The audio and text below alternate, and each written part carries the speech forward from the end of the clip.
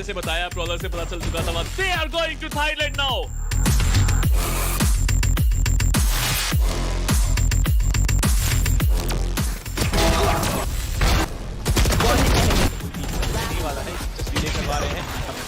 All the way from there. So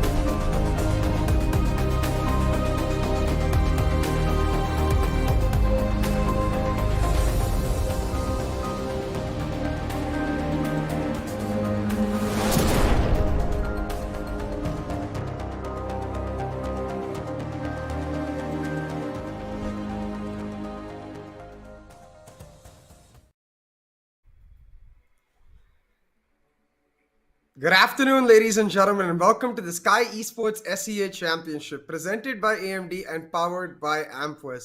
Now, my name is CA, and joining me, of course, on the desk is Lucifer, as we bring to you the upper bracket finals of the playoffs here, Sam. We've got Made in Thailand going up against Bleed once again, and it is that revenge storyline we've been hyping up all day yesterday. Oh yes, I mean it's a script that we were kind of in development of, and now we see it in fruition. And with that, I would say you would say kind of being hungry for the victory, where Bleed got an unfortunate and an upset of a defeat, where they never thought it would be the case because they had such a big lead. It was a 10 to 8 rounds of a difference, but still they made it possible with that calm, composed gameplay coming in from Made in Thailand. And I feel like today Bleed are not up for any of those shenanigans. Yeah, and I'm very glad we get to cast this together because going through that Breeze map, I feel like we remember certain things for the way they were, and I'm sure the teams will too, right? Especially like you mentioned at that halftime, I remember saying like, it's not impossible, but like, come on, this is Bleed. And that come on, this is Bleed statement was thoroughly challenged by only one team in this tournament, which was Made in Thailand. They're able to ensure Bleed doesn't get to play according to their ways. They were able to control the tempo, and that was huge. But hey, we have a way to go before the match. We have to look at the veto, look at some head-to-head stats, and I wonder if today as well the stats will actually go forward in the way. But before that, let's have a look at yesterday's matches and how we're set up for today.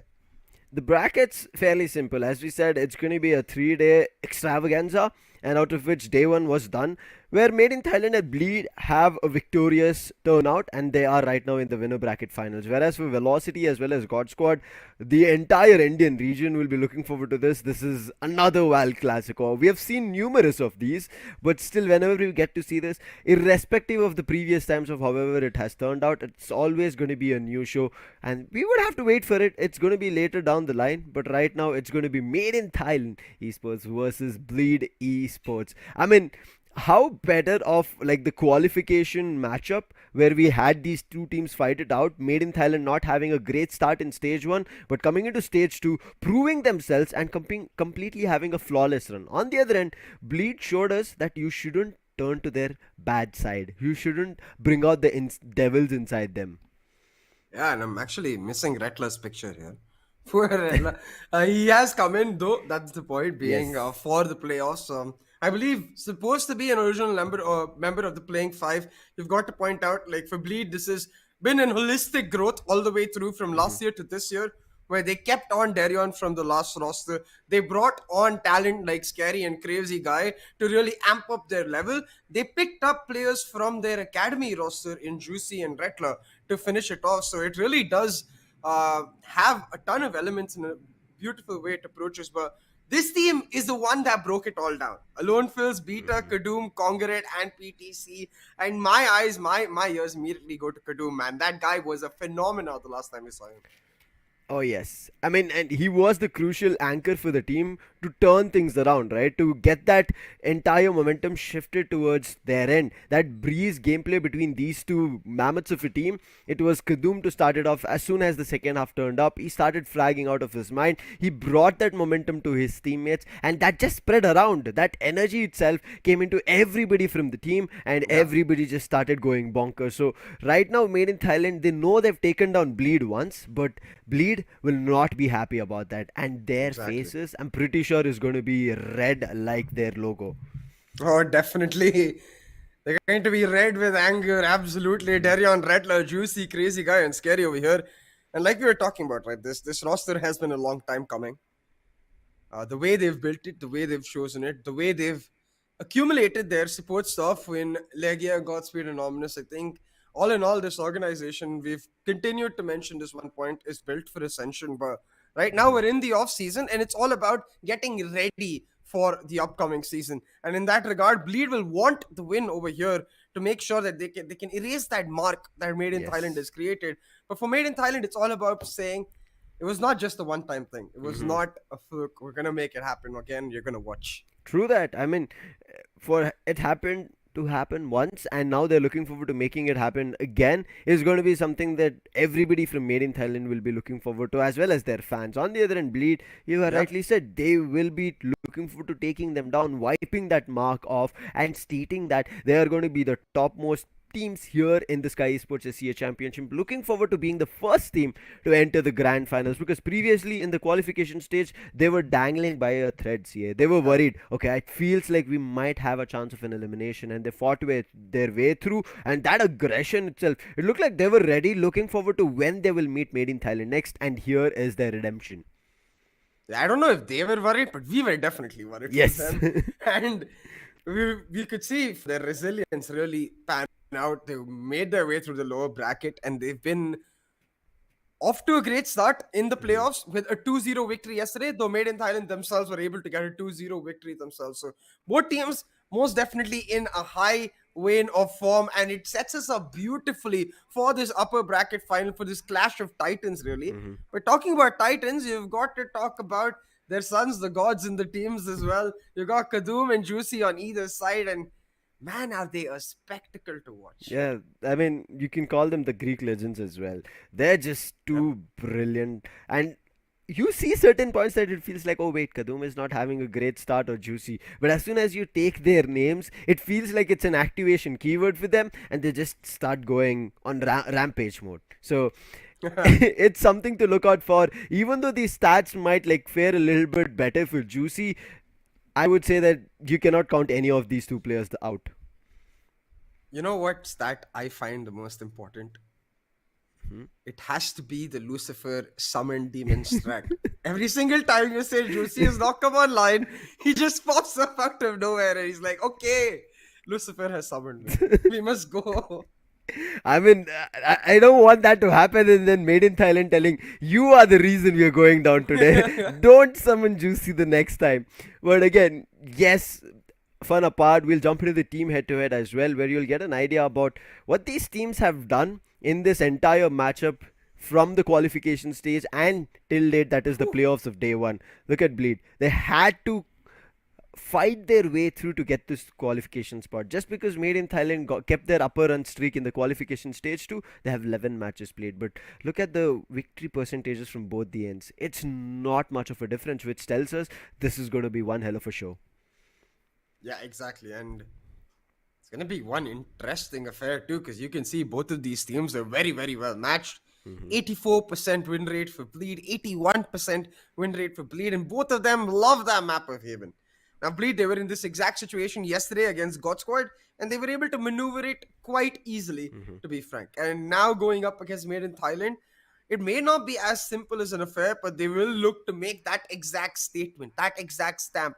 For Bleed, it's not just about winning this tournament anymore, I think. No. It's about making sure they leave that trail of blood while they go through it. They stomp their opponents out, and leave a mark going into next season to remember Bleed. Yes, it's not about them bleeding, but them making their opponents bleed while they're Yeah. taking the victory away. And I think there will be a grin on their face as well when they do it because they know they've done it in style. I think out of all the teams, Bleed is one such team who do things in style. Whether it's a victory, whether it's a loss that they've taken, they just rub it off to the shoulder and they're like, let's move on next. We are going to be getting it back. And I think that one mindset that they have and also their individual capability coming across the board is just brilliant. Yesterday I was worried where God Squad played better as a team, would play better as a team, and Bleed would perform as individuals.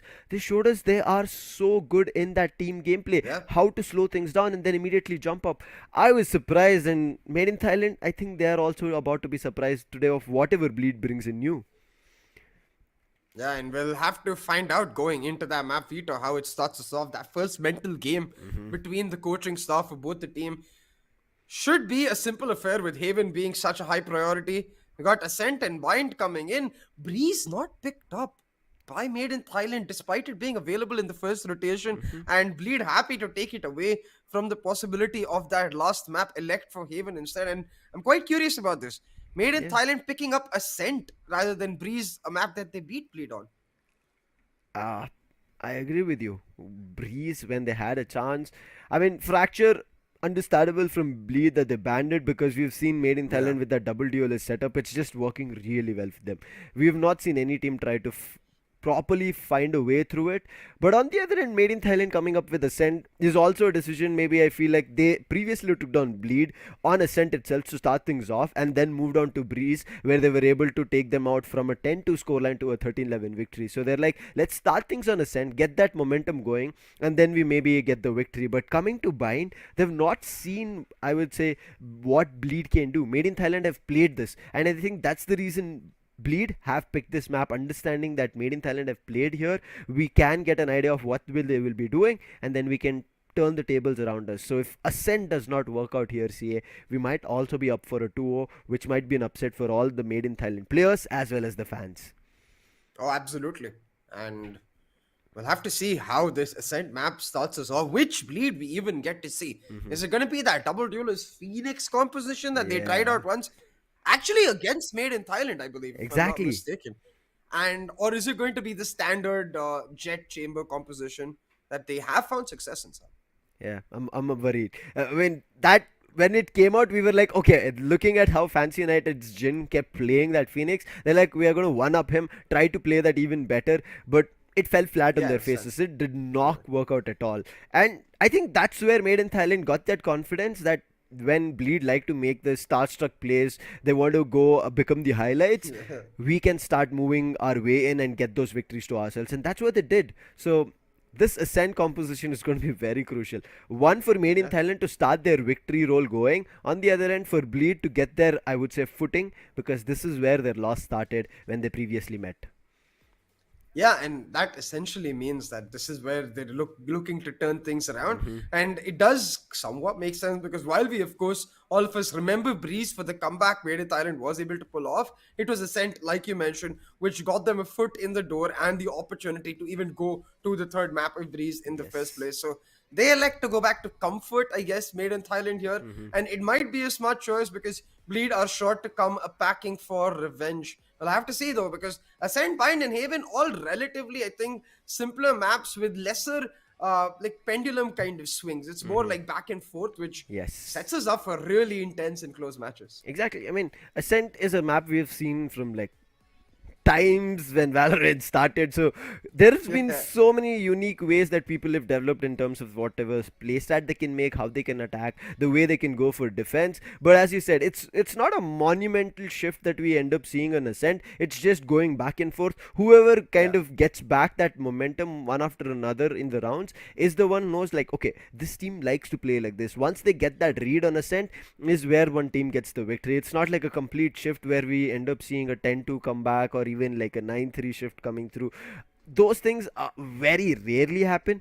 But again, who knows? At the end of the day, Valorant has numerous cases, scenarios, and victories that we have seen that you cannot count out any particular map that there is no comeback story. Exactly. And when these two insane teams Yeah. of high caliber are playing together, it gets even so spicy. And we'll have to see most definitely because it does bring up the question where the pendulum swings that we saw in the first time we played them, where one team would go a 4-0 timeout instantly, the other team would Yes. come back, and it would be like that back and forth, but in a much larger margin. I wonder if that happens again. But hey, we've got a lot more statistics to look at to try and tell us the story about how this match is going to go. And in that regard, Lucifer, I think the only thing that is important to me is how many MVPs does crazy guy have in the bag? Because he's been literally a crazy guy. Yeah, but we'll talk about Darion here for Bleed. We just spoke about Juicy, and we did kind of keep Darion out of that picture when the head-to-head came in.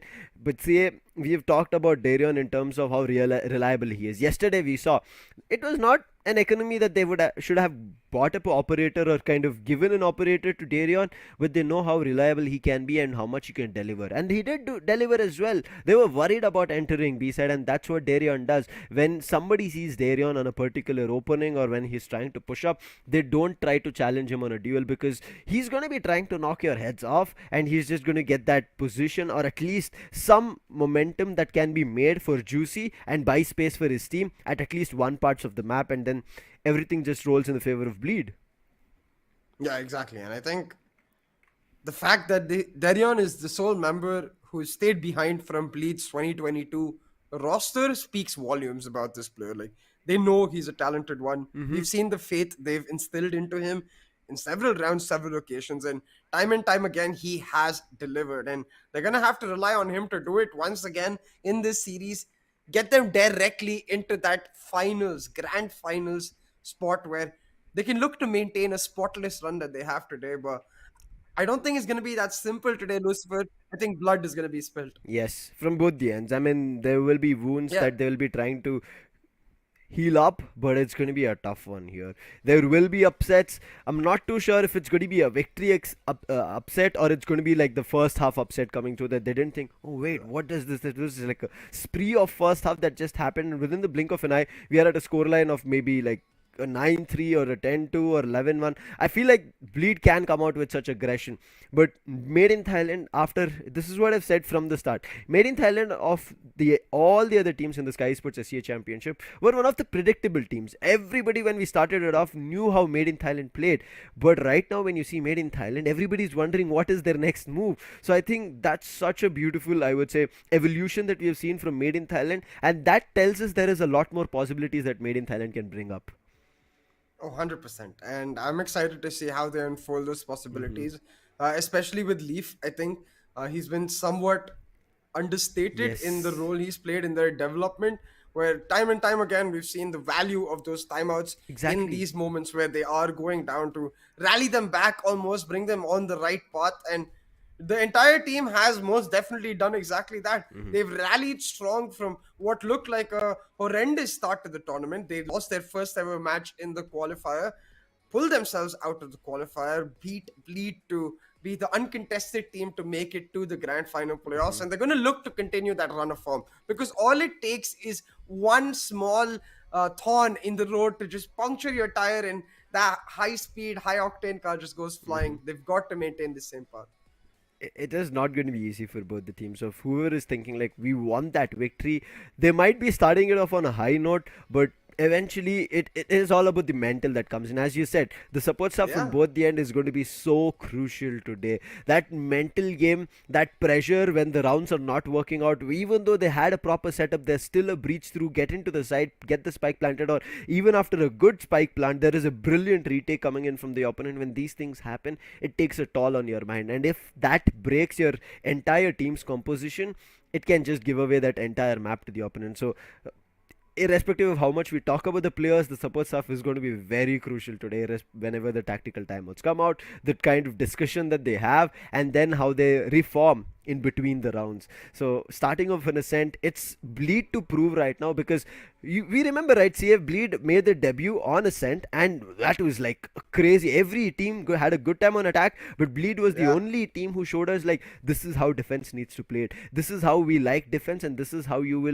not even have a chance to get anything through our defenses. But after that, every other Ascent match that Bleed have played, they've not found success. They've lost to Made in Thailand, they've lost to South Build, but today, are they going to be losing it or are going to be taking a W or a victory card? Let's jump into the agent selection after all these discussions and figure out what agents are they going to be coming up with.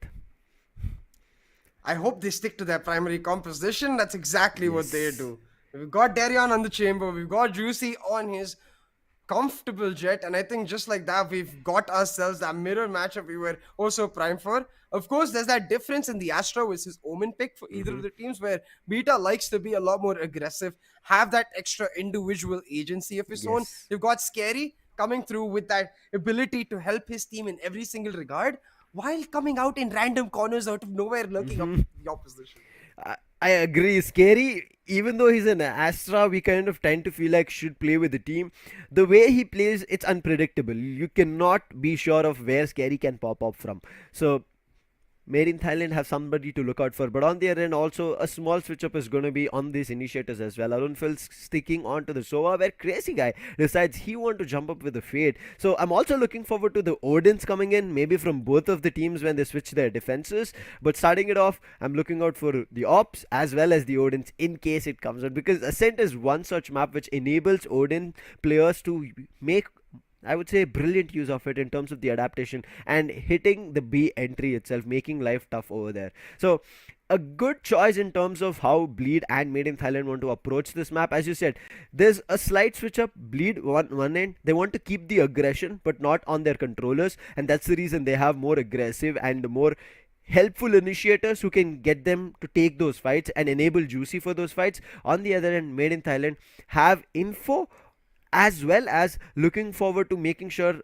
Beta can pull off those spectacular individual plays.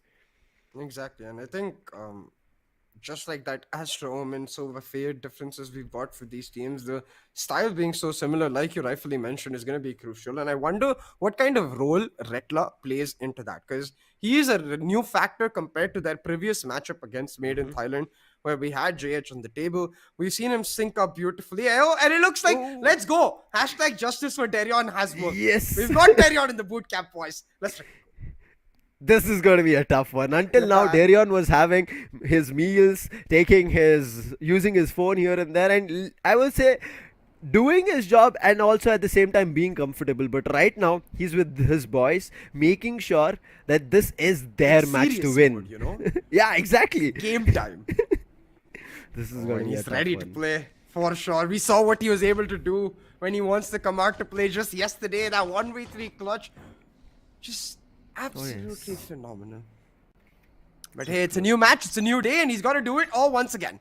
We're gonna have Bleed Esports versus Made in Thailand to start us off, with Made in Thailand leading the charge on the attack, making aggressive mid control. It's Kadoom looking for the fight, and Juicy says, "Sit down." No, not yet.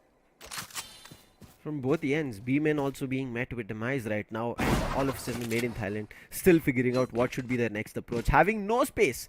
It's just mid that they've gotten, and Kongarit gets spotted as well, and now Juicy is not going to let him walk for free. There's already Scary who's there at market. Kongarit was ready, pops it ahead. Slowly they're trying to topple this numbers and have a little bit of a control, but Kongarit with this mid breach CA has bought his team some kind of a, I would say, balance where he can turn the tides, and his team is looking forward to an opening. But look at the setup for Bleed, Lucifer. It's always been towards that A retake. So if Made in Thailand were to take one area back, that's the area they would want, and that's exactly what Made in Thailand want to do. But Kongarit here, like you mentioned, he's behind enemy lines. He can be that menace for Bleed Esports as both Juicy and Darion run at him. Picks out one. Has the knife to buy time for the second, but instead goes for the repeat, and Darion's able to trade him out. Now, the rotations coming through from Made in Thailand to try to go from A shot instead, but they don't realize there's a trap there.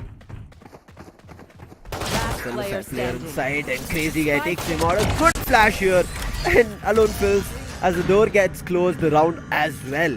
It's going to be the first for Bleed here. A brilliant setup, wait, and an approach coming through. You saw Juicy, he could have gone in to take the individual duel at mid, but he called in Darion saying that there is a chance that I might go down if I go for an individual fight, because Kongarit had already seen him.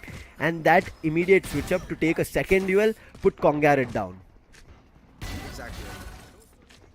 strong fundamentals all the way through. A simple pistol picked up for Bleed Esports as they get started on their defensive half very well. Now Juicy, as is usual, an anti-eco is the buy for him almost always. He's got that Vandal coming through, and that's going to be a crucial one because that Vandal left to hold it down. Made in Thailand set their eyes towards B-Main and they pick up a couple. The Headhunter and Beat are chiming in. They get upgrades as well, and suddenly Juicy left on his lonesome. Can he really make that Vandal come to play? Can he find the value? Because in a 3v4 they're going to need it. Spike planted. It's going to be a tough one, but Juicy did do some damage. Yeah, now the Aldron also gives away position. I think he saw Juicy at the right edge of the screen in the Aldron, but right now it's a 3v4 situation. And look at that, two players are set up at the second lane for an immediate trade. Buying time with the fragment right as of now. Playing around the switches. It's going to be a tough one. Headhunter does not get any value, but PTC drops super low. He still has his Headhunter, but this is going to be a tough one. Recon gives away the position. Brilliant paranoia coming in, buying more time for the side of Made in Thailand and making life difficult. Another flash coming through. Alone Phils capitalizes along with Kongarin. Now it's all up to Juicy, who has a Vandal. Pops it on one after another, and no time for him. He gets the third, but will lose this Vandal. Oh boy! Made in Thailand, pick up the round, quickly destroy the economy, every single weapon taken down. That is what is an ultimate thing you want and more. Oh, Juicy, man. To find enough time to make it happen. Made in Thailand play beautifully on that post punch and secure the Thrifty, just removing any thought that anyone might have about Bleed just getting that momentum. But I will say, Juicy 4-1. Once he starts get going, he does indeed start get going. So don't count out a Thrifty yet again.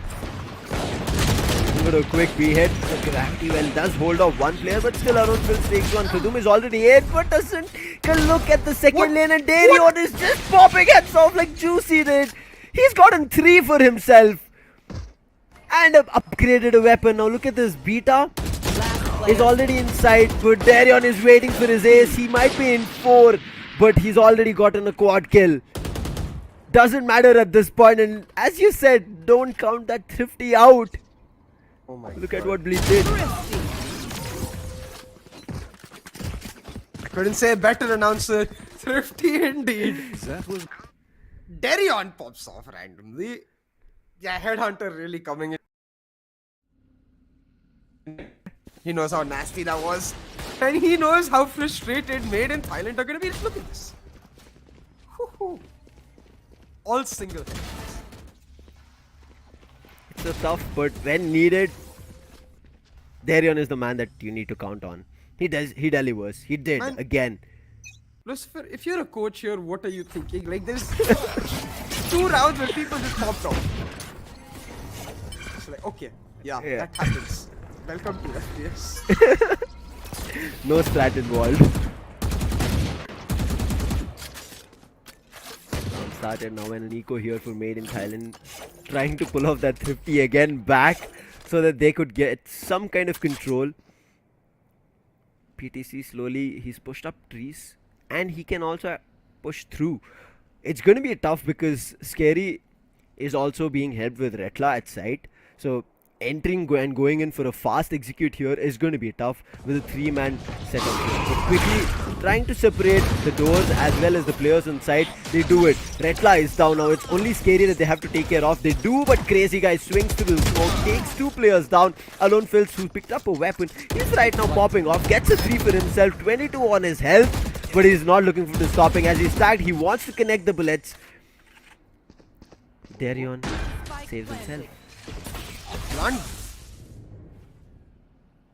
Shipping away at Darion's HP too.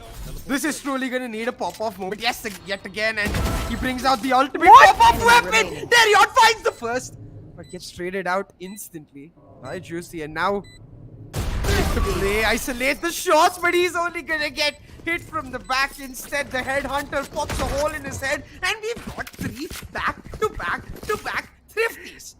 How? Okay, like, scriptwriter, were you fine today? Like, did you have breakfast? What is... Yes, we were expecting a very interesting matchup, but we didn't expect the climax to start from like 1-0 to just keep going. Jeez Louise.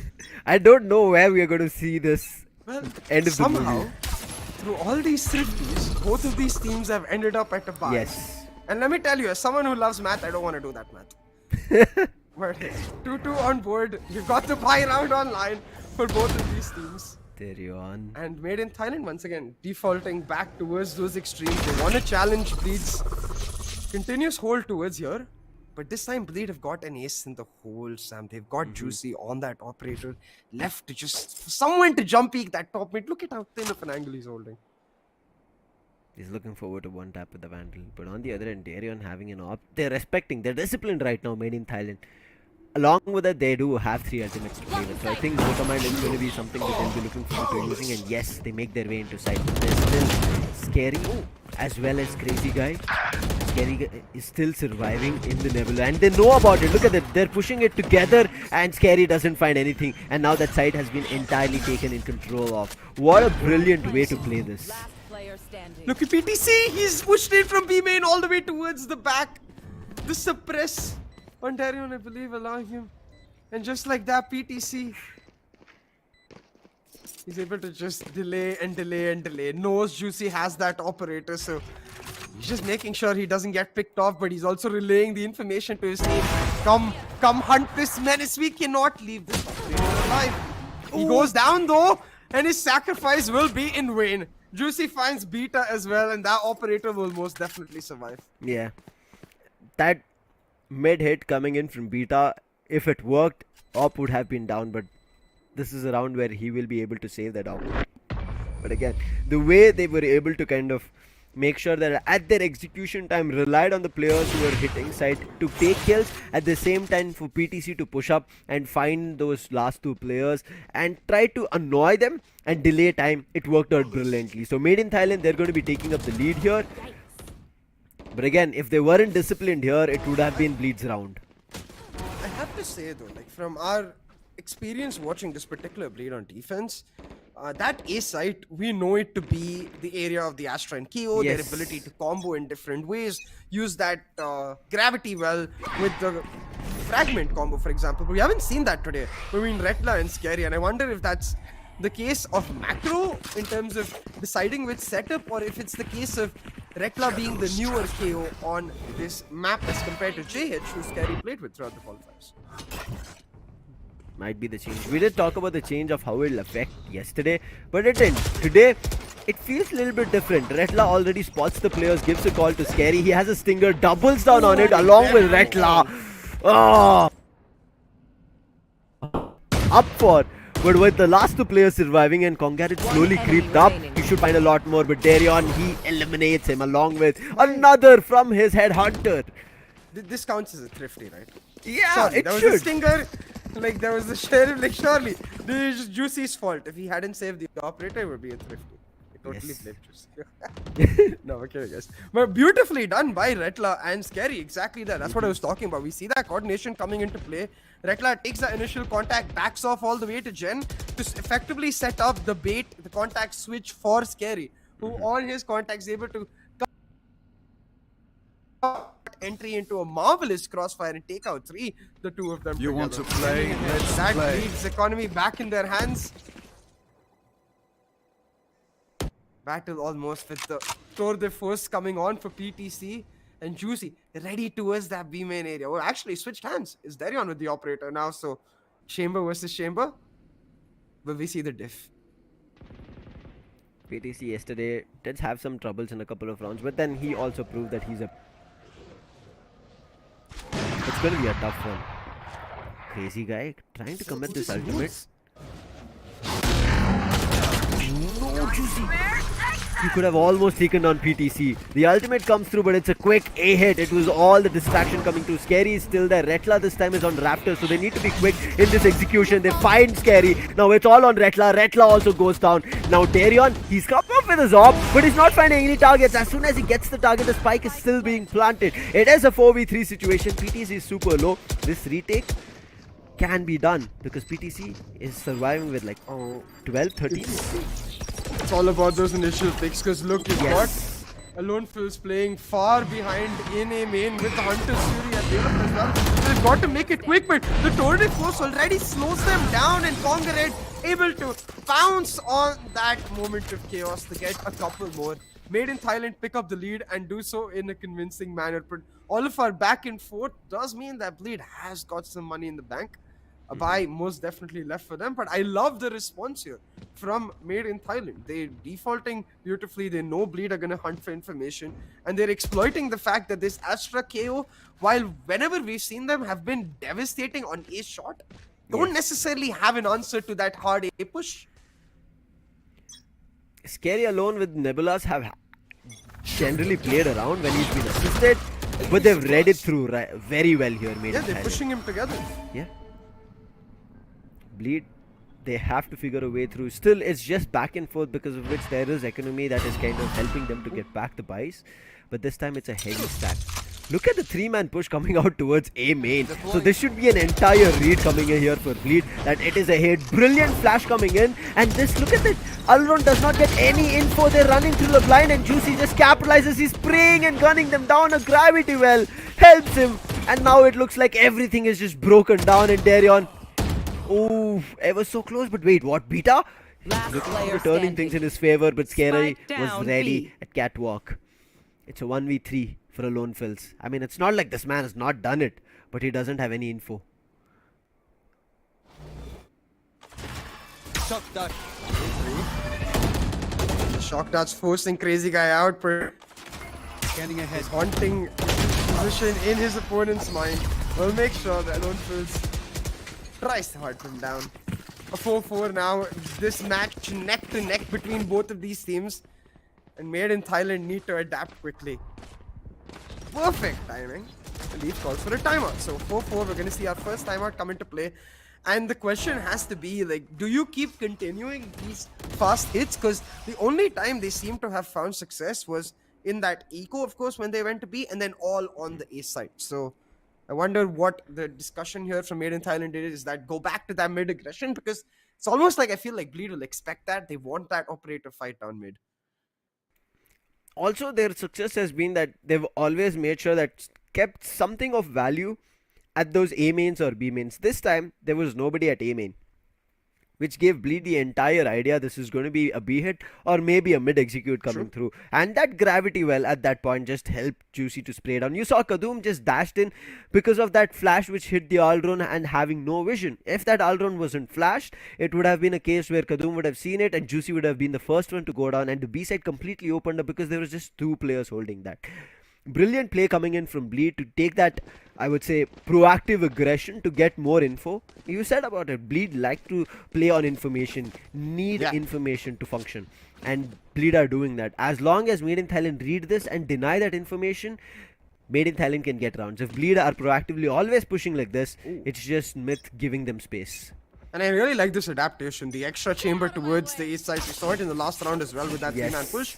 This time they're going to leave the trademark to mark that A area. They have the Cosmic Divide as well as a Null Command to pull off a successful retake. Instead, going to look to aggress in towards his A shot, which is exactly where Made in Thailand is heading. And it's Conga Red finds them with their pants down and shuts down through with the help of Alone Phils. Made in Thailand get a casual entry to site and Bleed's aggression. Aye. Does not work out whatsoever. Yeah, it was a head-on fight and a challenge over there. Bleed had the same idea, let's push 3 with a 3-man, and the same thing was done from Made in Thailand. But Made in Thailand were prepared for it. They're gonna have to just go for the save. The drone spotting them out as well doesn't give him even a moment to try and find some picks here and there. Just back off, and Made in Thailand, a force to be reckoned with. Once again, have found value towards that A-shot area, and you could see a very clear plan from the start of the round in itself. I wonder if this was a call given in the timeout, the idea to exploit that A-shot area a lot more, since you see the Astra playing on site rather than playing that A-shot crossfire. Worked out really well. But it's time for Bleed to adapt right now. Because even though Bleed from the start CA have been able to equalize the scores, they've not been able to take a proper lead. On the other hand, Made in Thailand being on attack, I feel like they're doing a good job. Even though they're not running away with the lead, they're keeping and matching with Bleed toe to toe. And we did worry about Bleed being really good in defense, and if they're able to match up so well here against Bleed on the defense, I think Made in Thailand have something else packing for their own defense, which will be tough to beat for Bleed if this just keeps happening and keeps rolling. Yeah, most definitely. And I think we know them to be very stubborn, but Made in Thailand have been the solo team to prove that maybe that stubbornness won't necessarily work against them. So Bleed, they're going to look to pull a rabbit out of the hat, get real aggressive, double down on their plays, and the proactivity pans out. Retla and Darion get one each, and immediately their discipline is evident. They back the heck off. They're going to play the man advantage. Beautifully.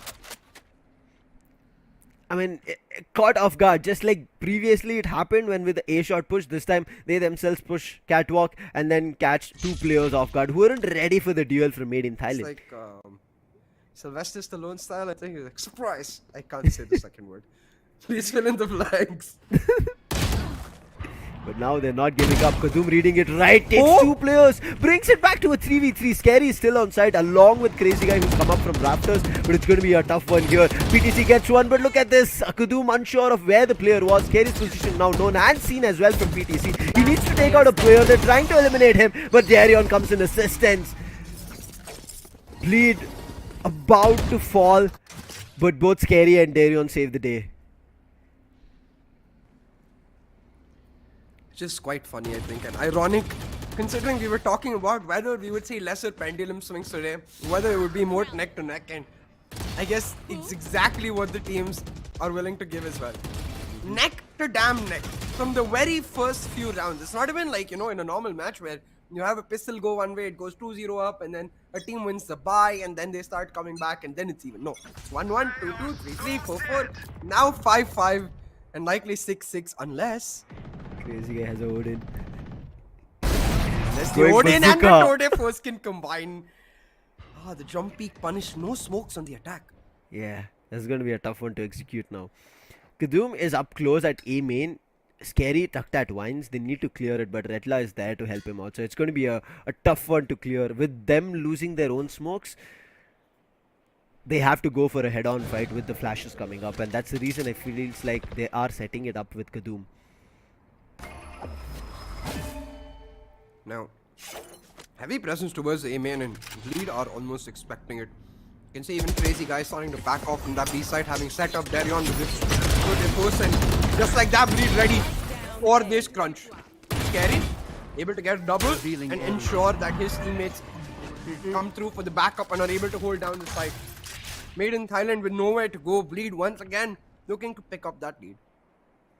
Alone feels unfortunate.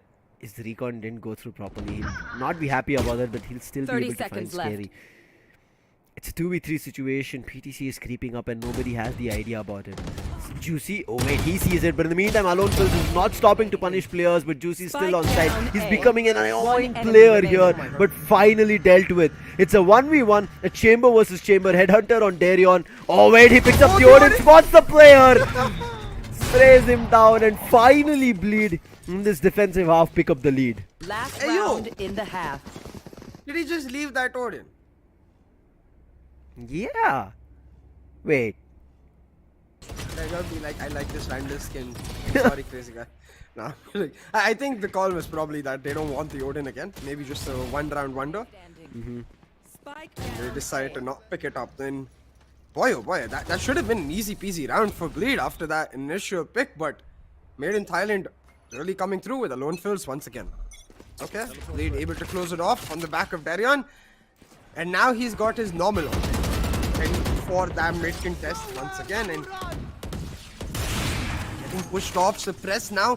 Will not be able to TP away, but just in time backs off from the Hunter's Fury. Goes for the repeak and shuts them down nevertheless. Darion is going to look for another and keep going. Brilliant positioning coming in from him. He takes a player from trees, and now he's not looking forward to stopping, and he's made sure that if any kind of utilities are to be dumped, it's going to be stopped with this null command. It's a crossfire setup with Scary as well as Retla right now. The gravity well trying to pull up PTC, but it's not going to be working. But still, PTC wants to contest. He sees the crossover coming in from Retla. But look at this, they've not given up. They wanted to challenge Darion. He gets put down, but unfortunately PTC on the other end also falls. This makes life even more tougher. Kadoom, he tries his best. But right now, Bleed close this first half at least in their Switching control sides. with a 2-round lead. And man, Darion is popping off. Yes. 17-7 on this first half.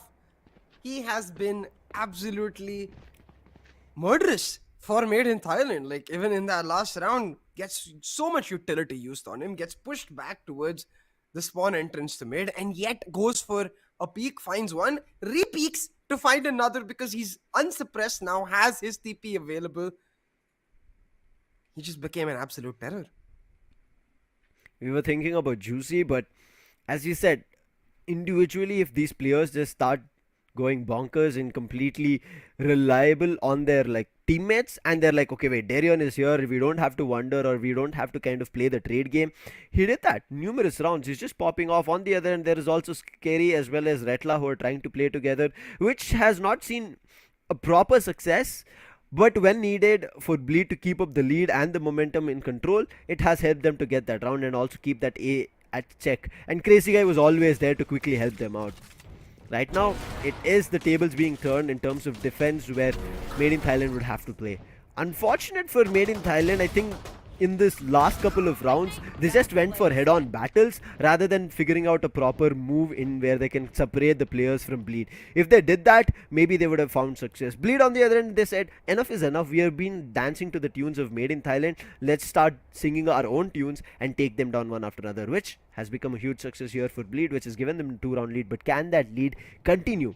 It's a heavy ghost investment coming in from Made in Thailand as we start off the second half. Shadows traveling. Now, on towards the attacking side, where historically on this map at least, with this composition, they have been weaker than their defense. So they'll be very happy they're able to pick up that 7-5 lead.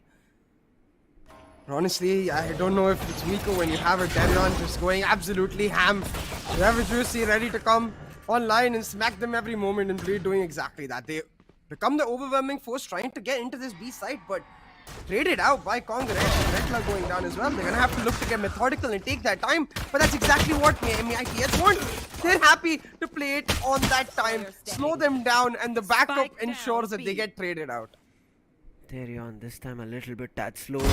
It is a 1v2 situation, but this man has the headhunter. It's all about the timing. He sees Kadoom right now. Kadoom challenging Darion. Unfortunately, I think Darion runs out of those bullets. Made in Thailand close this first round in their name. And a crucial one, because now they've got the anti-eco with the Spectres, maybe even a Vandal coming through to try and equalize the scoreline once again. Bring us back to the original script, you know, the 1-1, 2-2, 3-3, 4-4, 5-5. Lead straight away from the script. And hopefully, we can see this continuing towards that 11-11, 12-12, 13-13, and so on forever, because we're never going to leave the cast and this is going to be an infinite match. Yeah, it is all going to be on ascent. Round started now. Anti-eco advantage here for Made in Thailand. This time, again, they're keeping Darion in check in terms of keeping him as the lurker or just this placeholder, that there is no aggression coming out from Made in Thailand in any direction. On the same cards, Bleed is also right now playing for those picks and some weapon upgrades if possible. They're not going for a quick hit, looking forward to if there is success, we'll just get success or get the spike down. A widespread coming in from Bleed, and they haven't found nothing. Like, no players have even given them the slightest of the shoulder edges to even get an idea of. Just playing it slow here, Bleed. Looking for isolated fights all the way through, and PTC able to surprise them with just that. Takes down Juicy, and will give Bleed a target to try and take down. They might want to push that Bulldog, knowing that Chamber is likely alone. He got the backup alone first, so it's easier said than done. A 3-man push coming in, but there's again Kadum who's ready 30 to seconds go left. for a swing in case PTC fails or PTC gets the call. PTC is ready, spotted the player, does a lot of damage. Flash, good, but they back off. But in the meantime, they use a Haunt, which gives them the idea that players have repositioned inside. But look at Kadum, oh no. He sprays a little bit too early, because of which his position is known now. But 10 seconds on the clock. It's going to be tough. They've managed to somehow get into the side, but it's not working out. 7 seconds. Crazy guy got his entry, get the spike down. But there's already Kadum who's going to be swinging with the Vandal. The spike does get planted, as well as his life in this round gets planted at the ground. So it's going to be a 7-7 coming in from Made in Thailand to equalize the score. I think for that situation though, Crazy Guy will be pretty happy, all things considered. He'll be like, cool, I got another 1500 credits for the team. But similarly, so for Made in Thailand, very, very disciplined in their approach. You can see happy to just play deep inside on those crossfires and ensure that they're able to slow them down as much as they can. A couple weapons taken away, as well as the win for Made in Thailand, will mean that for both teams a bit of a win-win round, which makes the next few ones also interesting, because you got the bonus coming through for Made in Thailand and the tables have turned. It's Bleed who have to be wary about how many weapons they drop in this round, because Made in Thailand, they have the eco to be able to back it up in the next. Looks like it's going to be a fast A-hit coming here from Bleed with the weapons that they have. They've not kept anybody to check mid or even B.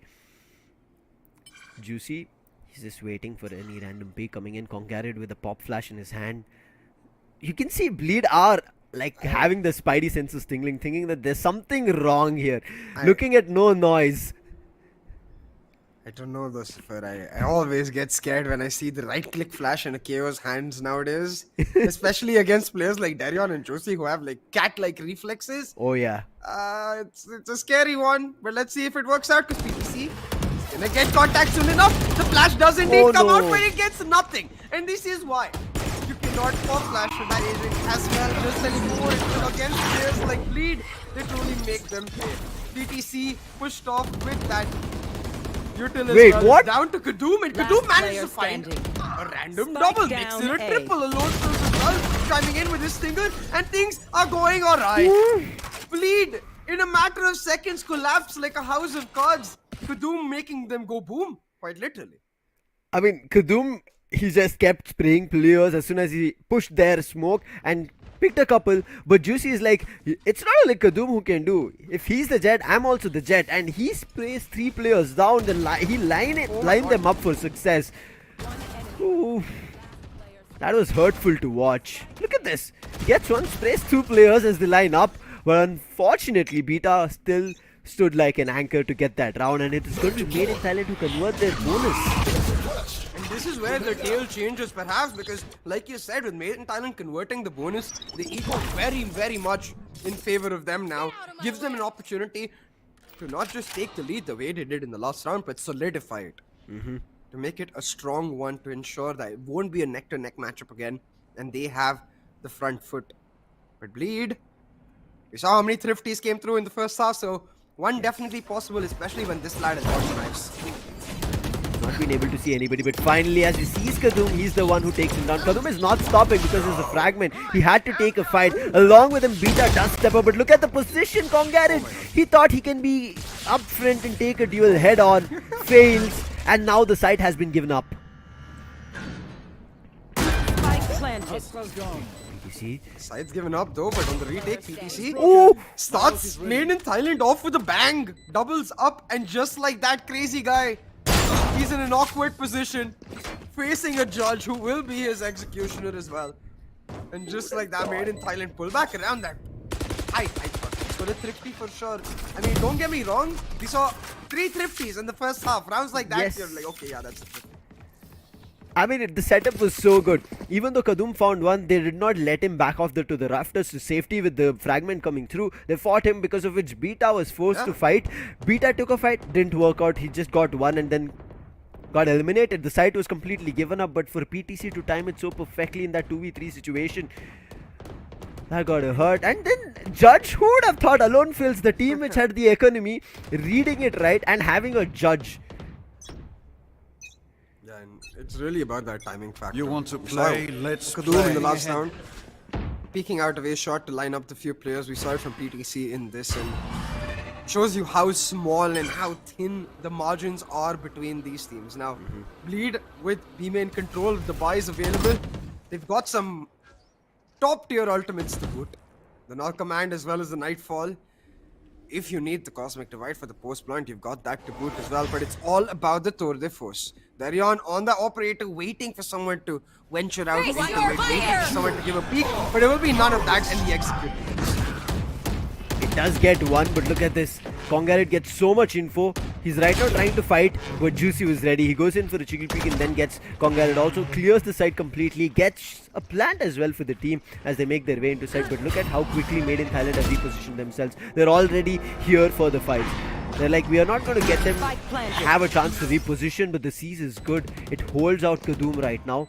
He's still trying to pattern it out, but Darion with the Tour de Force. PTC finds one. It's all about the timing for the swing. Darion was steady. Takes PTC down, but Darion is not stopping. He's just spamming through the smoke. He's trying to find Beta, but any glimpse that he sees, Beta will be down. But because of the Nebula, Beta managed to survive, and he's making a decision for a save here because, again, multiple rounds that Made in Thailand have won, it has been an economic disaster because it was always coming down to a 1v1 situation or a 2v1 situation.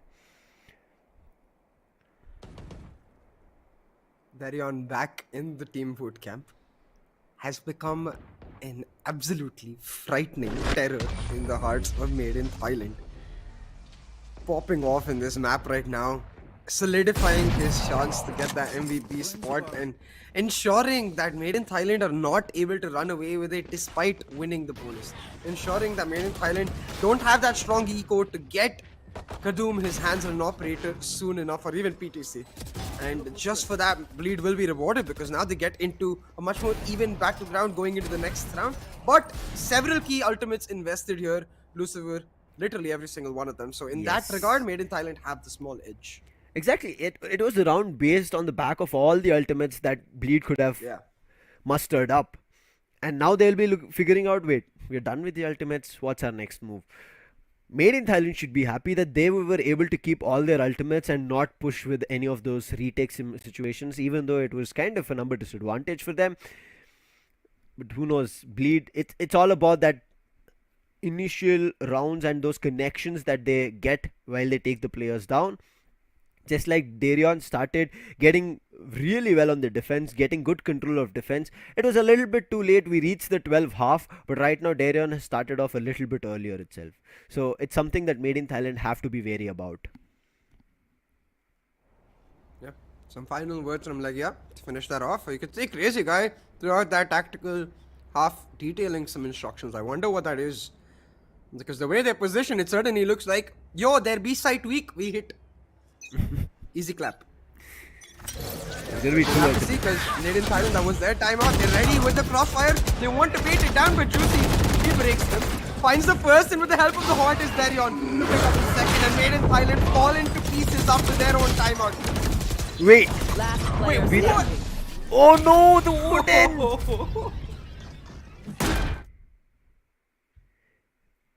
Before we could come to senses of what was happening, the round just got done from Bleed.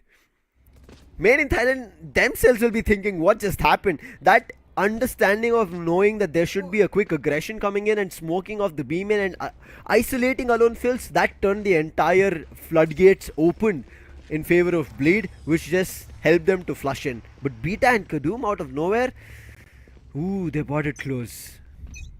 Exactly, and the second time was possible, but it's once again that one round Odin.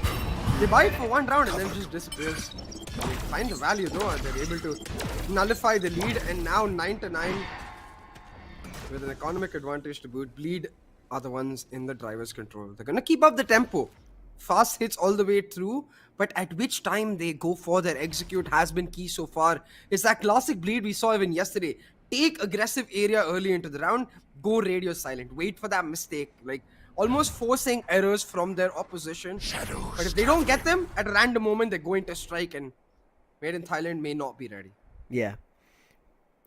It's all about that timing when they kind of think, oh wait, now they should not be executing. Oh my. They execute. Oh, that's a big one. And it was not even an execution. Yeah, and this is the conditioning from Bleed. A single 0 point. A little bit of noise made towards that area. And instantly the null command popped and Bleed are like, thank you very much. That was the error we were waiting for. Without the null command, your options much more limited. 30 Bleed now seconds ready left. to go on the hunt, on the execute.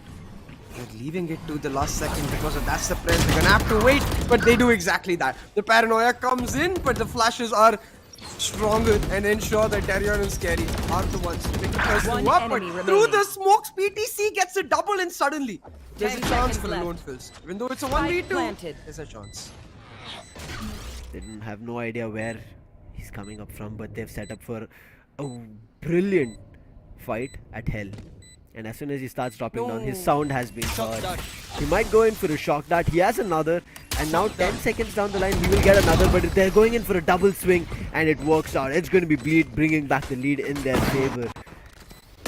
What a round coming in. If not for Juicy's repositioning at Rafters, it would have been a round that maybe Made in Thailand would have found success of. Yeah, exactly. And it's these through the smoke kills that again and again really throw a spanner in the works with the way the round is meant to go. Made in Thailand, man. PTC picking up that double Kadoom with another two. For a second, it looked like it was possible, but Bleed, like you said, they get proactive and they make them pay. And now they realize that Made in Thailand have an understanding of the way they're going to leave it to late. They're going to switch up their default this time. Rather than that 5-man stack with a lot of early noise, they're prioritizing mid control with the Prowler towards B main. So they've taken mid info, they've taken B main info. It looks like they're setting up for a mid to B, but the spike is at him. It's all on Retla right now to make sure that he doesn't fall over there, because if he does, the spike is gone and then things might just get too tough. And said they've taken control up till market in Visa at B, trademark being destroyed. Congaret did try to spam, but he finds nothing out of it. Rather, he gets chip damaged. Quick smoke, they get back into B, and now it's all up to PTC, who's left alone. It's gonna be a tough one right now. Oh, yeah. PTC in a pickle, most definitely, and Juicy, he's the one to chomp him down. Picks up that first bit of blood, and just like that, a 4-man stack towards this CT with just Sheriffs is not looking like a pleasant way to retake, but Doom gets them started off, but with just the Bucky, not able to go much further. It's Juicy and Last Scary player to clean them standing. up, and just like that, Bleed will secure this round. Make it 11-9 on the Scanning board. ahead. Found them. Maybe even make it a good enough lead to close off this map, Lucy. I think these are the rounds that Bleed needed. This is the kind of play that they needed. That putting Made in Thailand in fear of what is next to come. You could see Made in Thailand right now are not being proactive. They're worried if they go proactive, Bleed are ready for them, go for that exchanges and keep their numbers up, and Made in Thailand just lose that entire setup. And Made in Thailand, they're playing it passive. Again, look at this. To make it even more impactful, Crazy Guy just buys that Odin back. And it's not a weapon, he keeps it with himself. He's just like, one round, Exactly. I've made that, I would say, hit on their minds and their mental, and now back to the usual Odin. Sorry, Vandal. I wonder if it's maybe he's reading into what Alone Fills might want to do, because this was the buy round for Made in Thailand. Maybe expecting an Odin for Alone Fills and wants to counter spam, be able to pull it off, but it doesn't matter because with the Cosmic Divide, they've got their sights set on a target that they've more than once been able to successfully penetrate. Is that B site up for grabs? But unlike last time, it's not PTC on his lonesome. Instead, an almost 3-man stack ready here to fight them down. And that's exactly what they do. Doom picks up the first through spam, but the Odin says, I am the spam king. It's done a ton of damage, but not able to get them the same. It's a 4v4 situation. They're pushing up into the defender spawn. MiTH is good for one, but Kadoom comes in. But Scary and Crazy Guy, they tumble the numbers. Congaret is still not here. The ultimate being used. Nightfall will not detect him. Congaret still has a chance to play this 1v2 smartly, but with the door closed, he has to go all the way Spike around planted. to figure out a way and an approach. But if this goes out their hands, this is just match point coming here in the first map, and Bleed more than happy to get this match point so early.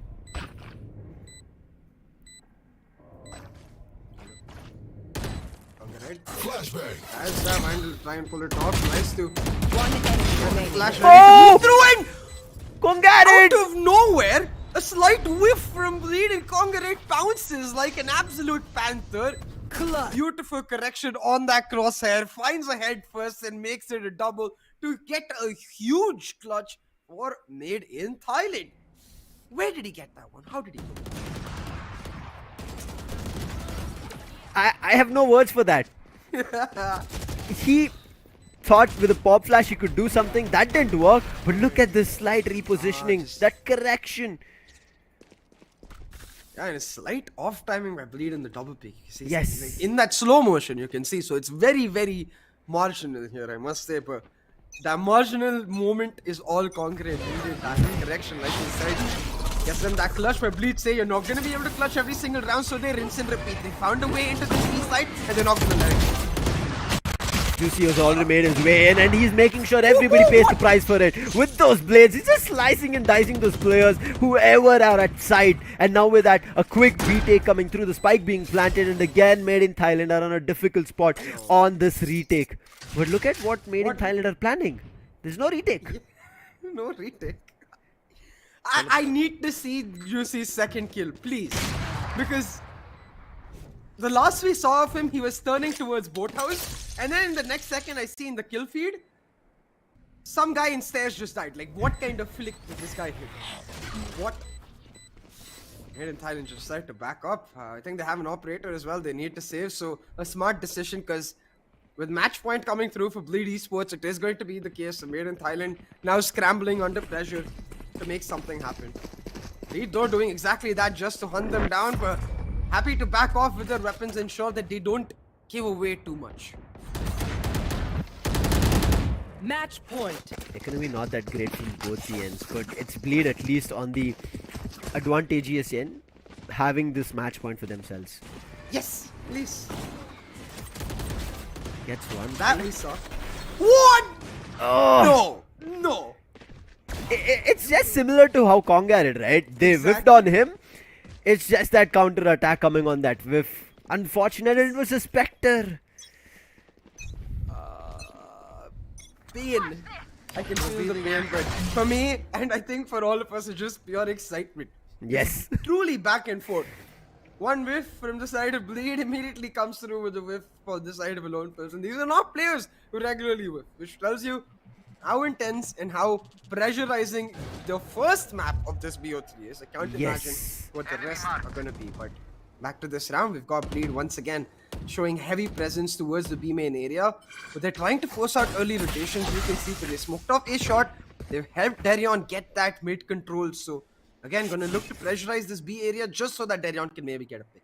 PTC and Darion, this face-off is going to be super important. PTC backs off, gives away mid. And Darion gets the audio information of the TP, so he knows he can start moving forward towards this mid area. A huge lurk presence set up for his team now. Is Bleed gonna look to execute, but PTC shuts one down. The instant revive from Scary though is Juicy with a trade in favor of Lady. Suddenly Darion, he has the world to play with.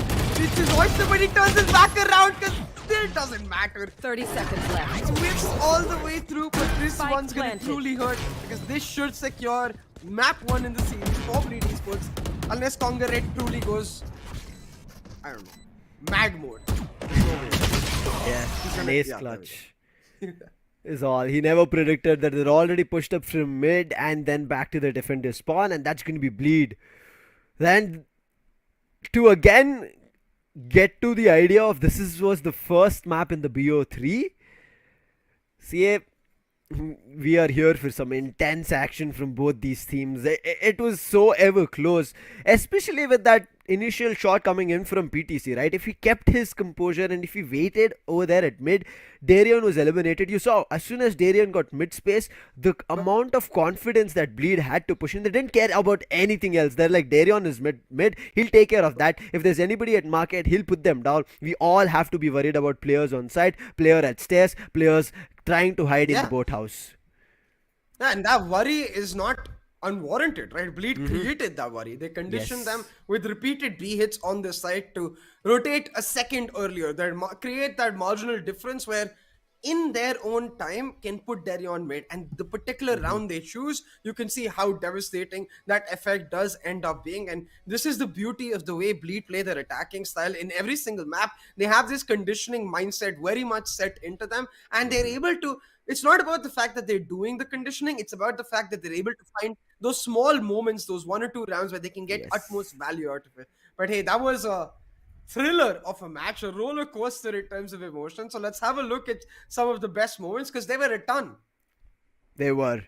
To start things off itself, there were 5 rounds back to back that we kept seeing those thrifties rolling from both the ends until one stopped, and then we ended up seeing Bleed a little bit straight away, got those 2-round lead. But back and forth it was for so long. Look at this round. Even we thought after getting Alone Fills down at hell, it should have been an easy round. But Made in Thailand still finds success. The setup that they have, convert thrifties on top of thrifties. It just was a roller coaster, as you said. But at the end, that we spoke about this also, right? In the early games, that mental gameplay. I think that's where Made in Thailand took a hit. We saw that whenever both of the teams whiffed, it was one team who kept their composure. Made in Thailand did it once, but Made in Thailand had a lot of whiffing scenarios, especially in those last 2 rounds, which made them pay this hefty price.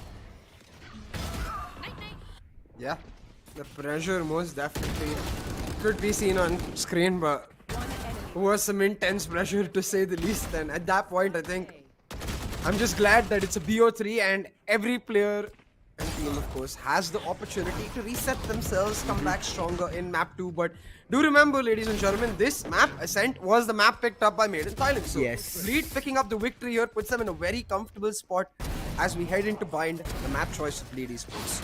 And Bleed have not played on Bind at all in this entire Skyesports SEA Championship, which keeps them again in the wild card. When we saw Retla yesterday, we had this same doubt, right? What can Retla do? But he stood tall to that doubt that we had and proved us wrong, that he is as good as or even better than JH, maybe in certain scenarios. But again, that is just for a particular round to say. But in terms of the capabilities that those players as individuals have, is just insane. Kadum, unfortunate, he was like so close to contact, right? Especially in all these last rounds. He ended up being one of the first bloods that players would always take down. And you see this, you see, like, he just became a madman, unchained over there. Even though he was being kind of caught or held back with utilities being dumped, he's like, my only thing is to get space for my team, and in case I see players, I just kill them. And that's what he did. Yeah, exactly. And I think that simple factor ensures that throughout the second half, we barely saw presence from Kadum because of it, right? And you can say that's the MVP player for Made in Thailand that we're talking about. His team's top rated player just not able to make that presence known. But talking about presence, 7 freaking first bloods, a 2.18 KD ratio. Juicy absolutely went crazy, and Darion's gonna be mad. He's like, bro, I was popping off. This was my MVP. Exactly. Where did you come from? I mean, Juicy, he came alive, especially in the last rounds, the way they were able to deny information. Earlier, it was Made in Thailand denying information for Bleed. On the other hand, it was Bleed after that, as you said, that radio silence decision that used to come in, that they used to wait out and then hit in like a surprise, where none of the players from Made in Thailand expected. That's where things worked out really well. And Crazy Guy and Retla, not talking about their kills. Look at the way how Yeah, well Scary they've too. set it up. Scary 3 too, players. like all the 3 support players, 16, 15, 19 assists respectively. That's when you know a team that has some roles very well defined and is able to exploit the very best of every single one of its players. I feel like not even exploit, rather enable the Yes. best of every single one of its players. But it was not easy, man. The way we're saying it, I mean, it looks amazing on the stats board. But Made in Thailand really did make them work. But that's why they picked up Ascent, so they could make them work. Yes. Unfortunately, though, not able to push through to the finish line, and Bleed will be ecstatic with Ascent out of the way, a map that they previously lost to Made in Thailand. Like you said, they can focus their efforts on Bind. Now, I like Bind for Made in Thailand. Kadum makes things go boom. But to see all of that, you're going to have to come through after a small break. Refresh your snacks real quick.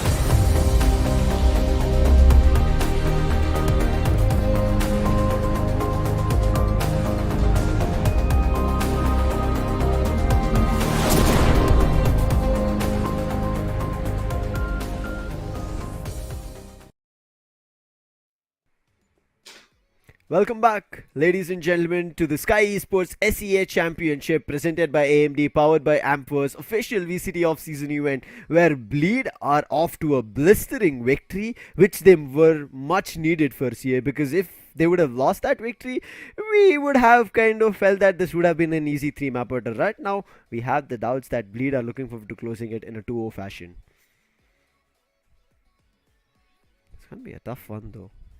Not an easy one. I didn't think about it because how Bleed right now played looks like I'm up for how Bind can be played. And before we went out to the break, you did say Kadoom is going to become a monster and start going boom everywhere in the map, especially with the race coming out mostly alive from their end. I'm not too sure how it's going to be functioning, but with Bind up for it and with no mid at this point, maybe we end up seeing quicker rotations coming through with the teleporters from Bleed's end. But Made in Thailand, they are the ones who have to figure a way through to push it to the third map, which is going to be Haven, a map where they were previously defeated when they played against a BO3, and we'll be looking forward to how it functions. Let's jump into the map, Vito, and see what can be done. Is there a possibility, as we try to discuss? And you can see it's going to be Bind being the second map where we just talked about it. Defense is where Made in Thailand start off on.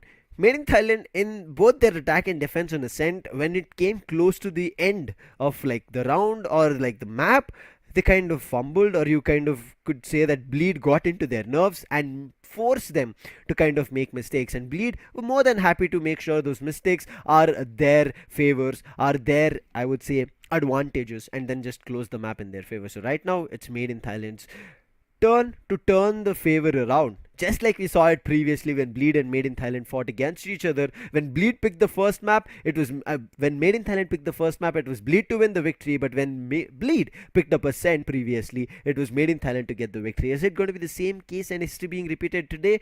Is a question that we need an answer to.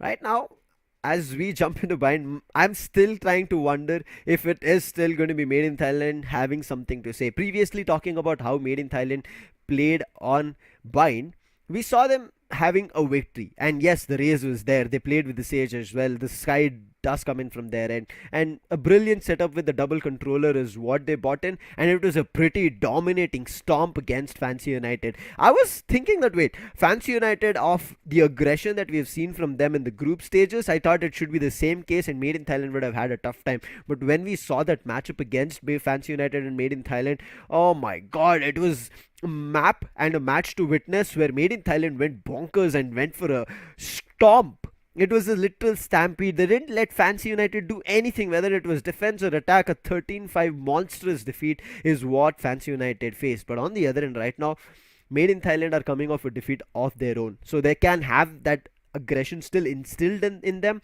but it needs to be kind of put forth towards Bleed. Bleed are the ones who have not played on Bind. But for them to pick this map up says that they have a lot under their belt and a lot under their cards. In this series at least, that they have not played Bind. But in the overall picture, Bind is one of their maps that has been good for them. And they've played, I would say, well. So it should be, I would feel like they have something prepared for it. But again, comparing it in the overall picture for both these two teams, Made in Thailand have also had a good run on Bind. So not too sure. Again, a similar matchup between Made in Thailand and Bleed where they go head to head against each other, and many more thrifties to be seen. Back and forth, 1-1, 2-2, 3-3, 4-4 is might be the scoreline that we expect. But those turning points of whether it's going to be a 6-6 or a 7-5 is where one team picks up the flag and runs away with it. But this is about what can happen. But let's quickly talk about what happened in the previous match that was on Ascent. You can see the amount of damage that Bleed, especially in those end rounds, right? 16.47k damage, whereas Made in Thailand fell a little bit short of that. Headshot percentage, we saw Congarid's minute repositioning. It was so minute, and because of the body bump that Bleed's players did to each other in that boathouse, it was Made in Thailand to capitalize. But Made in Thailand, if they just kept their composure and waited for the right opportunity, let Bleed take the side, we would have seen them get a lot of victories. And that's the reason you could see it was not objective wins that Bleed got a lot of it. It was always frag wins. You can see 11 of those frag wins, meaning that Bleed wanted those head-on fights. They knew that the head-on fights, that whenever they took, it was Bleed who had more information and Made in Thailand who were surprised and not ready for the fights. And that's the reason we can see Bleed get this first match victory in a 13-10 fashion. But this scoreline should tell you this is not an easy victory that Bleed took.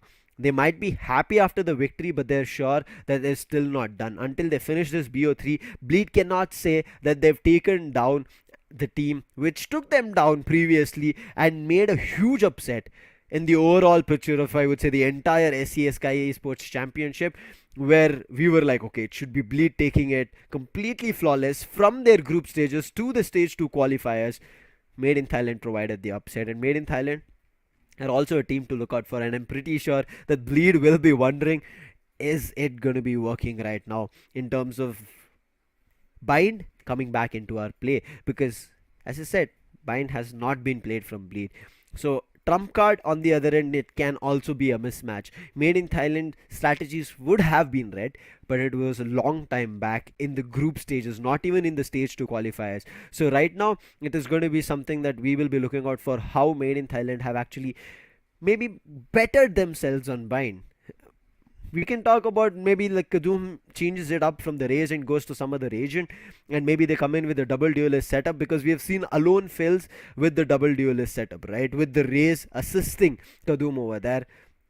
But not too sure if that's going to be the case. But if it does happen, we have Haven. And I feel like if we end up going to Haven, Made in Thailand this time will not be ready to take a defeat. They will be looking forward to redeeming the map that they lost previously, just like Bleed did it in this best of 3 series.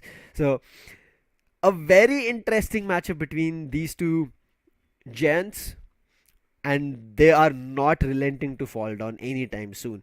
Again, the mental game coming in between to play is always a factor that one of them need to put a hold on, and that's the reason we saw tactical timeouts coming in from both the ends, when they thought, okay, there are minute chinks in the armor that we have where we are leaving rounds and we are just making some small slips and mistakes, because of which the opponent is capitalizing. And now it will be something that Bleed will be looking forward to completely correcting on Bind after seeing Made in Thailand. Let's jump into the agent selection, see if there is a surprise packing from any of these two teams.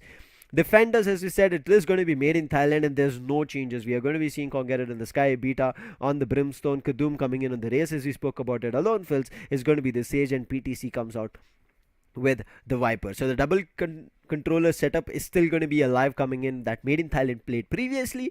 On the other end, it's a double daring duelist setup coming in from Bleed Esports. It is a Raze and a Reyna combo. We have seen a Jet and a Reyna combo, but that was on Juicy Jet, Juicy Reyna and Darion Jet. But this time it is going to be Darion Reyna and Juicy Raze.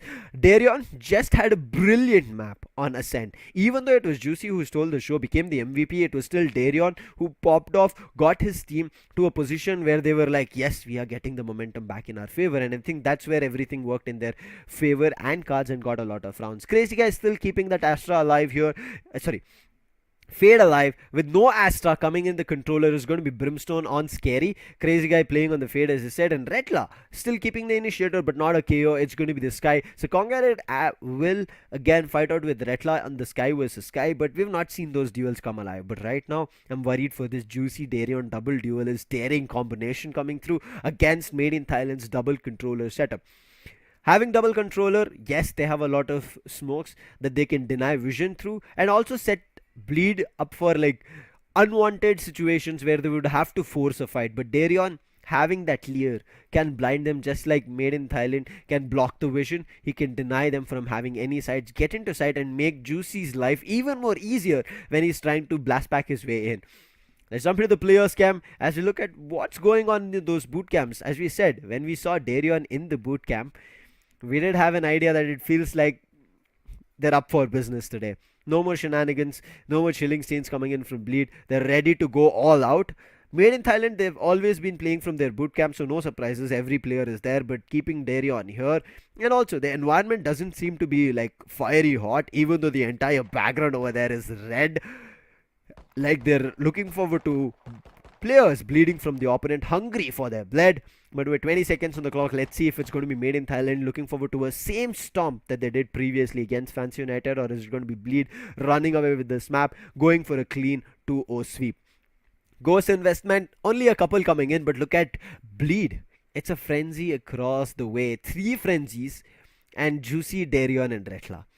You already had to be worried about Juicy with the frenzy, along with Darion coming on arena, and then Retla, who's going to be helping him up and setting them up for success.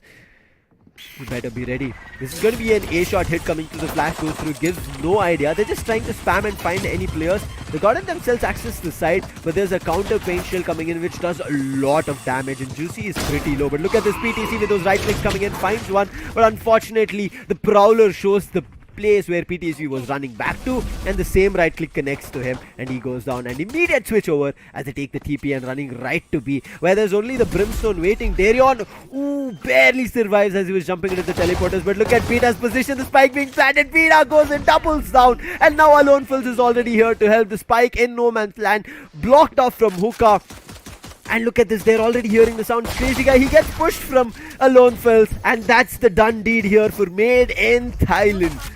What a setup and a play coming in. This double controller setup, they're proving its worth in the first round itself. But again, we've seen Thrifty, so I'm still not going to count out that we just saw one spectacular round. A quick one coming in from Made in Thailand. But they have to keep it going. It's not going to be an easy one for Made in Thailand to keep it going. On the other end, this round, week by Bleed should most probably give up this round in terms of not getting anywhere through because of the number of Spectres and too many corners here on Bind. They should be just having a chance to say something, pick up a couple of weapons, but in terms of trying to take complete control of it, it is going to be too tough. But again, who's to count out those Thrifties that we just saw on Ascent back to back? Jump peaks. Kongarit does see the player Crazy Guy, and he just backs off. He's like, they are trying to eliminate weapons from our hands. Let us just double down, hold this octagon completely under control, and go for a double swing if we hear more sounds. It's only Darion right now who's kind of lurking in the shadows towards showers, and nobody has actually gone to check that because there's a wall. What will Darion do? Try to push that wall with Retla already blocking it? I'm sorry, with Alone Fills already blocking it. Right now, it is going to be a very heavy B push coming through. The flash should give them the idea, but it went a little bit too further long, because of which it did not affect a lot. But again, they have the right idea, and Kadum is there for the trap setup coming through. It's going to be a tough one. They're just wasting time at this point. With 30 seconds on the clock, they're going to be rushing and gushing at the site to figure out if they can go for a plan. 30 seconds left. Now they go for an entry. Beta is already there, takes 3, and Crazy Guy, who is the first one to be spotted, is still alive, takes another player. Kongarit whiffing his shots, but look at this Darion. He thinks there's nobody inside, but he is being very cautious, but still falls back to a 3v1 situation. Couple of Spectres dropped, and Made in Thailand will not be happy about the round here, CA.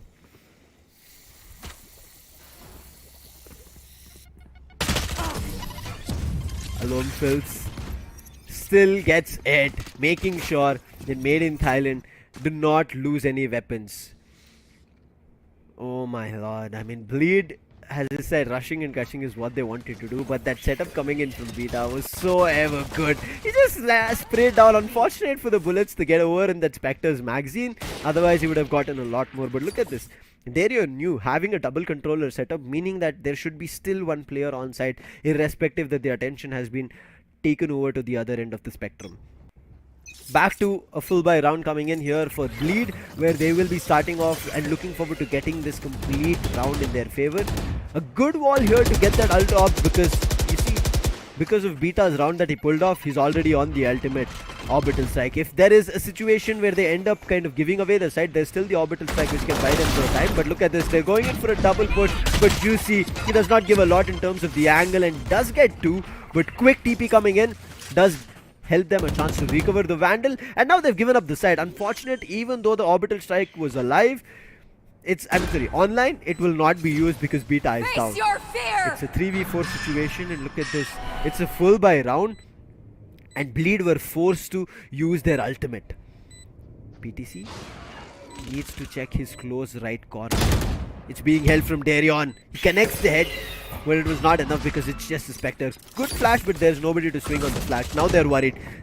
It's going to be all about the timing, but Darion repositions this time. But alone Phils, he's not stopping. He has the Vandal. Along with Kadum, he's being assisted. They're both trying to fight together. But can they find any more value? Good for one is going to be Kadum on the exchange, but he's going to be the last player who can pick up the Vandal. Try to deny a lot more, and that's what he's trying to do. Goes for another and is looking for the fourth. Scary is going to be only there to save the weapon. Nothing else. A great round here for Made in Thailand. Even though they lost this bonus, it is still a great round coming in because they dropped so many weapons from Bleed's end. And look at that, Bleed have to now muster up the strength and figure out whether they should go for kind of a broken buy or they have to force the hand on Matter. I missed out a couple of those rounds, and I have to say, they did not disappoint. I was looking through them in the meantime. We've already got just as close a matchup, Sam, here as we did in the first half, and as soon as I saw that Reina clicked in towards the Asian selection, I was about to lose my mind. We knew we were going to have an absolute thriller. And continuing on in exactly that fashion, it is now the buy rounds for both of these teams as Made in Thailand just look to hold Bleed back, deny that overwhelming force that they can bring with that double burst. Again going for a B hit. I don't know why Bleed every time just love one end of the site in a particular map and always try to keep hitting it. And because of the amount of sheer force that they keep pushing there, initially they might not find the success, but later down the line when a couple of rounds are done, they find a way to understand, okay, these are the faults that a particular team has, and then they just keep loving that side and keep hitting it and find success. Yeah. And then there's the conditioning aspect, right? Because they hit it again and again and they find different tempos and methods to do it.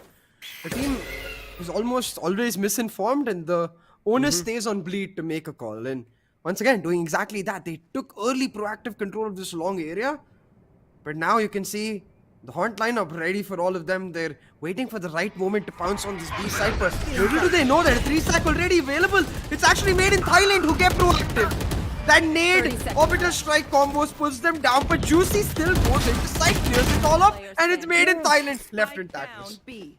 Kongaret somehow tries to get that numbers under control. It's a 1v2 situation. But look at this, it's all about how they fight it out. PTC, a brilliant snakebite coming in. He's able to take down Juicy. It's all up to Crazy Guy and PTC. Another snakebite coming through at a swing. PTC closes that round. What a play coming in. I mean, you saw he was there to play with the nerves and those jiggles coming in. He didn't even give Crazy Guy a second to kind of breathe over there. He's like, I'm going to be jiggling, making sure that he keeps trying to spray on me. And the minute second I get, I'm going to swing and get him out down. Exactly, man. Damn. Beautifully done over there by PTC over there. Pick up the round for Made in Thailand, and a crucial one to do it because that will affect the economy of Bleed. I'm not even sure if they have a full buy. Maybe with a couple of light shields they can pick it up. But either ways, puts Made in Thailand in a very good situation because we have to talk about the strength of either of these teams compositionally on either sides. When Made in Thailand running that double controller, Brim, Viper and the Sage combo, it has to be the defensive half that they're more comfortable where they can use the utility like we saw to really put a hold on Bleed's aggression. But similarly, a double duelist, double initiator combo, not necessarily known for its anchoring capability, rather for its aggression. And that's where Bleed are going to look to make this first half count. So we've been in this situation before, Lucifer, where that first half is also crucial. And almost every time I feel like the team that gets the upper edge is able to get the victory. Let's see if Bleed, their aggression with the double duelist setup can work out, because as you rightly said, there's very few chances of them completely anchoring it down. With the double duelist coming in, they don't have a lot of utilities to play with. The lure, the paint shell coming in, once used, it's done for. They have to make sure that both work in tandem and they find a way to get kills on top of it. Otherwise, this first half, if it doesn't work in their favor, the second half is going to be even more tougher. Right now, they have a technical timer that they've called. Hopefully, Juicy gets back as soon as possible. I mean, again, they're all in the boot camp. If everybody else is there, it might be some minor PC glitch. So nothing to be worried about. He should be back in the game. But you can see, after Made in Thailand that we had seen against Fancy United, that mega storm that they did with a 13-5 scoreline, it looked like Made in Thailand are ready for it again here. They've gotten 3 rounds for themselves. Bleed is the only round that they were able to convert is the full buy that they had on their cards or the hands. Right now, they do have one ultimate which is on Juicy, the bazooka, the showstopper, but can they find any value? Made in Thailand have some or the other jokers who immediately jump from elbow or from, I would say, defend the spawn itself while this plant is happening. Excuse me, to make sure that Made in Thailand are able to reel back the round, which is looking like it was long lost. Yeah. I was wondering maybe we get to see Cypher back on his hometown. Oh yeah. With his recent buffs. Still very much not preferred. Not a single, but that doesn't mean Cypher is gonna get some love. It is bound to be fair. It's not in a map he usually was, but I have to say with the looking so much longer now in the way you can set them up, I think a creative team could definitely find a way to set up some juicy ones and make them work. But hey, that's a discussion for later. Yeah.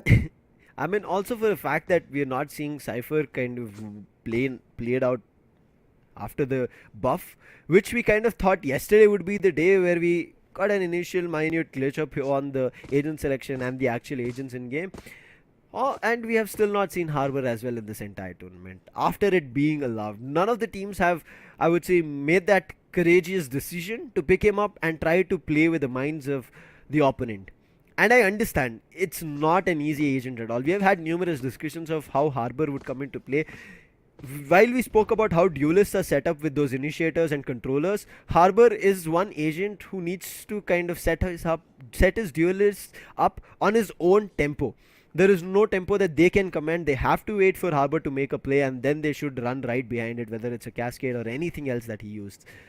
And especially on Bind, right? I have to say, I'm very surprised that teams haven't, some teams at least, haven't started replacing their Viper with the Harbor in the double controller compositions, especially with the second cascade, like you're mentioning. Exactly. I think at this point, you can sort of use him well with your Sky as well. You can set up pop flashes, the longer ones, of course, through the cascade, sometimes get aggressive as well.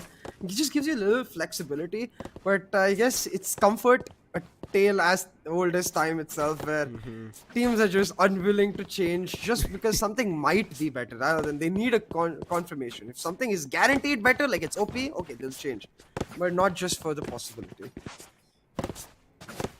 I hope they kind of figure out something to do with Harbor. But again, there's one thing that even I kind of hope that there would be a minute change in is anybody, irrespective whether it's the opponent or your teammate who tries to walk through Harbor's utilities which are put down, they get slowed. So I think at least in that manner, I think that's one thing that they're worried about. They get slowed right when they're walking through Cascade or anything else. They're like, okay, wait.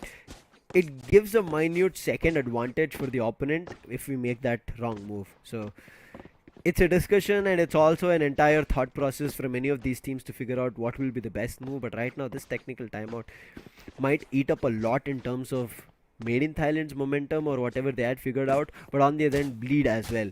The composure that they had, the synergy that they were about to build up in the full buy that they got again, could have also been broken down here, CS. So you can see Retla with the thorough introspection into Scary. He's like, abs seem to be fine here, Brimstone. What's wrong with you? I'll find out soon enough. yes. I wonder why he carries only 3 Molotovs and not... Oh no, actually, yeah, those are Molotovs, right? Yeah, Yeah, those not are. 4. Why? That's the one that's loaded in his molly. Fair, yeah. Nice detail. right there. But again, But you can't wouldn't you use... still load one up and carry an extra one? Yeah, right. I think it just didn't have a time when he was dropping down. Some complaints over there. We have to tell them next time. Just give him an extra. But Yeah, still what looks if he like... runs out of Molotovs? He's gonna have to turn to a Sova to try and find the ingredients to make one. I think actually a killjoy, right? Can you make me a molly? Because she's known as the weapons creator in the entire... Well, if you Valorant look at game. it from that perspective, yes. But I'm more talking about the ingredients of the Molotov, which Sova is likely to have better access to. True. If you know what I mean. True. We're not going to tread upon it anymore, but we get the idea. Whoever didn't, we're sorry for it. But looks like Juicy. He's not going to be any more, I would say, making us feel sorry. He's back. Is Scary back as well? Because I think I saw him move. Yes, sir. Let's go. Back into the game. I see the 2 off. So that means first time it is off. There we go. It's ticking down. And we're ready to go back into the matchup. So let's try to catch ourselves up with the situation for both of these teams where Made in Thailand have somewhat of a broken bye. Despite their last round victory, they have a significant advantage in terms of weaponry over Bleed, who are going to be relegated to just the Guardian on Juicy and Classics all the way through. But you've got that Viper's Pit available for the post-plan and the showstopper as well. So maybe we get to see some fireworks come out in someone else's world. We'll have to see. Again, looking forward to a B hit here. Kongar had already spotted Darion on the swing. There's another one. The Horn comes in but gets destroyed. The Prowler to follow it up. But look at how quick even Made in Thailand are there to use their utilities and deny any kind of entry. Kongar finds one on Juicy. He just goes in for a random spray, figuring out that they should be backing off from the molly, and gets one. And with the wall set up towards showers as well, PTC happy to play the heavy passive anchor towards the C side all the way in heaven. Beautiful stack towards this B, and Bleed's stubbornness right now is certainly not paying off. This B long just not worthwhile because Made in Thailand happy to give it up every time because of the sheer amount of stopping utility they have. Crazy guy in the meantime with one, but he thought that's the only thing. Alone Fills was there for a surprise with the Spectre. Again, no weapon upgrade for him, but he'll be more than happy that A is still under control.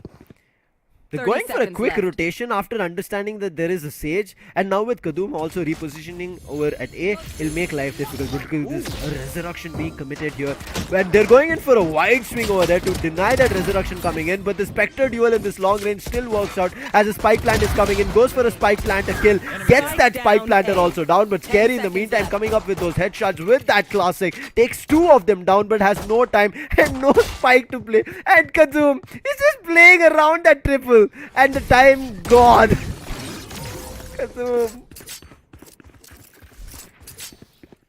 Kadum playing fiddle with Scary's mind, denying him the opportunity to clutch it out. I'm pretty sure he's just read into our, he's gone and subscribed to the Sky socials. He's seen how many clutches Scary has pulled off in this tournament. He's like, no, I'm not risking it. If he kills me, maybe he gets the plant. It's not worth it at all, and plays it perfectly. So I really like the Resurrection, especially from Alone Fills, because using it this early, even though you could say it is not necessary as such, ensures that their economy is actually getting nicely built up, and he's able to pick up a couple frags after that, which gets him right on board to getting that ultimate back online. So Made in Thailand very much in control now, but they have slightly switched up their setups. They're expecting a heavier A presence maybe.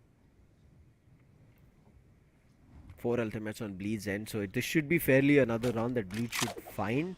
But if they lose this, it will be Made in Thailand completely under control. Bleed are playing this very passive. They're making sure that it is Made in Thailand who make the mistakes, and they're right now heading to a mistake which can be done. Kadum is playing very up close.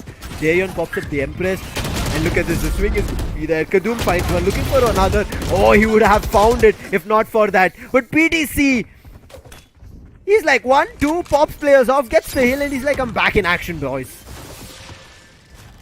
2v4 though, Made in Thailand with that double from PTC, and the Seekers coming, push Bleed off the side. Bleed forced to take the TP, but they've only got the A site in mind and they're looking to rotate. The Seekers now spot them out, and PTC knows with the information given to him on site that they haven't gone towards it yet. So left to just Alone Fills down its site, who's elected to hold down showers, and Bleed will get an opportunity to get the plant down and maybe even play aggressively on the post with the Seekers.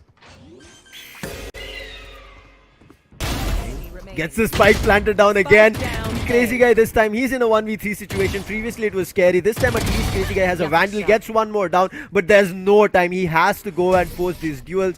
He's trying to circle, but he himself is getting circled around. His arm being seen.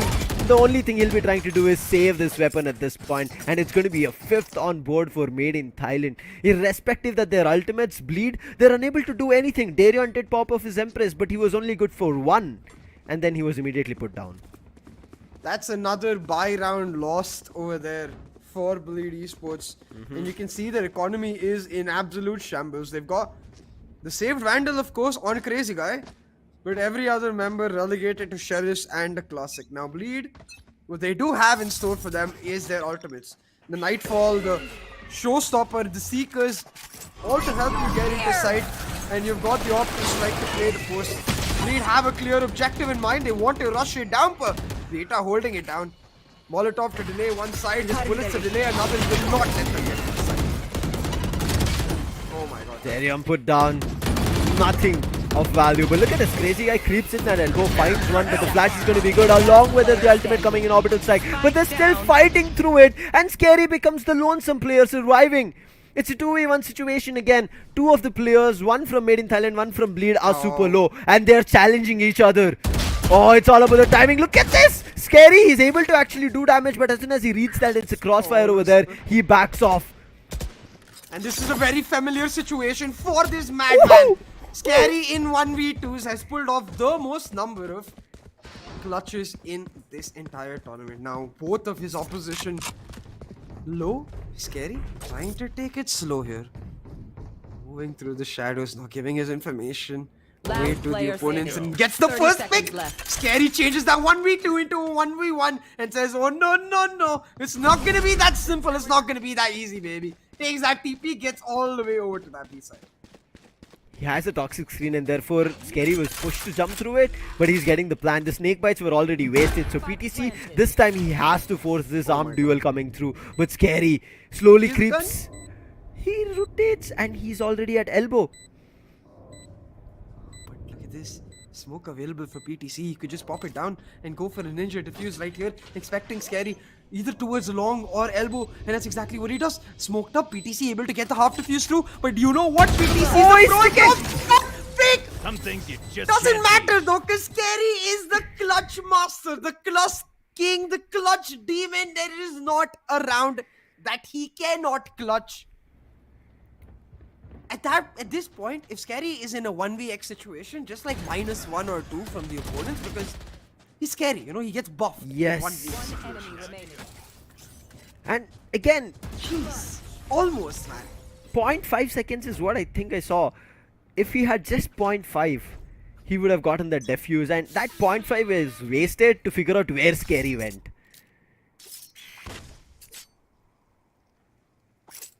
Huge clutch pulled out for Bleed Esports will definitely rally back. A wave of momentum in their favor. They've got to look to translate it too, but they are ever so stubborn. Down long, 4-man stack, looking for control, but this time they got better weaponry. Good. And it's Darion who makes them pay. Finds the first, and while he's traded, Rekla able to open up the site for them, clearing out that long area. Bleed should be able to get a comfortable plant and post down. Comes to deny in case of the plan and buy some more time, but Kadum, he just has a Marshal to fight with as he progresses. It's going to be a tough one. The other two players, they're coming in from different spawn itself. Can PTC and Alonfields find anything? There's a gap which Retla is looking forward to abuse at this point. He is a brilliant positioning on top of Tube. Slowly creeps in, but there's players on top of the tube. Retla finds one. Kadum with the Marshal trying to do some damage, but Retla, who opened up the side, is also going to be helping them keep the numbers in check and get the third on board. Just look at one round here, CA, that made Bleed get another on top of it. And we've reached that 8-round mark. 2/3 of our way through this half. It's usually where Bleed's conditioning starts to kick in, when they start switching up their tempo or their style. I have to say, if Made in Thailand is able to somehow put that away, if they're able to somehow ensure that they can get one step ahead of Bleed, because like you said, that clutch has definitely been the rising tide that Bleed needed. It's lifted up their spirits and they're looking ever so stronger for it. Made in Thailand say, okay, you know what, just no, you don't get to do this anymore. No more long. But they're still looking forward to hitting it. They've found success, and this is what we said. Bleed decide one site and they figure out all the chinks and faults that the opponent has, and they keep hitting it. They keep hitting it until Made in Thailand think that, oh wait, this is not working out for us, let's just give it up. And that's where Bleed find their victory. Again, it's a B hit. The spike? Okay. I don't think so, actually, because the Crazy Guy going for the long rotation.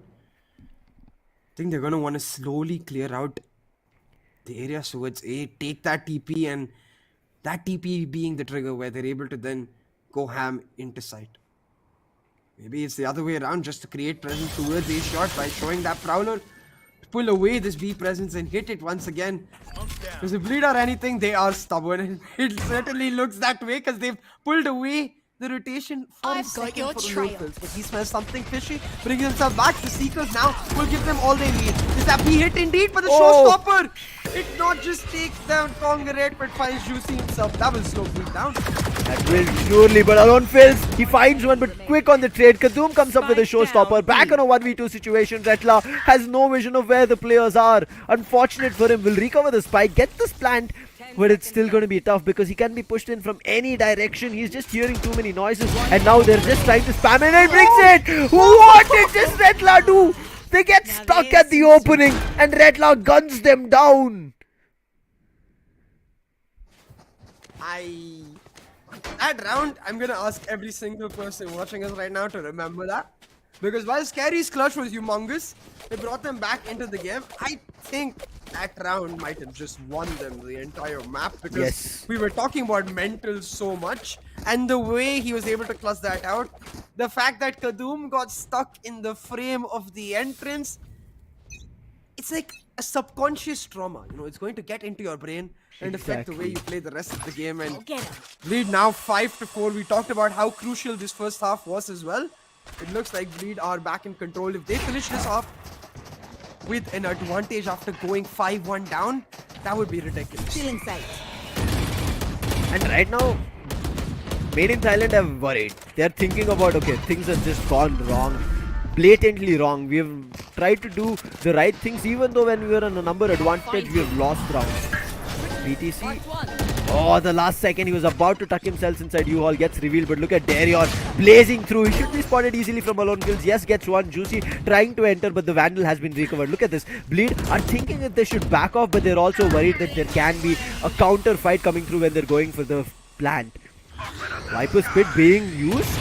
Okay, that was not thought of, but also look at this orbital strike, even though there was no plant coming through.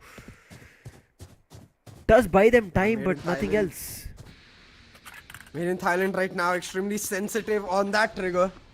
Being played like a fiddle by Bleeper. They're happy to do it as long as they 30 have seconds left. advantage. Yeah, you can see that paranoia extends on both sides. The crazy guy startled by a lingering Juicy. We'll catch them. Bleed trying to take that time with this hit. They don't know that there's 3 players playing inside. They're just trying to take the spike and get a plant down, and through that they're able to find one at least. Now the spike going down, Scary looking for the plant. The spam comes through, and while PTC finds one, his world gets taken down. Crazy guy with the trade, and suddenly Bleed, they have the advantage. 2v1 on the map. Beta trying to displace them with the Molotov, but all he has is a Sheriff.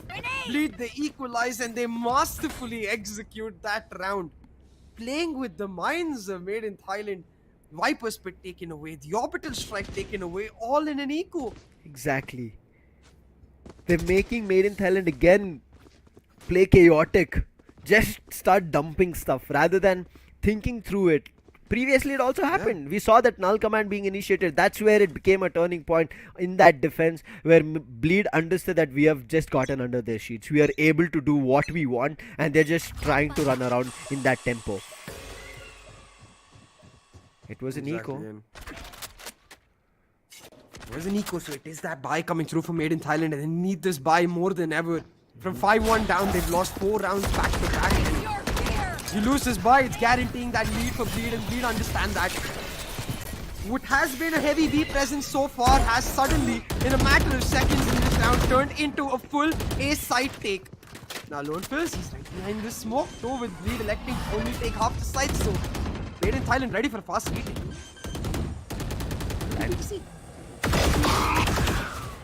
Spike down A. Denied again. They went for default and then moved there from triple this time, but God, but Darion. Oh, the Empress is alive along with Juicy. He's just coming alive with that Vandal, not stopping, and Alone fills his stack before he could do any kind of damage. It's all left alone to the last person, that's Beta, who came all the way from B, only to see his players, his teammates completely slain down.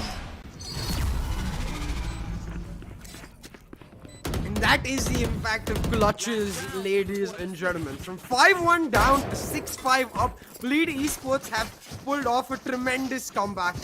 Now forcing out the tactical timeout from Leaf.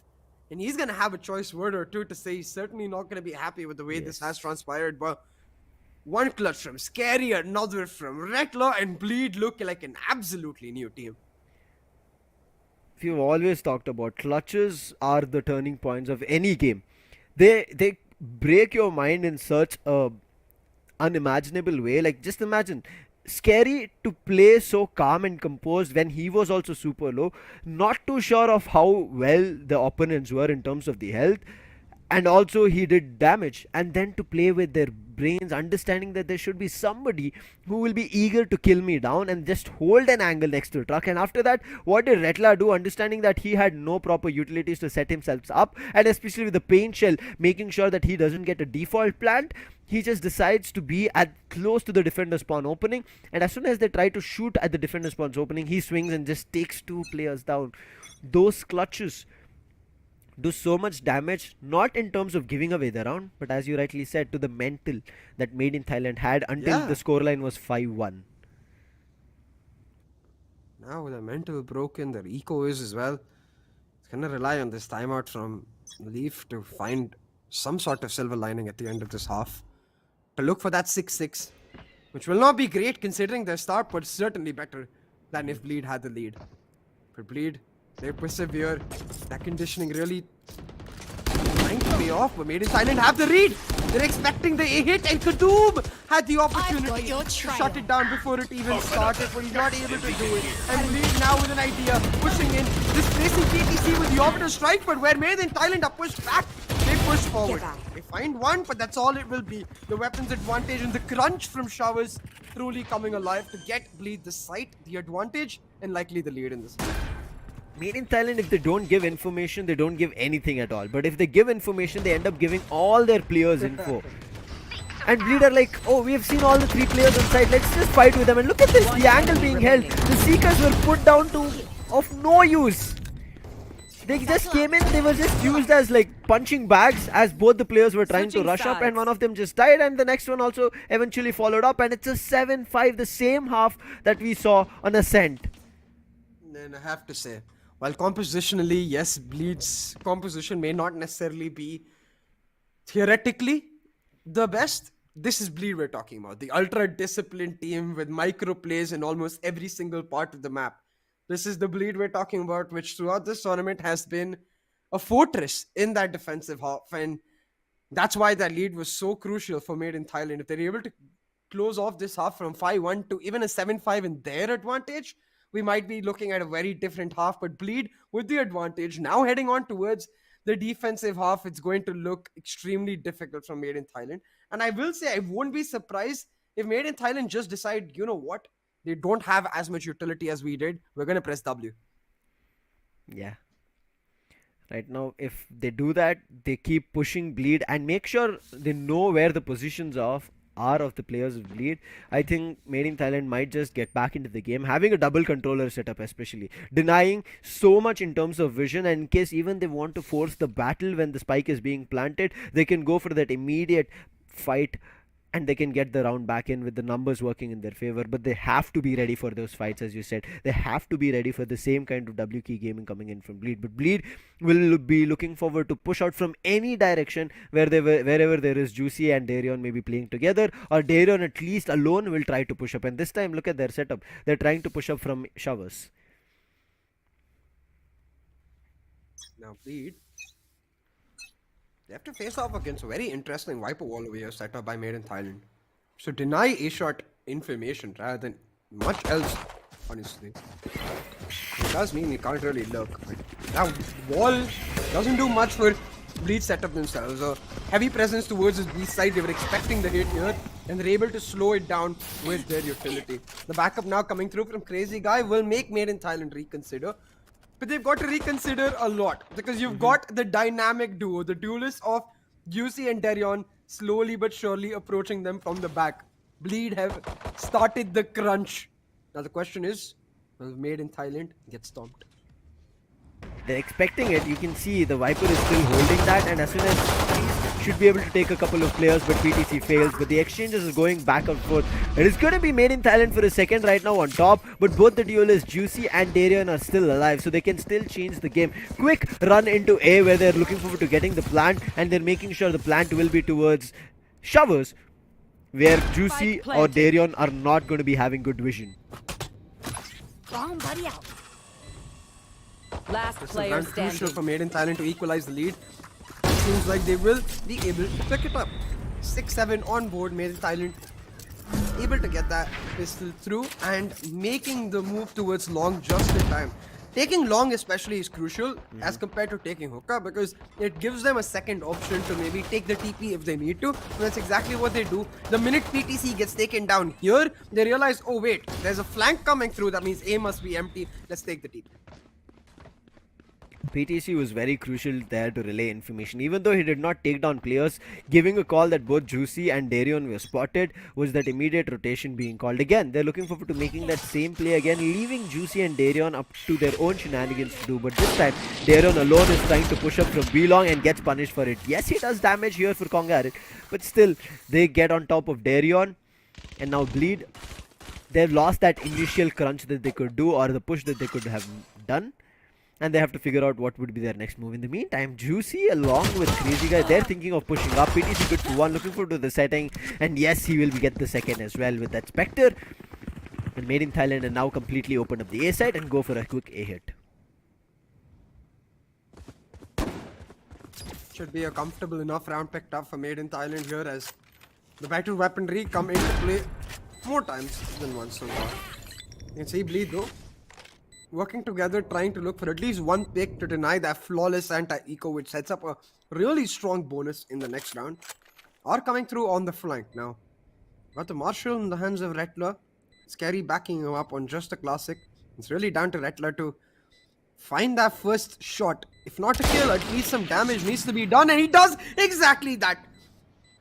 Beautiful headshot, and he's taken down one, and that will be the cue to Made in Thailand to not exit from this area. Like he's just gonna take the TP and back. What a play coming in from Rattler to understand that there should be somebody holding after seeing no kind of action happening for such a quite time. Good player, good frag at least for one. Namesakes being taken down from Made in Thailand. Bleed now will be coming up with their full buy. And they will be looking forward to doing a lot of damage. Unfortunate for Darian because of the Marshal buy that he had. He just has a Guardian to play with. But that Marshal at least paid some kind of a price later down the line in the hands of Rattler. Finished. And you have to wonder that despite the double initiator setup for Bleed, if Made in Thailand are able to do what they did in the last round, that is back off, play with the misinformation a little bit, the lack of information more so, and force Bleed into aggressive positions that we know Bleed are inclined to take. If you can punish that, there's surely a way back into the attack, and they're looking to do that once again. Very passive approach on almost every single front, and even as they slowly take showers, they do so very slowly, very methodically, acknowledging that at any moment Bleed could look to pounce, and that's exactly now. Bleed doing that with a crunch coming in from long to showers. They shut down too. The buy round down, comes up attacker huge. spawn. Bleed find a flurry of frags. Unfortunate, they don't have the spike under control. And also, this is a bonus round here, so dropping a couple more weapons One should be enemy their remaining. objective. Darian will go around, but a quick trade coming on PTC will make the numbers better. But still, there are just 3 players surviving, and look at Alone Fields. He's not stopping, he's still trying to do damage, and also maybe upgrade a weapon, and yes, gets a hand on the Vandal. But look at the entire circle around coming in from Scary. He's going all the way to the attacker spawn. He's just looking to mark the crossing towards this B site. They're funneling him onto that A 30 with seconds marking left. A shot as well, and that funnel will give them the opportunity to control this blunt with that A shot vision line. The lone fills. We've seen him many a time in these situations. He's always calm as a cucumber. And now he's got the wall to give him that little room of cover to get the spike planted. Now taps it. Instead looking to 10 bait. seconds left. Will not be able to dodge out the C's though, and that's going to give away his position. Force him into fights that he doesn't want to take. Lone Fills, he finds one, and that's all it will be as Bleed secure the round. Nice crunch. I think Bleed are known really well for these kind of crunches and plays that they make, right? As soon as they understand that they have some kind of control and vision and information of where the opponent players are, in this case it's made in Thailand, they saw players were at showers as well as towards A shot. What did they decide to do? They just tried to push players from B out and not try to go for an immediate fight, just to get those anchors down to make sure that if there is a rotation coming in from Made in Thailand, it can be put a stop to. But Made in Thailand, they're back on a full buy this time, but Darion with a judge. They're going in for baits with Scary, super low, but they're running right into the hands of this judge. Oh, doesn't find anything, but Scary actually doubles down along with Retla coming in.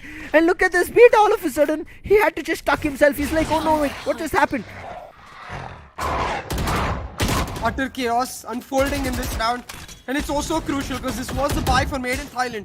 Bleed looking for the victory so they can solidify their lead once again and continue that momentum, and they'll do exactly that. Juicy with a clean shot picks up one in the nade to displace the other into his hands. Juicy makes him go boom, and it's 9-7 for Bleed now with a huge advantage to boot, because in Thailand, look, their eco-it's not going to be able to put by. This is what we talk about. We thought it was a round where they relied on Darion with the judge. When they kind of read into that there would be a judge and Darion could not react and find anything, Juicy was already beaten up. Scary was already beaten up over there at Hookah. He takes two players down before he actually falls out, and then Retla immediately comes up, cleans out Hookah, and puts the entire Made in Thailand's team on a disarray. And now you can see they're scrambling up for buys. A Phantom in the mix along with all the eco weapons of Sheriffs.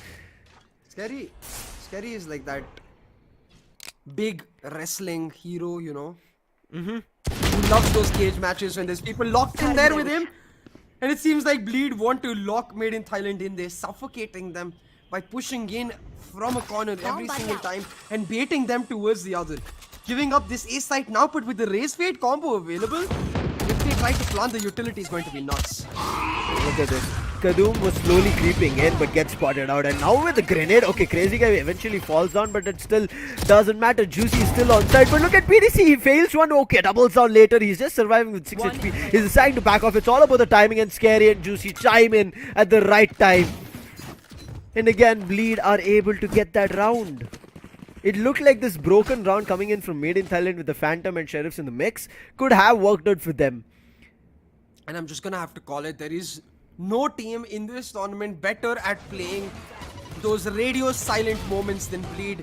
Their sheer patience, their ability to read into the exact timing with which their opponents are going to make certain moves is absolutely unmatched. So at this point, if Bleed are creating those radio silences, you have to deny them. You have to force them to fight. You have to either rush them down and make them play on retakes, but you cannot give them moments of silence. They will take over. And at all times, if you think you have all the information on Bleed, it's still a misinformation where they're able to hide one person. You cannot be ever sure that Bleed have given you all kind of infos and plays that they are set up for. You saw, after two players who were already on the backstab, PTC did think there should be someone, but he was not sure of, because he had taken down two players. But Scary, he waited for the right opportunity. He knew that the player will be waiting for him, and he swings at a point where PTC was backing off. That gave them the opportunity, and same goes for Juicy. He understood players are on site. He just needed to wait for the right opportunity. After Kadum's grenade taking Crazy Guy out, he swings. Exactly, and I think, at least for now, the decision from Made in Thailand has to be, let's play it a little slow, maybe like 5 to 10 seconds delayed, but focus on executes, because they've got the ultimates to boot, right? You've got the Seekers online to get into sight, the Viper Spit to make it your world, and the Operator Strike if you need it. A lot of options available, but it's not any different for Bleed. The Showstopper and Operator Strike as well. The ability to deny that execute and the plant is going to be huge. And Juicy already doing that with just an aid makes them back off from the Shower's presence. So Made in Thailand's presence now revealed, they're really in a terrible spot. Darren and Juicy are not at all ready to give up anything, and Crazy Guy is ready to jump from that teleporters in case something goes south. But Made in Thailand finally decide that I think we're not ready for this fight, because anything that they have dumped until now in showers has all been retaliated.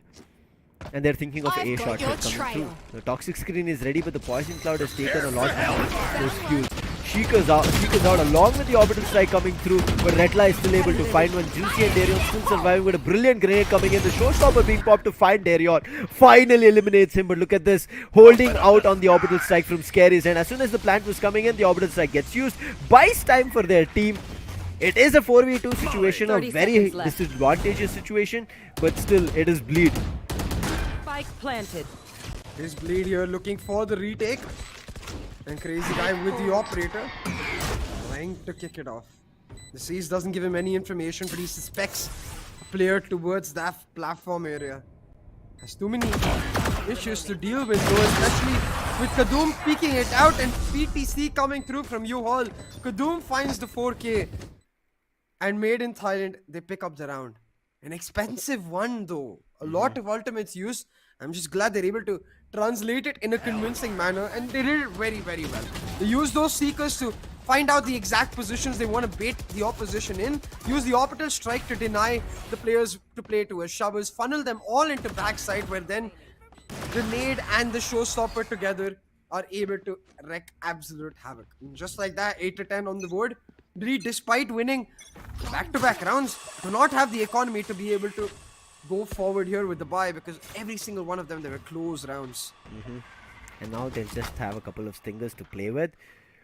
This time they're not making that approach where they're like concentrating on just one angle. You can see Juicy and Darion, both of them split up, and they're just trying to hold positions, wondering if they don't just kind of pushed in together and slam into each other. And that's what happened in the previous round. Both Juicy and Darion got pushed together, as you mentioned already, while they were coming out from showers, and a brilliant capitalization coming in from Made in Thailand. This time, a little bit spread play coming in from Bleed, and Bleed also do have ultimates. Crazy Guy, as always, anchoring long, looking forward to information. This time, with a jump peek, gets an info and sees 2 more players. Ultimate coming out as they're trying to chase him. It connects with 4 of them, but it doesn't matter. With a stinger, he was unable to control those shots, and that's the initial opening. But there's still 2 players. And look at this. Made in Thailand have not made that wrong decision of just quickly acting into the site. This is what Made in Thailand want. They want to be able to bait out as many ultimates as they can, when as long as they have the weapons advantage. And they're trying to do that. They've done with 2 at least. The Empress popped all the way in A side, will not affect the execute for Made in Thailand over here in B. And despite the availability, it's Kadoom who's able to flick through, find the double, and just waltz into sight for his team. Now the Empress with a weapon, she's going to be made to kneel. Made in Thailand, they've picked up a flawless to make it 9 to 10 on the board and put Bleed in a spot of real difficulty. Because with the next round, Bleed not only have to fight for their lead, but they'll have to fight for their economy. Because you lose the next, you most certainly lose the lead. Yeah, and it just puts Made in Thailand in a position where they can be the first team to get into match point here in the second round. And Made in Thailand will look forward to getting to that position, and their attack is now slowly coming into fruition in terms of getting rounds and the way they're able to set up. They're not quickly acting upon the kills that they're taking, the initial first bloods. They're waiting still for the opportunities and then jumping up. Right now the tempo has been switched. They spotted Crazy Guy. Oh no, he wanted to fight with the Haunt and gets punished, but fortunately they have the resurrection, the wall, a little bit too late, and they would have to give up Kongarid. They do get the spike down, but it's back to a 4v4. He's cleared off his back with the boom ward, so he knows he can focus in on site and convey the information perhaps to his flank as well, because we've got Darion and the Brimstone and Scary coming through on the flank. And Darion exposing himself, tries to move in, and the Lear not appropriately placed enough to clear off the copy. Beta, he not just finds the perfect clears off the flank entirely. Brimstone's got Made in Thailand back, and they respond in a thrilling fashion. Picking up the pace in this round, the tempo is well to boot. Putting Rattler now in an impossible spot.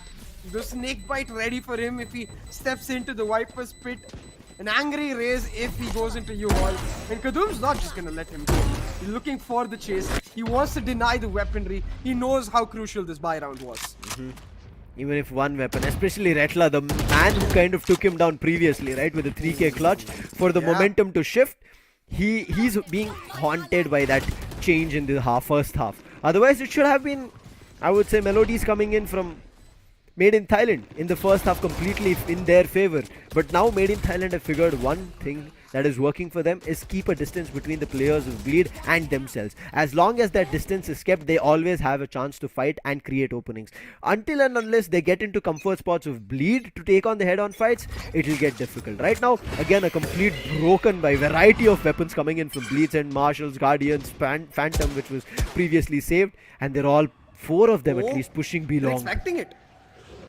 MiTH Thailand is expecting it. They dodge out the Prowler as well, and they peek it together. But it's just a 1-for-1 as Darion not just able to get one, but lands a shot onto another. Posh's beat are back, but Kadum says, boy, I'm here to save the day. Looks to take a fight and wins one definitely, but Darion able to answer back immediately. Lays himself up to a Guardian here Strike and down, finds his B. third. Whittling down the opposition moment by moment for his team. Huge, because now Crazy Guy will have the surprise in the fight. He takes it early, gives away information, will now back off. He's got to hold off this site alone. Bleed so far have made this costly here for MiTH Thailand. Even though this round seemed to be a possible one for MiTH Thailand, we are on a 2v2 situation. This is the Got the time to money. strike. Look at this Crazy Guy. Catch them. Bring them down. Scary now gonna come through on the TP, the crunch for 30 Bleed seconds right here. And MiTH Thailand are gonna have to look to make it faster. Do Spike exactly that, the planted. plant going down on the Molotov. While it does a touch of damage, won't be in time to be able to deny the plant. Now MiTH Thailand able to scatter away on their post plants, but they're quite isolated. And Crazy Guy able to spot the first, isolate him, take him down. And this Stinger coming into play. But Alone Fills with the weapons advantage will make it count. Finds the clutch and an absolutely huge one, because that was a swing in terms of momentum, about to just rush in to the offices of MiTH Thailand. While Alone Fills, he denies it. He denies the Thrifty, and he keeps the momentum stable. He keeps his team stable. Just like we saw in the first half, those 2 rounds, the clutch was coming in from Bleed. This would have been another detrimental clutch coming from their team.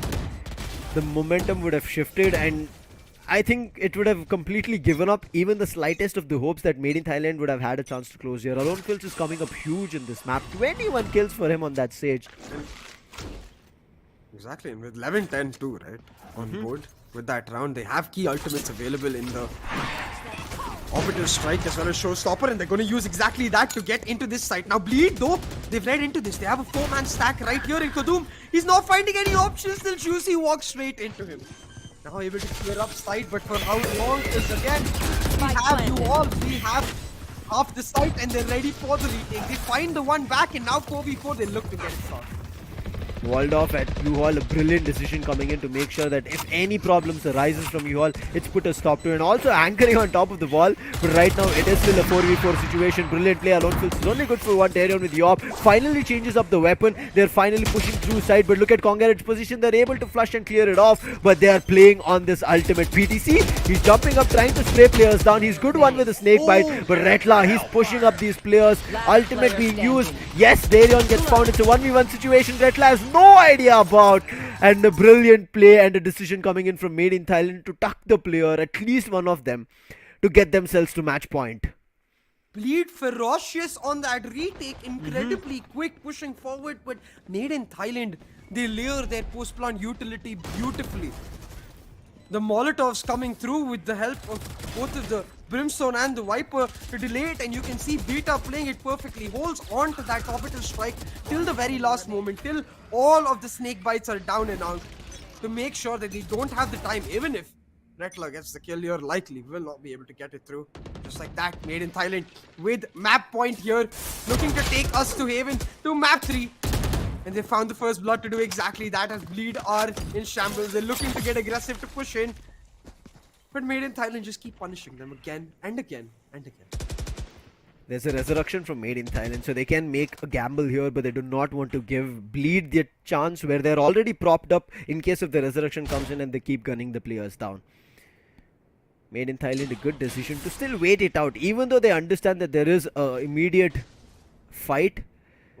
They clear it out with a Trailblazer and get that idea that they've cleared out. Left out A shot and they're thinking of attacking A shot again. Juicy and Scary, they've headed towards Shower. But this toxic scene always gives them a chance to cross over towards the U-Hauls. They're all walking in. The Seekers coming out from Lee will tell them exactly what's going on. The Molotov to deny the plant. Reckless come through for the Spike backup. planted. But Beta still managed to get the spike down and will immediately back off into their post plants. You can see the Brimstone gone away to play on his post with his Molotov. But they're gonna have to make sure he pays. Because now the flank coming through as well. The time given to Made in Thailand on the post plant. They've decided to push into showers and crunch down from this angle as well. While Bleed clear off position by position. Made in Thailand, they're waiting in the smoke for the crunch. Oh, this poison cloud is going to be huge. But still they're finding value of it. It's all up to the Brimstone right now. Only to hope if his Molly lineup has worked out. But looks like it did. But there was a gap and an edge. Hold on, we need a replay for that. Because the way that was set up, with 2 players in the smokes for Made in Thailand, in the Viper smoke, and 2 players coming in from shower, I thought that was going to be a flurry of kills, but with the red on the left hand side, not on the right hand side, where Made in Thailand were able to crunch down on Bleed. But Bleed, man, it's again the idea that in those moments of silence when neither teams know exactly what's up, it's like that cowboy showdown where both of them are looking to get their revolver out. Bleed are just faster, they're quicker, they're stronger. Frankly, they're better. This time it's going to be a showers push coming through along with a B-long approach as well. But still another A-shot execution. Darion this time he's not going to be pushing up. He's just holding the crossover. They're looking forward to again walking up. And a quick fast this I feel like, because look at this, Kadum has always kept on doing this. This has been a brilliant read that they've had. Orbital strike coming through to deny them if they wanted to go for a quick plan, and there's already another player lost. Kadum has always failed at that point. Alonfils finds one, make it a 2. Now they're looking forward to finding Juicy, and also Kongaret tried to push up, but look at this, Juicy is still fighting along with Redla helping him out from the tower. It comes down to a 1v1 and it's all up to Alonfils to clutch it in such a tough spot. We go to overtime. Switching Juicy sides. was certainly Overtime. bringing the party alive. Single-handedly holds down showers and makes it an absolute bloodbath. Forces them to come into him one by one and he makes them pay. The nade as well finding so much value. The entire round was about Juicy. It started off with Kadum trying to hunt him down, knowing he's going to be playing showers. Terion getting caught out despite getting that first pick, but knowing he can do so to buy Juicy that space, to buy Juicy that pressure, and he's able to pull it off. 12-12 on board now as we head into overtime, and a deserved one most definitely, because these teams have been neck to neck with each other throughout this matchup. I'm not sure if I could pick the winner. Yeah, I agree. There are just one or the other player on every round that's just coming up so huge to get this victory for their team. We would have seen this map being closer in the favor of Made in Thailand, but just players like Juicy. Feeling safe. Made in Thailand. They're in a bit of a pickle. There you They were are. in the position before where Bleed rushed them down and tried to take B side, but not so fast, not so quick. Bleed, they double up on their might, and it's Darion to open up the side. Finds a double, Rekla makes it the third, and Somebody the queen, stop him. she's here for blood, ready to make them pay. With the triple, the advantage given over to Rekla and to Scary Guy. It's Bleed coming down from 12-10 to now get match Switching sides. and series. Match point. Darion just ran through them like it was nothing for him. He got 3 as well in that round before going down. He got mad that he wasn't invited to the party in the round before this. It's like, how dare you choose him? Yeah, I mean, Supposed to be both a fair party. Now I will go without you and kill them all. Joke's on you. the way he ran, it just felt like there was nothing else on his mind. He's like, I'm going to be running up to players, seeing them, popping their heads off. Even that split-second decision to reposition himself, again go for the fight, while the opponent was spraying him down, he's like, you're missing a lot of your bullets. You're just connecting a couple of them. I'll just click a headshot. Yeah, and in all seriousness, the fact that Bleed went for such a W execute in that round, it certainly, I think, scared and surprised the heck out of Made in Thailand, because every time we've seen Bleed before in their attacking half take that B-long area, they take it and then they chill. They hold at least for 10 seconds, maybe for 30, maybe for the entire round sometimes. But they hold. They never take it and they say, okay, we are not just taking long, we're taking everything. We'll take all you've got. And They W onto side. They surprise Made in Thailand, who don't get to layer their utility, who don't get to coordinate. And in that moment of chaos, Darion's just absolutely thriving. He's like Joker throwing nades all the way around, and he's like smirking at his opposition because he's got match point for Bleed now, and they're on the defense. I could hear that Joker's like laughter. Let's see if Like Made if in I did it Thailand. on stream, people Yeah, would get scared. that's the reason I just get quiet. Oh, right now it's Made in Thailand who are in a difficult spot, a tough one. And look at this, Bleed are not giving them any right information. Darion trying to buy time, but it feels like there will be a chance to get the spike down. But Juicy still from shower, being an annoyance. Entire team is just stacked at A. Spike planted. Easy guy. He's all the way in spawn. He's ready to deny any post plants that they might look to have while his team gets ready for the retake. Bleed have the adaptation ready. And Crazy Guy in the back. Maybe even expecting I made it. It's all about the patience from Crazy Guy. He's got to play it safe till his team commences the retake, and the moment is now. Congress gets one, but you all acquired with a couple of trades. It's Peter to get all the advantage. Taking off Crazy Guy on the flank, ensuring that Made in Thailand in that 4v2 can play on their post, play on their utility and secure it out. And that's exactly what it's going to be. Last player And while standing. Redline and Scary might try their best and no time left, Made in Thailand will equalize it and get us to 13-13. Made in Thailand with a presence of mind so good. They understood that there was a showers push, but they did not see any kind of like action after that. It just died down. As you said, the radio silence, but they were wary of that radio silence this time. I think it also might be them noticing that, hey, these guys are starting the retake, but there's no haunt, there's no Yes. growler. That's kind of weird, no? Yes. And just worried that if there is none of this utility, maybe this guy is trying to deny our post. I don't know, I'm theorizing, but certainly seems like a smart enough team to do that. Right now we are on to another time.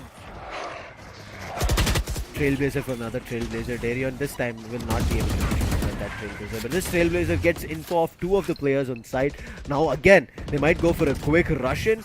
Two smokes have been put on along with a molly denying B main, but they're still trying to rush up. A pop flash is ready. The pop flash and a swing. It is Beta only to find one Congarate to fall. Beta will also fall eventually. And look at this, a flurry of kills leaving up to the last two players, Alone Fills and PTC, while they still make their way up.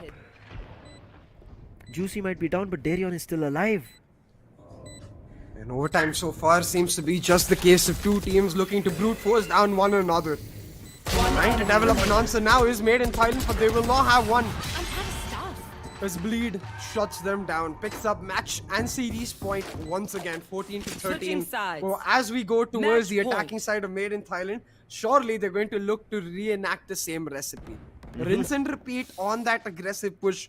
The question is, does Bleed have an answer? Do they have some sort of solution to deny that aggressive A-side take? Because Made in Thailand have looked nigh unstoppable with it.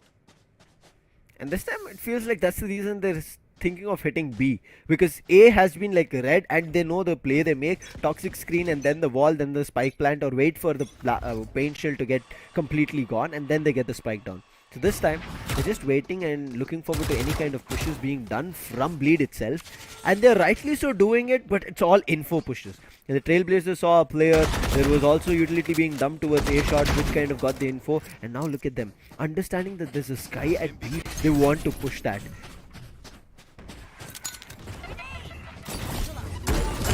They decide to stack up Shower on the other side. Scary and Rattler here slowly pushing in, might actually get the surprise flank on their team, but Made in Thailand happy to trade that off for the side. They can now play on the post. It really once again comes down to that post plant utility and the flank, because look, it's Rattler this time coming through, and they're sure to wonder, why is there no Trailblazer demonstrated? Why is there no flashes? And maybe spot out that there might be a flank coming through. Is Congrade marking exactly that? He needs to make sure he doesn't die. Finds the first on the entry. There's still players trying to push up, but look at this, they have to be worried about hookah. Beta finds one, but Crazy Guy doubles down in a sprayed out. Oh, it's all about the timing. Rattler comes in, it becomes to a 1v2 situation, and look at where Congarate is. He comes in from the TP, unfortunately gets forced into the TP, and that's an end here. A 4K coming in. Bleed put down Made in Thailand and prove why they deserve to be in the grand finals. I really want to know if that teleport from Conquer Red was simply a case of him trying to dodge the flash and by mistake jumping into the Yeah. teleporter, or if he took it willingly. Because if he took that willingly, that's a gross miscommunication between the team. It allowed Retla to move up through on the flank, and despite Crazy Guy actually being the one to pop off on the retake, even if he didn't, Retla would clean up house quite so easily. So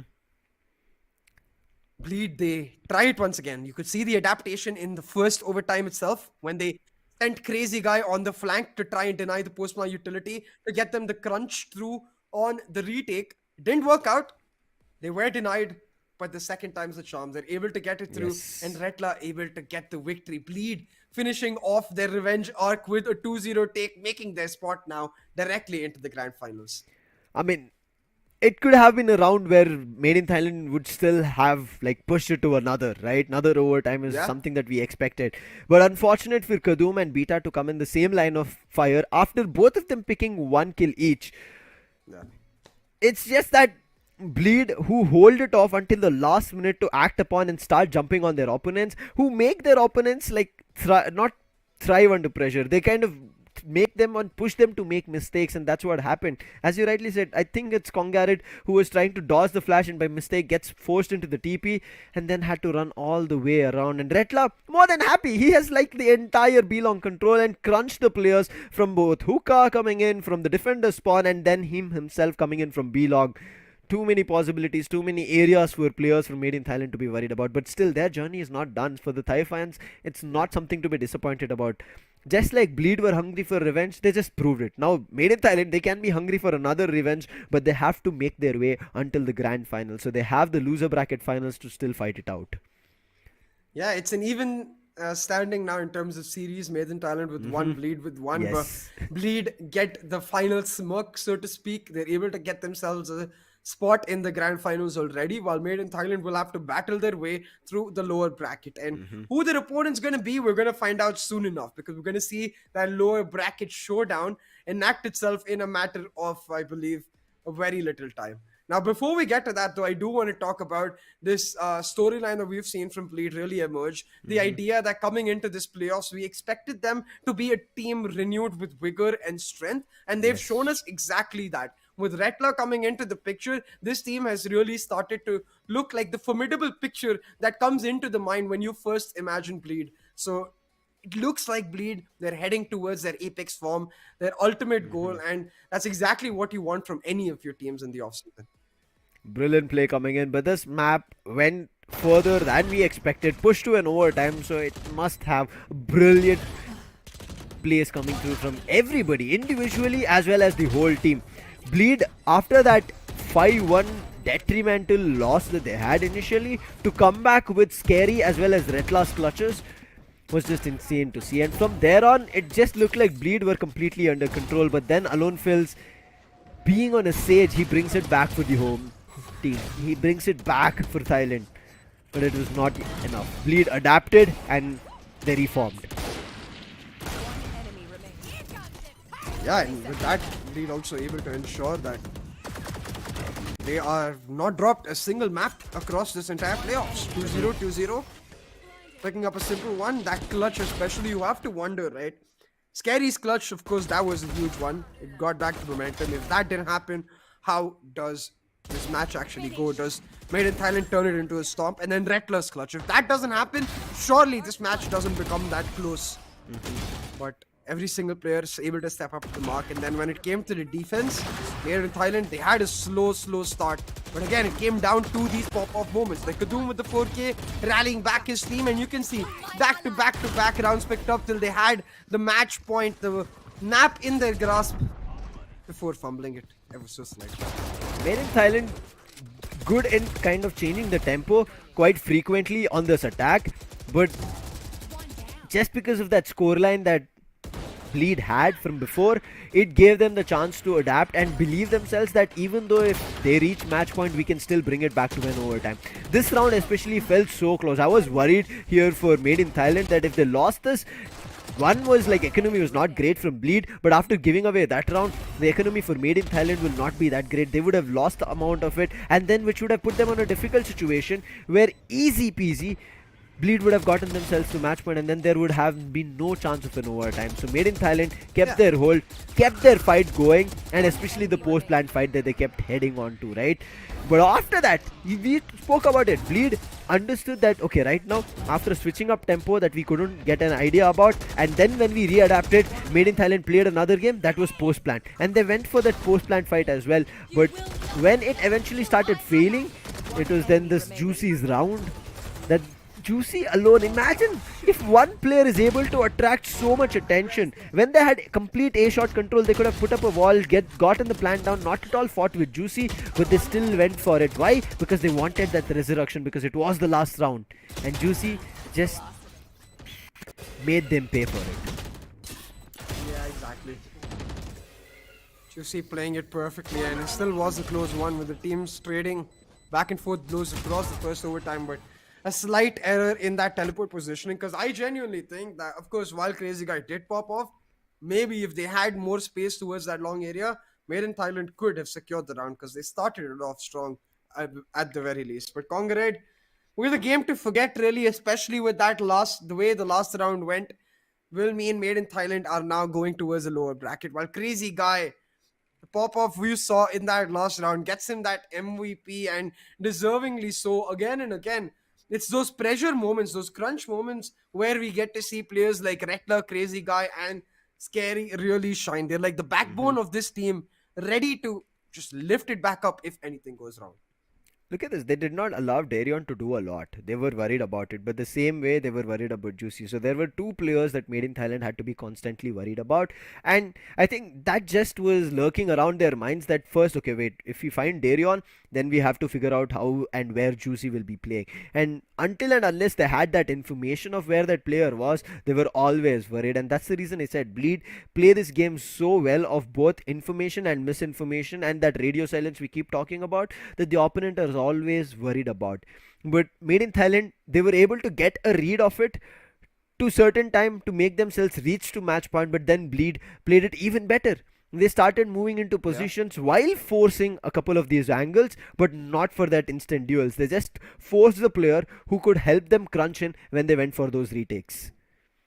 Exactly, and I think at this point, for Made in Thailand, this will be a very important wake-up call, because not only do they have to go to the lower bracket, but this reminds them that that 10-2 comeback that happened, it could have gone either ways, really. So you Made in Thailand need to be at their very best continuously, and they were today. They were looking really strong in certain moments, but it's a marginal difference that is really able to get Bleed to win. Overtime in the second map, a couple of whiffs here and there in rounds in the first map, and without those, you never know the way the map could have actually gone. Maybe we actually get to see 3 maps, but nevertheless, it's Bleed. And this is why I personally think Bleed is such a scary opposition for any team to face, is because they rarely make mistakes. They rarely ever get caught out of position. To beat them, not only do you have to play at your very best, you have to then adapt and outplay them. So that's a very tall proposition, man, because playing at your very best itself is a long ask. Yeah, and on top of that, to add, just like Bleed force you to make mistakes, you have to force Bleed to make a mistake. You saw numerous times that Bleed were hitting B back to back. The only reason was they'd wanted to see what all possibilities that Made in Thailand had to explore, and then once Made in Thailand had explored all of it, they knew now it's all about time that they'll be start making mistakes, and Bleed just used it to their best advantage. We'll jump into the match summary where we'll get a more gist of what was done in these matches. But again, as you said, Bleed, you have to get the best of the best in against them. If you give them minute advantage or a chance, they'll be just jumping on top of you. And look at this, highest ACS and even highest Econ both goes to Juicy. The man was a duelist, and for him to have both ACS understandable, but even Econ coming through, this man is just insane. I especially like the stat we see towards the top right corner of the screen, the total diffuses. Only 6 diffuses picked up out of a whole 34 planted. That effectively makes it like a slightly greater than 1 in 8 chance that you're going to be able to pull off a successful retake. And that really speaks to both of these teams' abilities to be extremely good on that post plan. We saw that from Made in Thailand in the second half. with their utility. We saw that from Bleed across the two maps with the way they set up the crossfires and with the way they would almost bait out advantages for themselves before they're able to secure their post. But hey, that's the end of our match here today. Let's head on towards the bracket to see what else we have in store for us. Because, like we talked about, Made in Thailand will head towards loser bracket finals here, and we'll wait for the winner of our upcoming matchup here, Lucifer, between Velocity Gaming and God Squad. And right now we had a very interesting matchup between two regions who fought against each other to prove who's the best. But as you rightly said, both of them in the series that they went against each other have a scoreline right now of 1 each. So Made in Thailand, they will look forward to their redemption chance, but they have to make their way into the grand finals. But how will they do it? Loser bracket finals. But before they see their opponent, we have to see today's loser bracket match, which is none other than the Indian region and Indian fan favorite fights. It's Velocity Gaming versus God Squad, the Val Classico, as long as Valorant for the Indian region has been written. It's going to be an interesting matchup. Again, this was not a 3-mapper CA that we saw, but it still went long. It took a lot of time from both of these teams to figure out what's the right thing, what's going wrong, and then to exploit it and get couple of rounds. So I'm still happy, even though it didn't become a 3-mapper. They were overtimes. Both of them went neck to neck from the get-go of Ascent, where we saw thrifties one after each other until we saw a scoreline of 5-5. Yeah, I'm sure it went sufficiently long enough for people to come into the chat and be like, hey, when is Velocity playing? Hey, when Yes. is Velocity? Yeah. But jokes aside, like you said, it was a brilliant matchup between two very well stacked teams. And the two teams that, honestly, the way this bracket has looked so far, are the favorites to make it to the grand finals. So Made in Thailand will have to be kept in the mind for Velocity Gaming and God Squad, but that's a thought for later. Right now, focused on each other, these two mammoths of SA will take themselves on for that final spot in the loser final, but after a small break.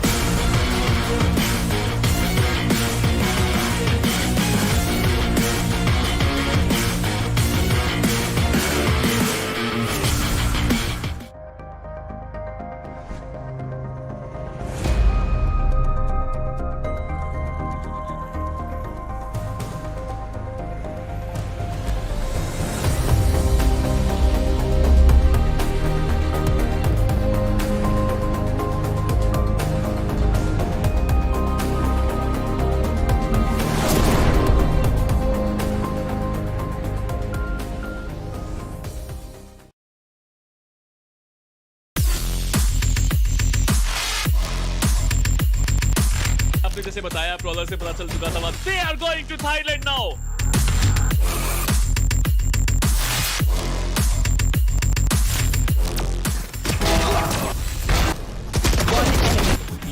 वाला है just relay करवा रहे हैं all the way from there. So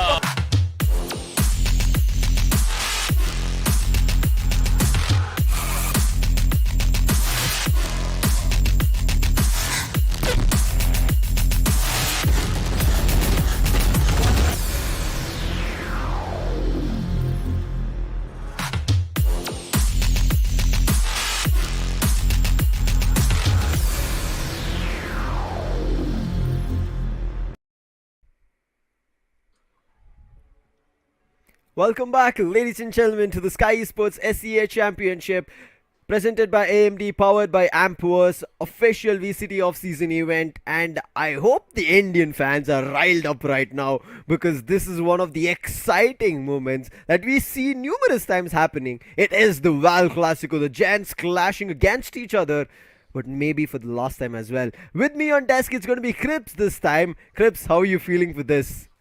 I'm pumped, you know. It's been an honor to cast Val Classico at least 6 times now. This might just be my 7th one. And I've seen these teams grow and evolve over the times that I've seen them clash.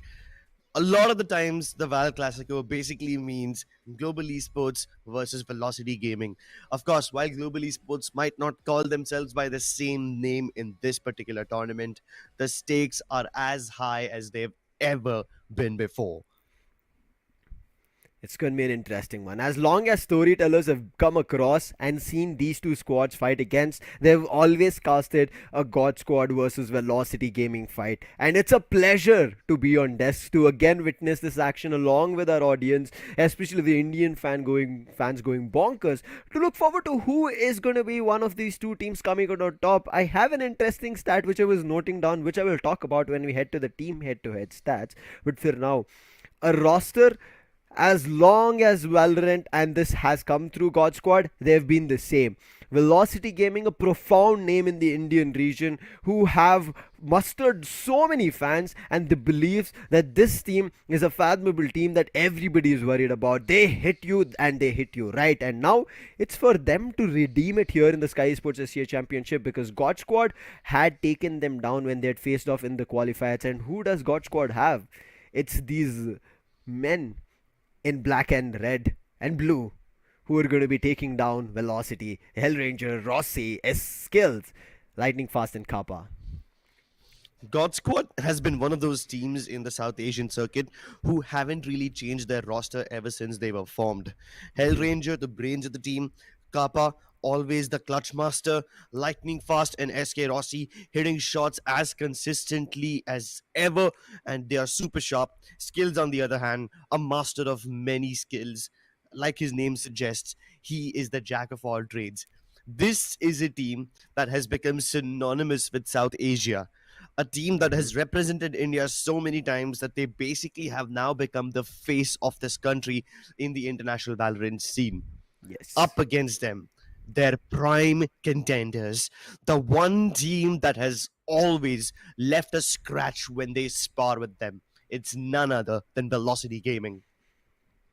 I mean, this team, just like we spoke about the experience and the roster that has been together, here they have been two giants who have stood as anchors. One is Right to Ace, and alongside him, the IGL Amaterasu, who I would say over the time period has built Velocity to newer standards and newer experiences, and the way they've become a team right now is something that everybody is worried about. And alongside them, there is Helef as well, who stood from the beginning of Velocity, and then there is the new ones. One is ZM. We've seen him for quite some time, but the rising star at this moment that everybody is keen on looking out for what this man does, especially after the fight between God Squad and Velocity. This man finds a knife on SK Rossi. We're looking forward to what Deadly can do Deadly today. And with this roster, we have a lot of expectations. But whenever Velocity Gaming and God Squad try to fight against each other, I think there can be a storyline which we try to write down, Crips, but it still ends up being, I would say, something's missing. And that missing, these two teams, when they fight against each other in their particular maps, show us what it is all about. Yeah, and that missing link, that missing piece of the puzzle may be found today. These teams have faced each other numerous times, and in the recent past, it's God Squad who has come out on top for the most part. Yes. But maybe Velocity Gaming can change that. Maybe they can exact revenge with the addition of Deadly. Deadly is a man who started absolutely nowhere. Back when Valorant had already started to pick up pace and teams were getting formed, Deadly 10 did not have a place to call home until he found Reckoning, and from there, he was noticed by Velocity and joined their ranks. Ever since then, this man has not looked back. He's picked up the roles of the Sentinels, he's picked up the roles of the Duelists, fulfilling every single responsibility with great efficiency. And there's only one man who can triumph him. Only one man who is more profound than Deadly 10. It's none other than his teammate Deathmaker. The man who is a man reputed for having the most ferocious aim in the entire country. Known as one of the best riflers that South Asia has ever created, going up against the prodigal child of Counter-Strike and Valorant. It's none other than SK Rossi. When these two players go head to head against each other, stats, numbers do not tell you the truth. They do not paint the full picture, the full gravitas of these two players. It's like the Alpha and Omega clashing against each other. When worlds collide and when the dust settles, two men will be left standing, and it's SK Rossi and Deathmaker. As you said, stats don't justify these giants. Even the stats in front of our screens, they're so close. You can't make out who's just better out of this. One has a better kill, one has a better ACS, another has a better KD ratio. It's just swinging left and right, and that's how their game swings. If there is one round whereas SK Rossi is completely popping off, then DM chimes in the next, and especially that both these players were the duelist jets for their teams, now switching on to this chamber, giving that duelist role to someone else so that they can anchor for their team, is just brilliant. But this is in perspective of the players that we talked about. Let's jump into the team head to head, where I did tell you I have a very interesting stat. Both Velocity and God Squad in the entirety, as much as stats I could have found, they have played against each other 30 times here, Crips, and of which Velocity still have one upper hand victory out of that 30 matches. 16 wins Velocity have. But here, talking about Skyesports SEA Championship, it might be redemption not only to get their victory here in Skyesports SEA Championship after losing to the God Squad. They might find it and also keep up their victory in the overall picture, but God Squad, you can see they've played matches lesser. Their win ratio is a little bit tad lower, but still, on the other end, Velocity is also not like far too gone, telling us that, oh, we have our victory ratio better. But look at this. The maps picked, one on side is going to be Haven, the other side is Icebox. Interesting choices coming through. We knew, and earlier when we saw God Squad as a roster, right, they had Icebox being one of their strong maps. This was like early or the ends of 2021ish, but after that every other team got better and God Squad left out, and Haven is one of the very interesting matches to see whenever these two teams fight out, Crips. But will we even see a Haven today? Will we ever witness this three-sided map? Icebox and Haven have always been the go-to maps for these two teams. But without further ado, let's jump into the map eater and take a look which battlefield will these teams be setting foot on. And we start off on none other than Pearl. A map uncomfortable for both of them now becomes the destiny that will shut down one of these teams in the Skyesports SEA Championship. It's been picked up by God Squad, but interesting doesn't even begin to describe it, Lucifer. Does not even begin to do justice to the amount of brain games that we are about to witness. Of course, these teams have played on Pearl before, but they've never faced each other on Pearl before. They have. And, when was that? In the previous matchup, My with bad. Velocity and God Squad. My bad. So, see, short-term memory loss. It sometimes happens to you. But Pearl is, again, one of those maps which you can't be too comfortable on. Remind me what happened the last time these two teams faced each other over there. It pushed to overtime where Velocity in that best of three were able to get back in momentum and push it to the last decider map, which was Heaven, which is the decider map today as well.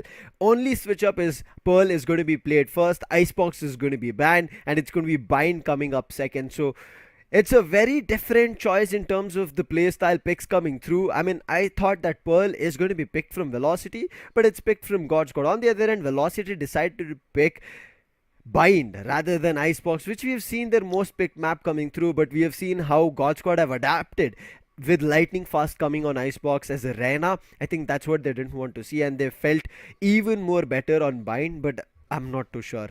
Pearl is still, I feel like, an untreaded land for many. Even though you've seen those teams, they fought against each other, we might have seen in overtime previously, it still doesn't matter because Pearl has not been, I would say, completely explored from all teams. There is numerous possibilities, numerous setups, numerous ways that agents can kind of differentiate the playstyle that I still want to see a lot of Pearl coming in. And to start the Val Clasico on kind of an unknown is still great. Can Velocity get that victory previously that they got, which was in overtime? Unfortunate, yes, they could have closed it earlier, but still, it's God Squad. When these two fight against each other, they do not relent to one of them giving away a victory. Exactly. God Squad versus Velocity. I mean, because these teams have faced each other so many times, some of the more obvious maps like Ascent and Breeze will obviously be nullified out. Yes. They've faced each other on Breeze also so many times before, and Fracture as well. It's natural that they wouldn't want to play each other again. Pearl, being relatively new, they've only faced each other once, so it makes sense that they pick it up again, and God Squad would have definitely learned from their mistakes the last time. Even when we saw the last Val Clasico, one might assume that these teams were playing to the fullest of their strengths. They did not make as many mistakes as they made against some of the foreign teams like Bleed and Made in Thailand. Of course, I guess one can attribute those mistakes to nerves setting in, or maybe even them being a little scared. Of course, things can be scary when you're facing an opponent who you've never faced before from a different country. But up against each other, while facing a familiar foe, those nerves will remain steady and unshaken. Let's take a look at the agent selection and see what these guys have picked up for themselves. I feel like we shouldn't be seeing something very weird coming in. It should be the composition that we have generally seen from their end, but a zero duelist composition is what we are going to be seeing coming in from God Squad. On the other end, Deadly will be playing on that Neon. I mean, he's speedy, he's fast, and he's quick on those kills, so very much needed coming in from their end. But Astras from both the ends, Helof as well as skills coming in, and Right to Ace is going to be playing on the Viper and Lightning Fast as well. But Lightning Fast, one thing that he does is he pretends and also sometimes lurks around, giving God Squad the advantage on attack when their entire team is rushing into A. There might be that art slow execution, wait and push coming in from Lightning Fast, which they have to be worried about. But again, SK Rossi, he might be on the chamber, but we have always called the chamber to be a pseudo duelist, which we also see from Deathmaker. Well, SK Rossi and Deathmaker, both of them on chamber is no surprise to me. Both of them, obviously the most ferocious aimers, will pick up that chamber. Amaterasu, known to be one of the finest initiators in the country, will go up against Kappa, who's also known as the Clutch Master. And on the initiator, both these players are amazing. At the same time, one major difference is going to be Hellranger on that KO. Of course, KO can be very annoying to fight against, especially with his suppression. And since a lot of the Velocity roster depends on their utility, the presence of Hellranger can be a massive deterrent. Skills being on the controller is no surprise, but Lightning Fast picking up the Viper is not something we've seen very often. He's obviously comfortable with the controller role, but usually it's Skills who picks it up, and Lightning Fast gets a little more freedom. Now that God Squad have a double controller and a double initiator setup, they might not be able to pick up the pace, but they will have plenty of utility to fill in the gaps. Meanwhile, Velocity, they have the X factor. Deadly 10 with breakneck speed can force Velocity to turn the tide in a way that God Squad is not prepared to handle. That'll be the differentiating factor. Now, previously when these two gens faced off against each other, as you said, Lightning Fast coming on the controller, he played Phoenix. But once they got that loss, they readapted to it and figured out, okay, this is not working for us and we have to make another choice and a difference. And that paid off when they fought against Enigma Gaming. But right now, it's these two gens fighting off each other. We saw them in the player camps gearing up. Hell Ranger back on his chair, Crips. And we are about to kickstart this Val Classico. It's been more than a year since these troublesome teams of Touch and T's first locked horns in the original Val Classico, fighting for a chance to represent India on the international stage. And now, a year and several cross-continental opportunities later, Velocity and God Squad find themselves in a foreign land, facing a familiar foe, fighting for India's soul. And Deathmaker starts things off in a stylish manner. Deadly follows up as well. Great trades coming through from both these teams, leaving God Squad at a man disadvantage, but they are still keen on contesting mid. Deathmaker up to task once again, and he is delivering divine justice from the heavens itself. A walking work of art, shuts down anyone from coming towards art, and it's down to Kappa. Kappa expected that, but then for a second it felt like he thought maybe there's no push, but DM, the death machine for every other opposition that is there against them, he proves himself again. And not even once, even though his rendezvous was placed, he took a rendezvous. He just started jiggling in that position. Deadly went down. He still didn't decide to rendezvous. Held that as an anchor. Took a 3k for himself and then just waited for his opponents to completely shut down and get this pistol round under control. You will love seeing this replay again and again, because that's how well and precise Deathmaker was in that round. And as precise as he was, he can be dangerous even away from the enemies. Deadly 10 locking down double doors. SK Rossi treading into treacherous lands, clearing corners where Amaterasu lies in wait, but he will not be able to change the fate of this push. SK Rossi now having taken control of not only Art but also Link opens up avenues for God Squad, where they can now filter into the A site, or if not, leave a couple of players there and mess around with the minds of Velocity. Meanwhile, SK Rossi scrambles Deadly's brains with that lovely headshot. Having taken control of water, God Squad can bisect this map. And that's what they're deciding to do as well. It's up to Deathmaker. He finds the first on Kappa. Rossi's already tagged up, so another shot from the Marshal and any other weapon should put him down, but DM, look at it. He's not looking for going in for a head-on fight. He's just waiting for them to be the peakers, and he takes Rossi as well down. It's all up to Skills, who takes that judge away from SK Rossi and now trying to figure out if he can find any easy frags. Velocity, not a lot being invested in this round, so dropping these marshals should not be a lot that they have to be worried about, but facing of Deathmaker doesn't matter whether he's scoped in or not. He's quick and he's going to be quickly taking out Skills, and that puts 2 on Velocity's end to start things off here on Pearl. Great start by Velocity, most of it by hero performances from Deathmaker. 6 frags deep and he's already farmed up his 2 with a force. So close to that deadly sniper, even deadly for that matter himself. While he's died twice, he's gotten 2 kills and his ultimate is also close by. Meanwhile, on the global esports side, they have plenty of weapons to fight with. At least in the previous eco round, they took the risk of going deep into Art and bisecting that map. They wanted to basically figure out how Velocity rotate in case they lose control of Art, and now, with that information being gathered, they look to challenge Art once again. No defenders available up close this time. All the Velocity members holding from deep near connector or from the site itself have given up control of Art to Global Esports without even a hint of resistance. Now what do Global do? They can continue pushing, or they can leave SK Rossi there and look to explore other avenues. This could create a big crunch. Teleport's ready. One thing God Squad is doing right now is going to be moving in all directions. But SK Rossi's position super crucial. Right to his, sees the edge of his shoulder and takes him out. The Vandal being dropped can be recovered as well, but they've already found the opening. God Squad were the ones who were looking forward to an opening for a mistake coming in from Velocity. But now Velocity having the numbers, we look forward to trades coming up. And look at this peak coming in. Helef's position is known. He's not going in for another peak right now. Puts up a smoke and just holds. Yeah, but they're making contact towards every end. Lightning Fast was spotted towards A. At the same time, Kappa has revealed towards B. They are all over the map and Velocity can't make a decision. Skills with the spike on his back makes contact with Amaterasu. The judge falls. And with this, the spike has been spotted. How do Velocity adapt? They can quickly rotate and try to wrap around Global Esports.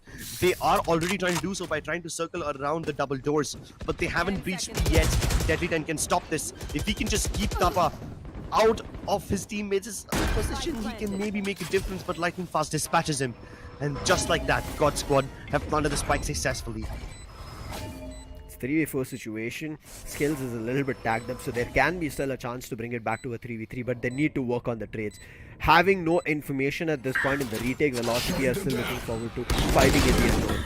0 point should give away the position. Look at this, the spam, and then Helef just started to creep in, but Hellranger finds two. Now it's all up to Helef to figure out a way to separate these 1v2s for himself. But Hellranger playing around the halls gets himself a 4. And the first round here for God Squad so ever close.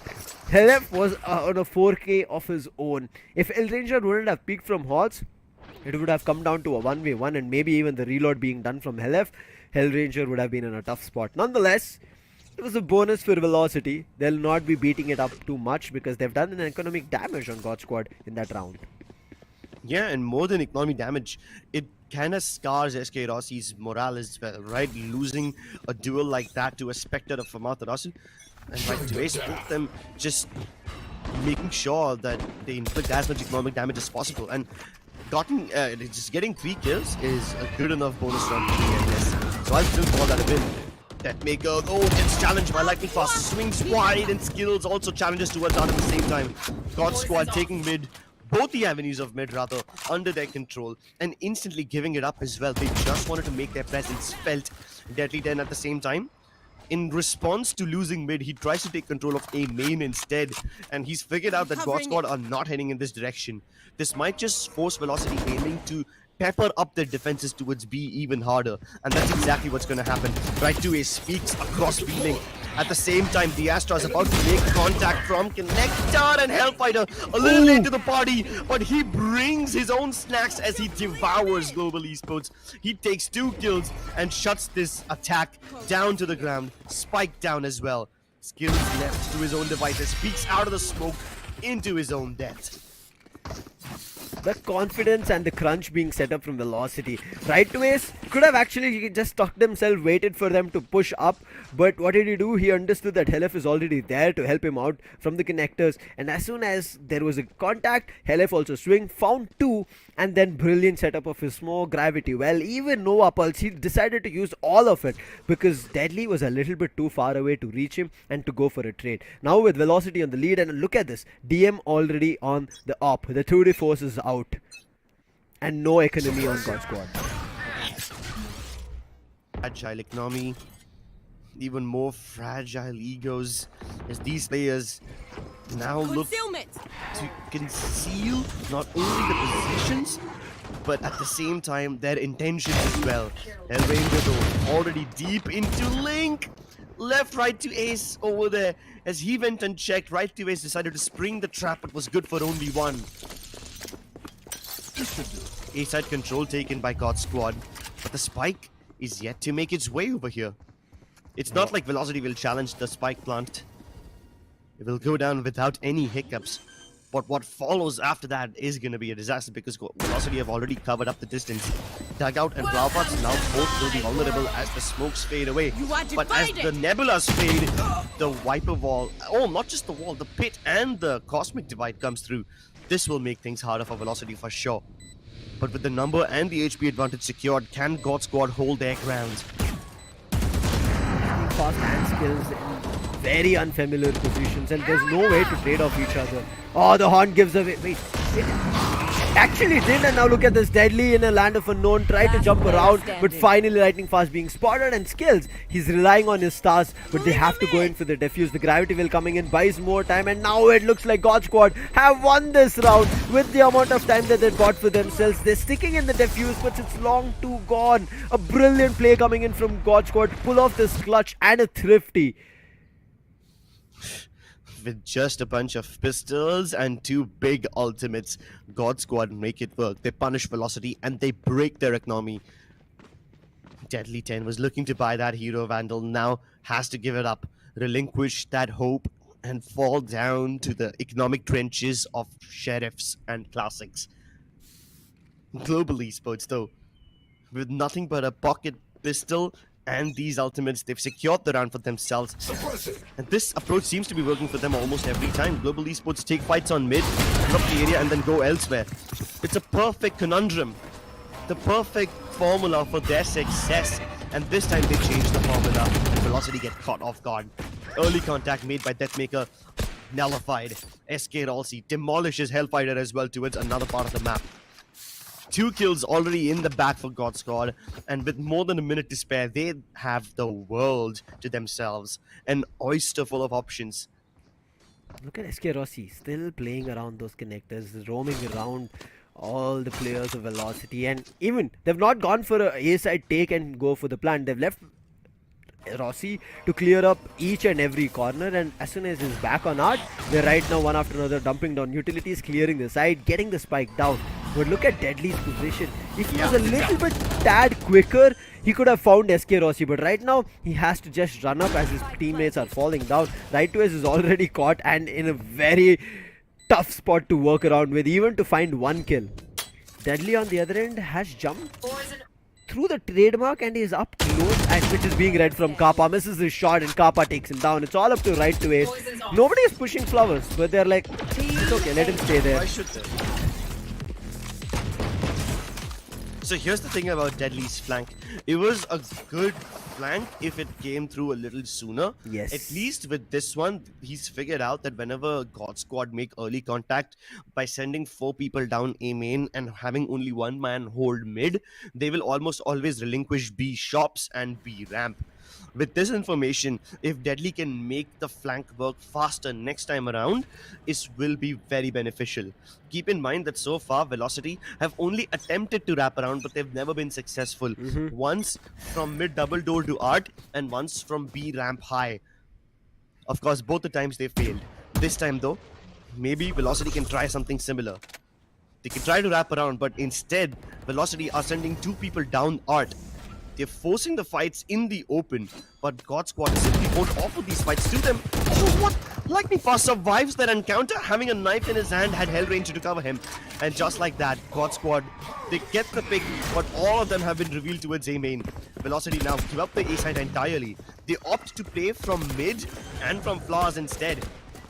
This could be a double crunch from either side. Let's see if it works.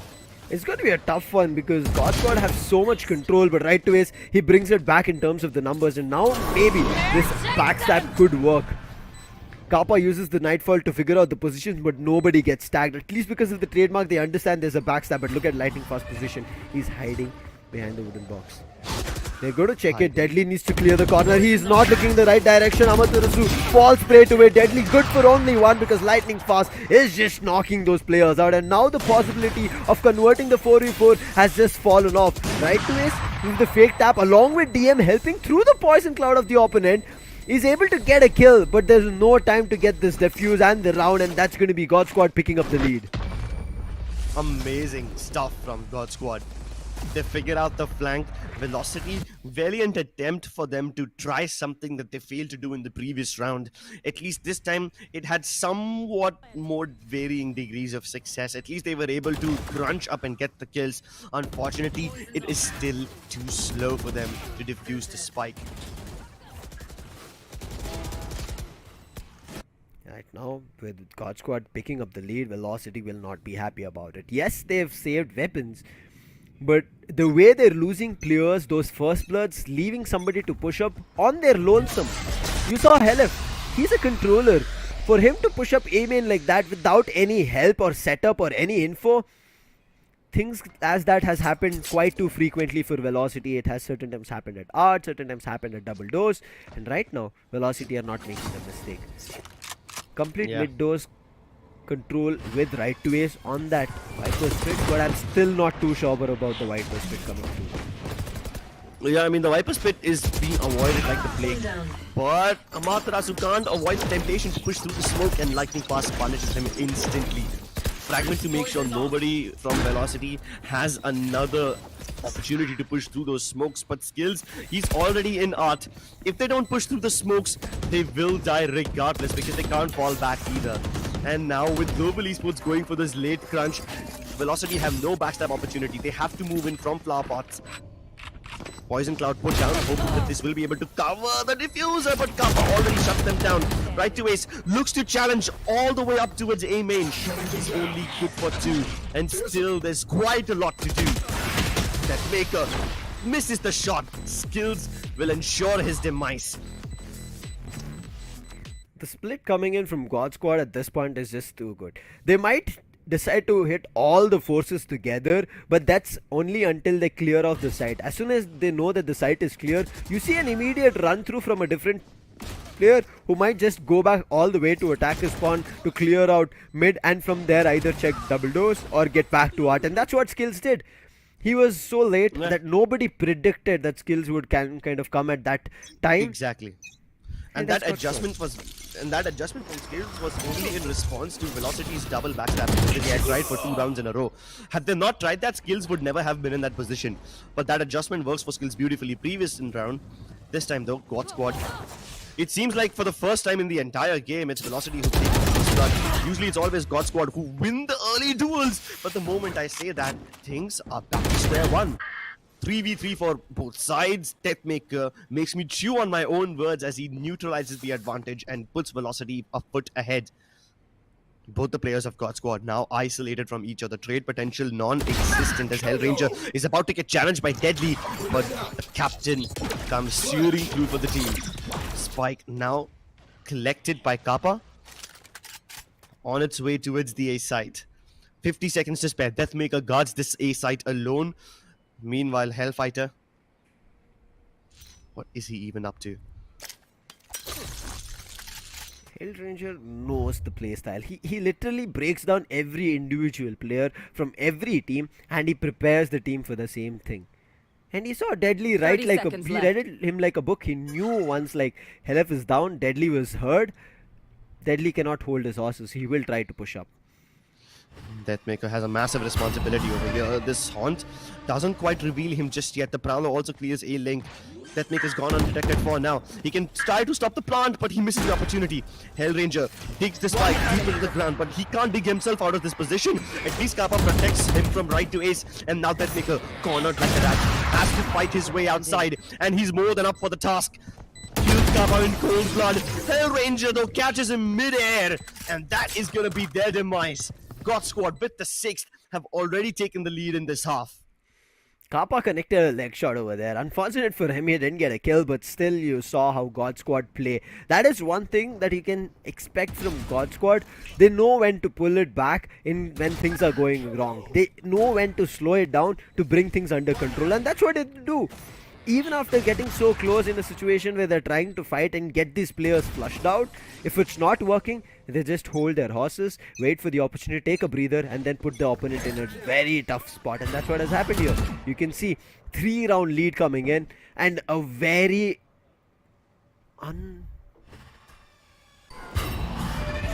unfamiliar setup in terms of the weapons. Okay. Unfamiliar. I mean, Deadly is all too familiar with connecting heads and bullets together. Oh, but like the fast response and kind. A tiny gap in that fast lane, and he's more than capable of blocking heads off. Hellranger, the knocking on the doors of B side all by himself. This could be a very precarious position for Hellranger. Makes a lot of noise and then falls back regardless. Velocity don't fall for the bait though. They know that this is a fake and the spike must be coming towards A side. That's why Deathmaker is already moving in response towards Dugout once again. But God Squad slow the hell down. This could be a very cheeky battle between Lightning Fast and Hellfighter. Both the controllers divided by one nebula. The world at stake. Velocity fighting for their economic lead. God Squad 30 fighting for the seconds left. lead in this first half. And as the worlds collide, Kappa's about to strike. The flash is perfect. Deathmaker has to snap back to safety. This forces Lightning Fast to come through, and Hellfighter's caught looking in the wrong direction. The Viper Spit will clear the way for them. Pave a path into the site, which cannot be contested by Deathmaker. And right to ace now. A man who has clutched for several times before has no choice but to give up his life to Hellranger. The moment he hears the bullets run out, Hellranger makes his HP points also run out, and God Squad take the lead. Finally, a timeout Crips here. As I said, it's just a very unthought of and unfamiliar fight that Velocity is trying to put themselves in. They are letting God Squad force them in so many duels that Velocity are actually not ready for, or maybe even don't want to have a chance over there. And God Squad, what are they doing? They're just, okay, you're not giving us the hint of where you guys are, or you're not trying to fight us out. Let's just push you. You saw what happened to DM over there. He knew that there will be pushing up at A main. The read was right from Velocity, but that flash not going in for a raw peak, the decision from God Squad to do that, and then he rendezvous out. And them reading it and understanding that, oh wait, okay, DM has TP'd back near dugout, so it should be us to flush him out to get us a better angle, and they do it. He wanted to climb the half wall, and he just gets put down because two players were guarding that position. And it's not a spot that he's kind of wanting to fight, and he's just getting put down one after another. And you can see Velocity, initially they started strong, having 3-1 scoreline, but right now look at them. They've not even picked up a single round. It's just God Sword on a spree of rounds, and we are done with 10. Yep. 2 more. 2 more to go for the half. Global Esports already having won 6 rounds in a row. It's not going to be much to do after this one. Even if they lose the last 2, they've already taken the lead. The op from Deathmaker forced back. Rendezvous forced out. God Squad moving closer and closer. This time looking to beat the double doors. Oh no, Hellranger. He walks right into Deathmaker's crosshair, but SK Rossi responds in kind, liberating the weak link. And now God Squad have a 2-pronged approach. Hellfighter has no choice but to go ahead and kill Kappa while he still has the chance. Deadly assists him as well. Amaterasu at the same time trying to take control of Art. The Nightfall forces them back, and Velocity have turned up the heat. They bring the fight to God Squad. One small mistake and a heavy price to pay here for God Squad. One flash from Hellranger. He flashed himself. DM decided to go for a peek, gets him down, and you can see Velocity understanding that this is how we have to turn up the heat. Helef would have actually been gone down if not for Deadly with that slide. Ooh, the savior slide coming in from Deadly. I thought like Helef is done, especially that Helef was concussed in his teammate's relay bolt. Yeah. More importantly, I mean, I'm glad that Velocity figured out the formula to success. Yes. Global Esports had been slow crunching mid, and then they instantly turn up the heat towards A main whenever the moment is right, and the only appropriate response to it is to fight them head on towards mid. Velocity, they have plenty of firepower to boast of, and it's about time they start using it to its fullest extent. After going towards A for several rounds in a row, God Squad tried taking B control for the first time in this entire half. This time, no one coming in from Link, no one coming in from Art. All 5 of them looking to burst into the side from B main. One Predator in the dark lies in wait, and its right to ace has gone undetected. But he doesn't know that there's one player already in back halls, and he could strike from the shadows whenever the time is right. He gets triple peek on both the sides, and that's a cool way to deal with right to ace. But Deadly 10 is already behind you. There's no way you can deal with him now. 2 kills for this man. God Squad find themselves in the site, but they are not in a position to plant. Not before they figured out where Hellfighter is. He's trapped in this corner, playing behind the Cosmic Divide, and this could be a very funny encounter. Lightning Fast and Hellfighter now about to face each other as the walls fade away, but the timing is just immaculate. Lightning Fast has a sixth sense. He knows where Hellfighter might be, but his senses are betraying him. The patience from Hellfighter though, admirable. He waits for Deadly 10 to move in closer. Lightning Fast is busy guarding towards Under Heaven.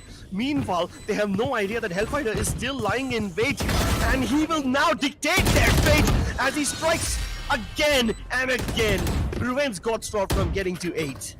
Helef just waits. He's hearing all the sounds coming right close to him, and he's like, let's just wait it out. I cannot go for a peek because as soon as they spot me, they're going to spray me down. On the other hand, Deadly, who's trying to push up, he's also not been given any kind of audio cue or even vision. They wait it out, and because of which we can see now Velocity, after that initial 3 round, they've picked up 2 more to the end of the first half, and now we have a halftime pause. They've made mistakes, yes, but to the end, they've actually figured out the formula to success, as you mentioned, what they were doing wrong and what they have to do right. So for them, this halftime pause is going to be very crucial to turn the tides and close the scoreline, at least to start things off in a 7-7. It looked like God Squad were going to run away with the game. The way they took that 6-round lead in a row, It was definitely exemplary. Velocity respond in kind by turning up the heat towards mid, taking the fight to their nemesis, and the patience from Hellfighter pays dividends multifold. Stops them in their tracks, makes God Squad doubt themselves as they try to recontest towards B Link. But that was all in vain. Hellfighter, calling well above his years, sensing everything beyond the walls. It's that game sense that enables Velocity to put up a competent 5-7 scoreline. Of course, it could have been better. But if it wasn't for Hellfighter, things would have been starkly different. Yes. It's mostly Hellfighter's presence towards Art that has either gone undetected, or if they deal with him, it gives God Squad way too much advantage. Remember all those rounds where Skills and sometimes even Lightning Fast would crunch towards Art very late in the round where their team was already pushing towards A main. I guess it was round number 6 when Skills did it. A few rounds later, Lightning Fast did it as well. Both the times it was Hellfighter responsible for stopping that push. And only because Hellfighter failed were God Squad able to succeed. Yes. But when Sagnik, Hellfighter, when he steps up, his team is relieved of the pressure and they can finally farm up the rounds that they so desperately require. And that's why we say the control is so goddamn important. You need to make sure the plays that you're making, you relate to him, and he starts dropping down those utilities which is more than necessary to help you out, to keep you in vision and to keep you in positions where you can always take up a fight. If Helef wouldn't have kept his hold here, and even when he put down the gravity wells and Nova pulses, he could have gone in for a peek, but he just held it out waiting for Deadly to see if he can find anything of sorts in terms of vision. But as you rightly mentioned, any time that we saw Helef going down very early in the rounds, being even the first bloods, Velocity had nothing to do after that because they knew they did not have any smokes. Even though right to ace is there, his toxic screen would have been used very early on, poison cloud would have been put down early on, but right now the round has started. It's off for SK Rossi, who went for a swing like DM, but he gets punished. Deadly 10, proving his mettle, proving why he is the new prodigal child of Valorant, proving why the newest addition to Velocity is worth all the money. Lightning Fast goes undetected by the Prowler, and it's a heavy price to pay as he triples up, almost on the verge of 4, but greatness will not be achieved today, and Velocity will live to fight another day. They now retrace their steps back towards Double Door. All the way from Connector, they try to make it towards Sewers, and if not there, they will try to go towards A Link. Deadly Kappa. is super low. Yeah, Deadly is super low. HP advantage certainly lies with God Squad, but if Kappa cannot detect it, this will be a disaster. A bullet is all he needs, but Right to Ace trades it back down to a 1v1. Skills and Right to Ace. Right to Ace, the man who first represented on the international stage all the way in 2014, now faced against one of the players who has always been favored by Destiny, but only has been shut down before he could touch greatness. As both these two minds now clash in this epic proportions, this battle, even though it's silent, you can feel the tension pulsing through the air. You can taste the passion both these players have for the game, and Right to Ace challenges him in the smoke. There's only one dweller in the darkness, and it's Right to Ace who rips off Skills' face. Such a close pistol round here for both the teams. Right to Ace, keeping it calm and composed, even on the cams when we were seeing when the round was going. He was not rattled at any point. Even though he heard the spike being defused, the smoke covering it all up, he said, I've got it under control, calmed his nerves, and that entire team also knowing that Right to Ace has it under control could be kind of known while the style he made to play. But right now, it's going to be an anti-eco by advantage that Velocity will have, and look at this, Deadly wants to rush towards it, and he's trying to spam right now, and a counter spam with the pistol is being sent out, but it is Skills who will take up some chip damage. Oh, make it a kill itself. Deadly 10. There's too many layers of smoke in between him and Lightning Fast, but there's nothing that stands in between him and becoming the Grim Reaper. He blows open this site, cracks it open like a walnut, and now he's ready to defend it from any oncoming retakers. Hellranger meets the same fate as the rest of his teammates as Deadly triples up. It's all up to Skyesports. He has Headhunter and 4 bullets to at least take down 4 players. But they're not even giving him a chance, and now with the Trawler coming in, he was not able to destroy it as well. Missed the first, but does connect the second, but does not matter. It's still Velocity who will be picking up the 7th and making sure they equalize the score as they've jumped into the attack. But here's where things can take a downfall, because it's going to be a full buy that God Squad will be coming out from. This time, can they take this bonus away? I mean, they just lost 1 weapon, but you can see how very well thought of being played coming in from Velocity to figure out what's the next move should be and how they are attacking, making sure they're setting each other up for success. But right now, the full buy, there is a Bulldog in the mix because of, I think, those Sheriff commitments coming through. But nonetheless, they are still going in for the fight. Deadly, he still has a Spectre, but he's trying to fight with the Sheriff. But look at SK Rossi's position. It's a trap. In the meantime, Lightning Fast is not going for an overextended duel. There is a trademark and also a star setup for him for his success. DM in the meantime, along with Abaturasu, is trying to push up B long. He's already spotted Kappa. But look at this. They're trying to only crunch this. Just trying to send players in all directions. Rossi, an untimed pick and a wide swing. He was not ready for it. But look at this Prowler, Kappa. It was about to bite him. He was able to destroy it. But look at this. They've gotten the side, gotten the spike down as well. Position might be revealed. Does not matter. They have Hall's control as well. Unfortunate for the Prowler. It takes on one. But there's a quick trade coming in from Velocity. They control the numbers to a 4v4 situation and upgrade a weapon for Deadly as well. And look at this. He's going and taking the head-on duel. But unfortunately, Kappa gets a chance to double down. It's up to DM to control. But he was putting down his rendezvous. Caught pants down without able to do anything. Now it's up to Right to Ace in a 1v3 situation. Gets the first of the win. He has 2 more to fight with. He is the clutch master for Velocity. But both of them are worried about it. And they push him. At the time, he stops rattling his bullets, and that's going to be God Squad bringing back the lead in their favor in this full buy round. Came too close, but Velocity making some iffy decisions about putting down their utilities and then trying to go for an aggressive fight. If they would have held, they would have had brilliant crossfires. At least something to boast about is economy damage. Global Esports, they have such unique setups that Velocity were completely unprepared for. While it seemed like Global Esports would have had a difficult time coming into the retake, the way they were able to so clinically deal with the setups of Velocity Gaming, which at the time seemed non-existent, it was child's play to them. It's like a hot knife cutting through butter. They go right through, just like Deadly's bullets across Kills' skull. They pierce his cranium, puts him to his rest. Hellranger, though, he was prepared to double peek alongside Kappa, but right to Ace is just so precise. He can't stack twice, but Kappa definitely good for 1. Lightning Fast, he's gonna have all the fun. Runs away from the gunfight, but the Seas won't let him.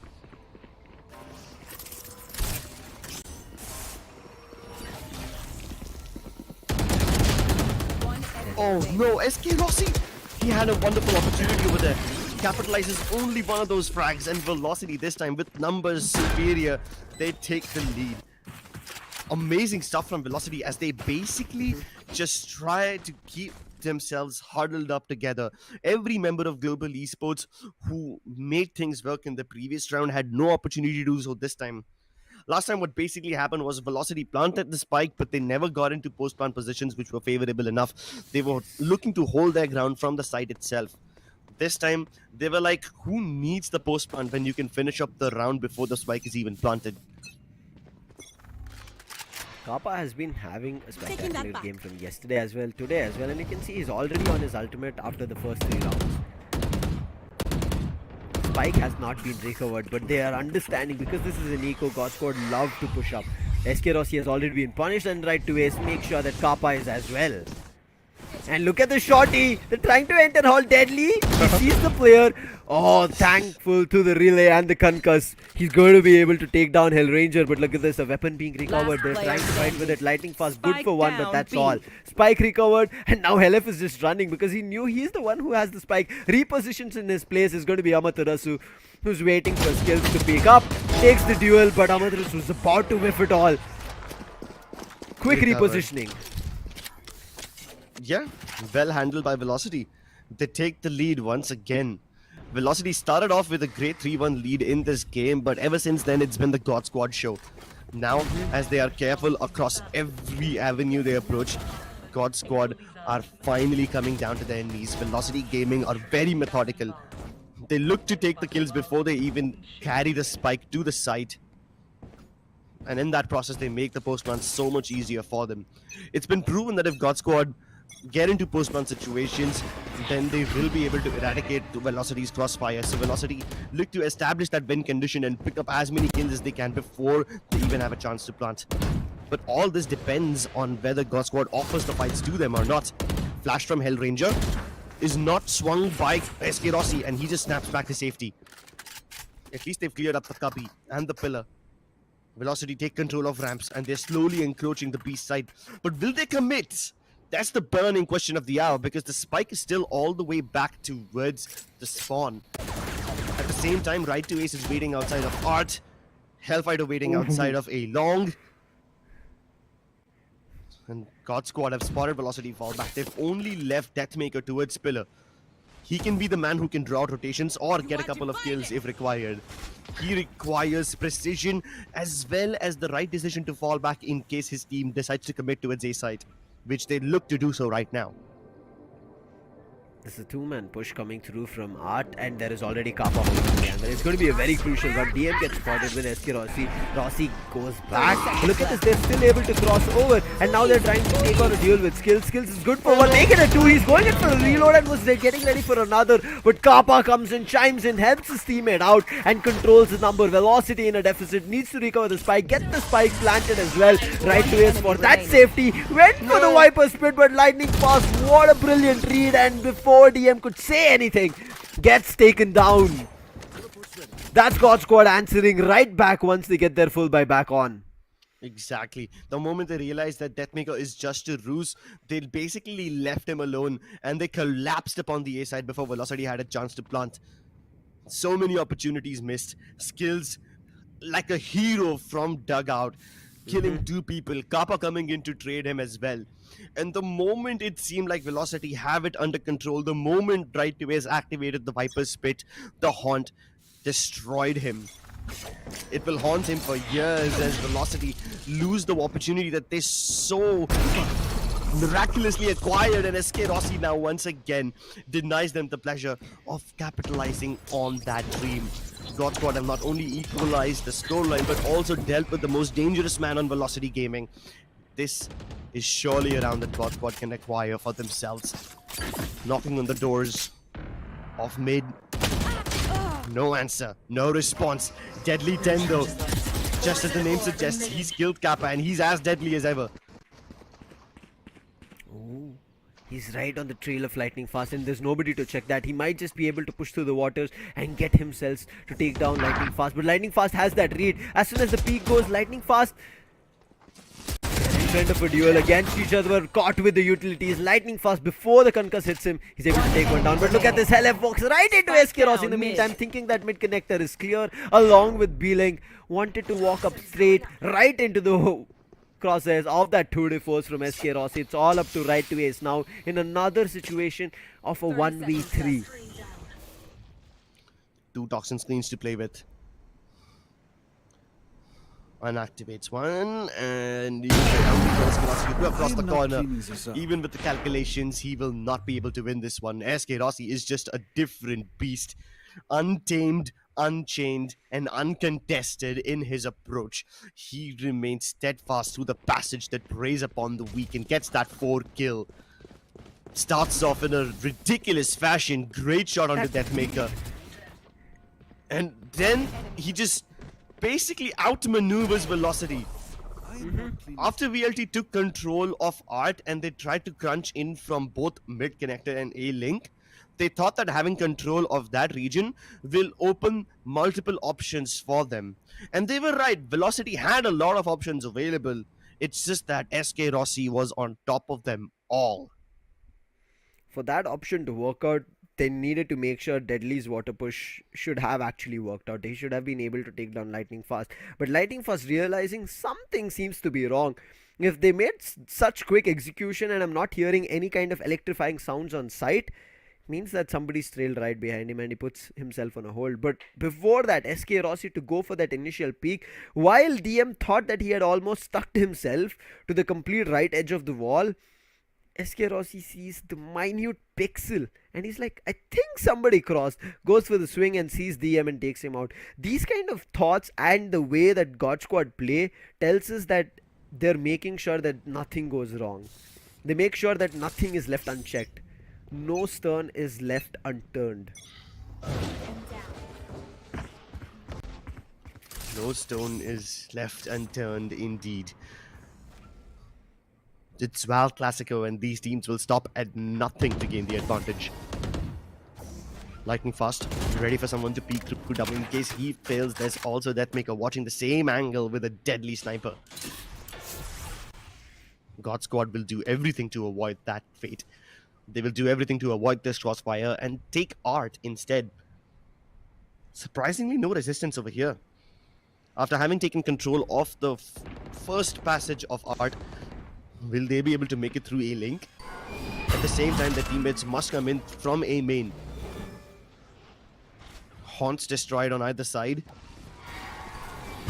Nobody from A link peeking just yet. Velocity now look to crunch the A side, which has been seemingly uncontested.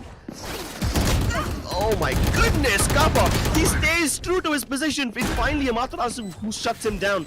But this also is an overextension from Velocity Gaming. Deathmaker has to thread the needle over here. He's holding a precarious position, which could go wrong if the timing goes wrong for him. Deathmaker, though, so strong, kills Hellranger. Amaterasu still stuck over here. And they're playing Bring Around the Rosies with each other. Deathmaker stops him before any funny shenanigans can be pulled off by the captain. That triggered discipline coming in from Kappa. Unfortunate that DM was playing with Amaterasu. If that wouldn't have been the scene, I'm pretty sure Amaterasu would have been taken down as soon as the other player was spotted. Kappa played very cautiously and was threading it very lightly, but nonetheless Velocity will be equalizing the scores. But you can see Velocity, they understand that they're not being challenged, and what they do is make sure that they close every avenue or everything that is a discomfort for them that God Squad might challenge from, and then just hit the site. Well, this one might be a fast one from Velocity. Heading towards B ramp once again, with only right to A is going towards A. And he's already killed skills on A main, so now God Squad are in two minds. Do they contest A or do they keep holding their crossfires on B? The Nightfall doesn't clear out screens, but the 0 point definitely does. A myriad of balls, both from the Neon and the Viper across either side, and Deadly 10 jumps through his own, kills SK Rossi and dispatches him with cold blood. Having taken control of the site, it's only Hellranger who's still available over here, but he can't do much until the rest of his team arrives and he won't even be getting the opportunity to rendezvous with them. Lightning Fast at least comes through with the trade, but still, the numbers are far too superior on Velocity. And look at this, there's already right to Ace who's crunching him, making sure no weapons are being saved. Kappa, in a land unknown, a map which feels unfamiliar for him, just to save this weapon is running across the attacker's spawn and getting back to A, where right to Ace, he's also coming in the same direction. Oh, the sound has been heard. Kappa, in the hunger to pick up that Vandal, now might just go into the crosshairs of right to Ace, and rightly so is. Velocity, slowly but steadily getting a read of what God Squad want to do, how they want to crunch them in, and they are isolating that in interest. And you can see always making sure they grab the attention at one direction, and on the other end without making any noise, one player pushing up. And that's what SK Rossi or Lightning Fast was doing in their attacking half. Exactly, it's the classic push and pull dynamic.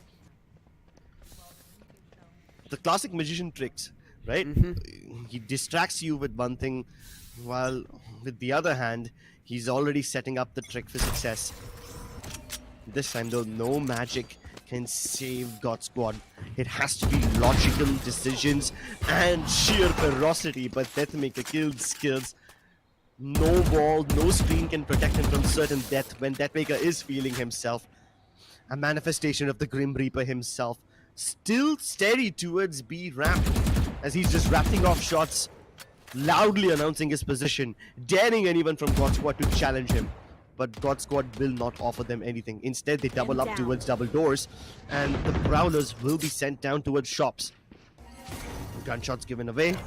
God Squad have a fair idea of where the spike is. But what do they do about it?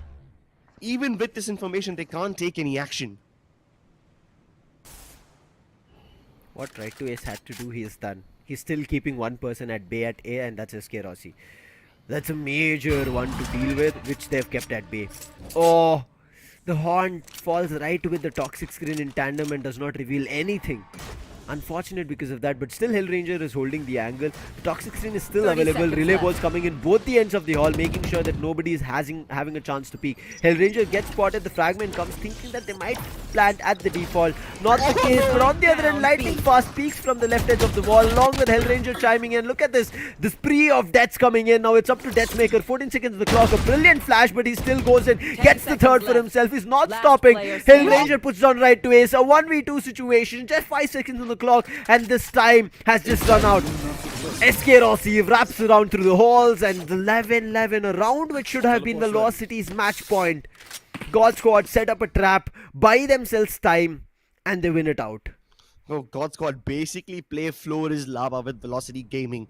If they try to plant towards the far end, the fragment prevents it. If they try to plant towards Fridge, they basically spam the hell out of it and not let anybody stand over there. Lovely shots from Hellranger as well. That Sheriff tap prevented him from certain death, and if he did not connect it, then maybe Velocity could have recovered.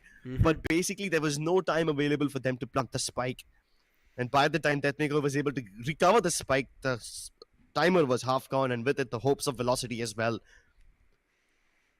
Global Esports, or you can call them God Squad if you want, they are playing with fire over here by deciding to challenge Velocity at the very last moment. They've taken a big risk, but boy, this risk was calculated and it works out. One weapon which got recovered from skills going down, lightning fast with the toxic screen, recovering it, coming back to halls, and along with that playing with Hellranger on Hellranger's contact. They could have gone in for their own individual peak. Now look at this, lightning fast looks like he's getting riled up. He's like, I'm done with this. I'm not letting Velocity get any closer to match point. I want to close this, take this off to bind, and close it there as well. Ooh, this right now looks completely riled up between these two opponents, and these are the classic rivals of Valorant. Kappa requests the buy from his teammate, goes for the full shield, a much and a crucial decision in these individual duels whenever they take it. Gets spotted, 2 players coming in from God Squad, but they're still trying to fight it out. Deadly gets pushed off. Otherwise it could have been a scenario where God Squad 2 players would have been taken down. Yeah, but now that God Squad have used up one of their bigger ultimates, they've only got the Viper Spit and the Cosmic Divide to work with. Velocity, by only using up Deadly's utility, they baited out a big ultimate from God Squad, and I would say that this is a good battle of attrition that goes in the favor of Velocity. Once again, they look to creep towards peeling, but this curvature of the smoke allows Hellranger to get the kill and fall back to safety as well. And if anyone tries to come through, the fragment will stop them from doing so.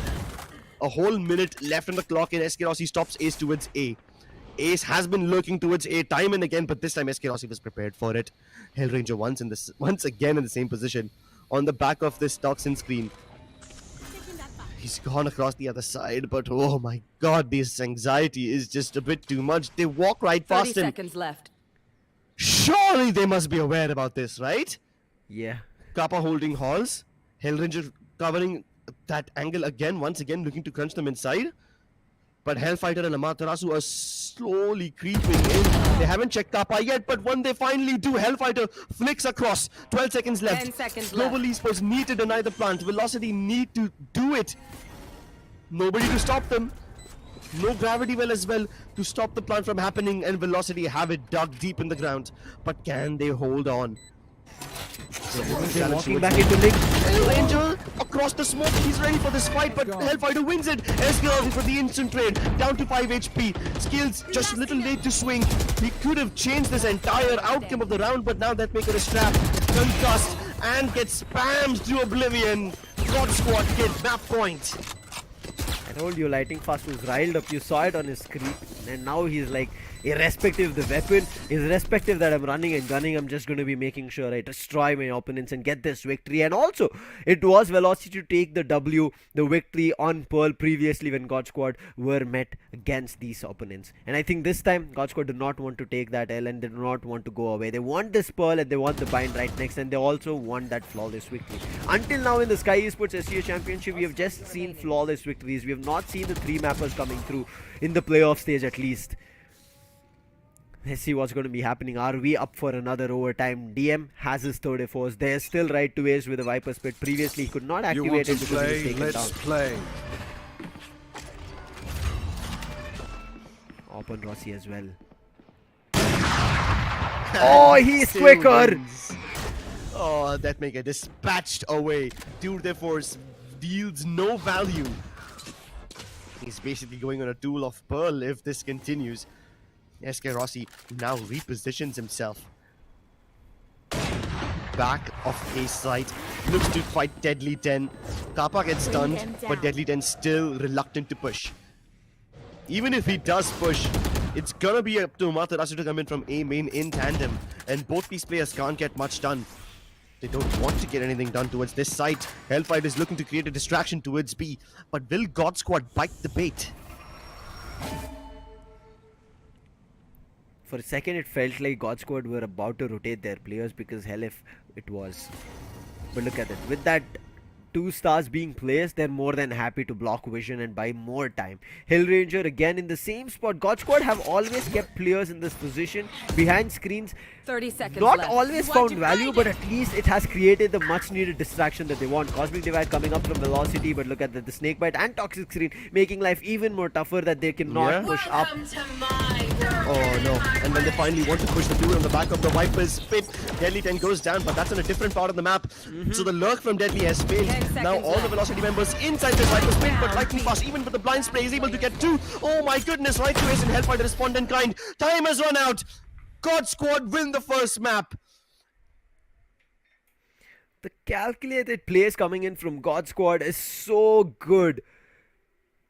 They never run out of ideas. They never run out of the reads. You saw the Toxic Screen was there. They could have kind of dumped that Viper's Snakebite and Toxic Screen together very early on. But what did they do? Made very good utilization of the utilities that they had, thinking about, oh wait, we have Nebulas as well. Why don't we use Nebula? Call skills to put down the stars. He puts down the star, brings up the Nebula and buys even more time. And when they understand the clock is ticking, they understand that there is no action towards any parts of A. And after Rossi finding 2 more players towards A who were trying to lurk around, they're like, it is a B hit. Let's just close it off. And that's what they do. Even though the Viper Spit gets activated, unfortunate over there for that timing of the utilities being dumped. Kappa coming in with his horn, players being tagged out, and forcing players to push out of the Viper Spit and take the duels. Helef and Right to Ace were able to find 1 each, but it was not enough because again there's just too many players from God Squad surrounding, so they're able to quickly trade it out or keep the pressure up that they push the players. And then you saw Right to Ace in his Viper Spit had 3 players pushing in from all directions with the bullets just rambling across his shoulders, and he's like, I need to fight, I don't have time, I have to get the spike down. So many thoughts running on his mind, but it was God Squad, we've got this under control. Rossi just going right in front of this face and getting that round closed, and that's Pearl, the map which Velocity won. Well, that was a very close round indeed. I mean, Velocity were waiting for Deadly's flank, and in the process, they spent too much time doing it. By the time they actually got towards the side, there were barely a few seconds left, and all that God Squad had to do was just delay them with the snake bites, the toxin screen, and a hailstorm of bullets. Lovely start off by Deathmaker. Stylish triple kill for him in the pistol.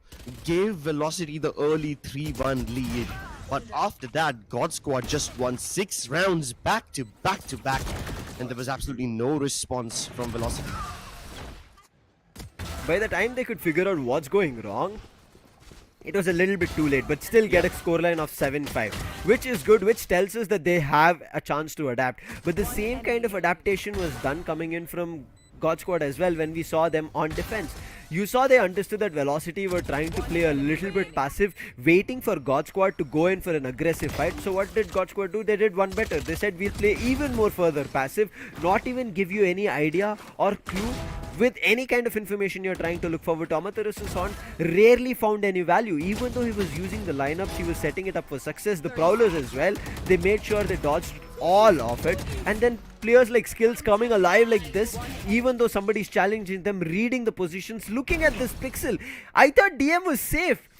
For me, it was the red silhouette that told me that okay, DM is trying to tuck himself, but for Rossi, it was a small pixel that gave him an idea. I think somebody crossed over and he sees DM. You gotta appreciate the lurks coming in from right to ace. It's really nice how he's able to turn an entire round on its head simply on the basis of his position. And because of his lurking, God Squad were forced to adapt. They were always having at least one player dugout, at least one player flower pots for like 3-4 rounds in a row after that. Unfortunately, because it worked for Velocity once, they tried to replicate the same thing again and again and again. Sometimes it was Hellfighter lurking, sometimes it was Ace. In the last round, it was even Deadly lurking, but after that successful lurk from Ace, no other lurk was successful from them at all. And in the process of getting that lurk activated, Velocity just spent too much time. In the last few rounds, God Squad was simply winning on the time pressure because they were basically pressuring Velocity to plant the spike in a moment's notice, all while Velocity had to face the wrath of 1,000 bullets being showered on them, on top of the utility, on top of the mollies and the smokes and everything else. Everything but the kitchen sink was thrown in at them to stop the plant from happening.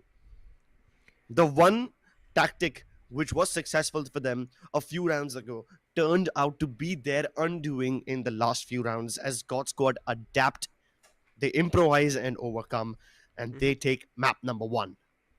They were so good in keeping information hidden, not making sure that what kind of weapon, what kind of player, what kind of an agent is playing in a site on their defense. You can see everybody has played their role really, really well, but the main factor that they had to kind of work with here is Kappa and Amaterasu. Amaterasu did not find the value on Fade. It's not because it was not right, it is because of God Squad reading it, God Squad understanding where these lineups will be coming up from, how the Prowlers will be used, and always them being able to dodge it or at least destroy it. So the only information that they could get with that horn coming in from Amaterasu was like, there is someone. That's all. Not sure if it's Rossi, not sure if it's Hellranger, not sure if it's Lightning Fast. They don't have the idea. And that's the reason always keeping Velocity in a disarrayed position is the reason that we see God Squad getting this victory. But it's not done yet. We still have Bind and maybe Haven, but it is all after a short break. So don't go anywhere. We'll be right back.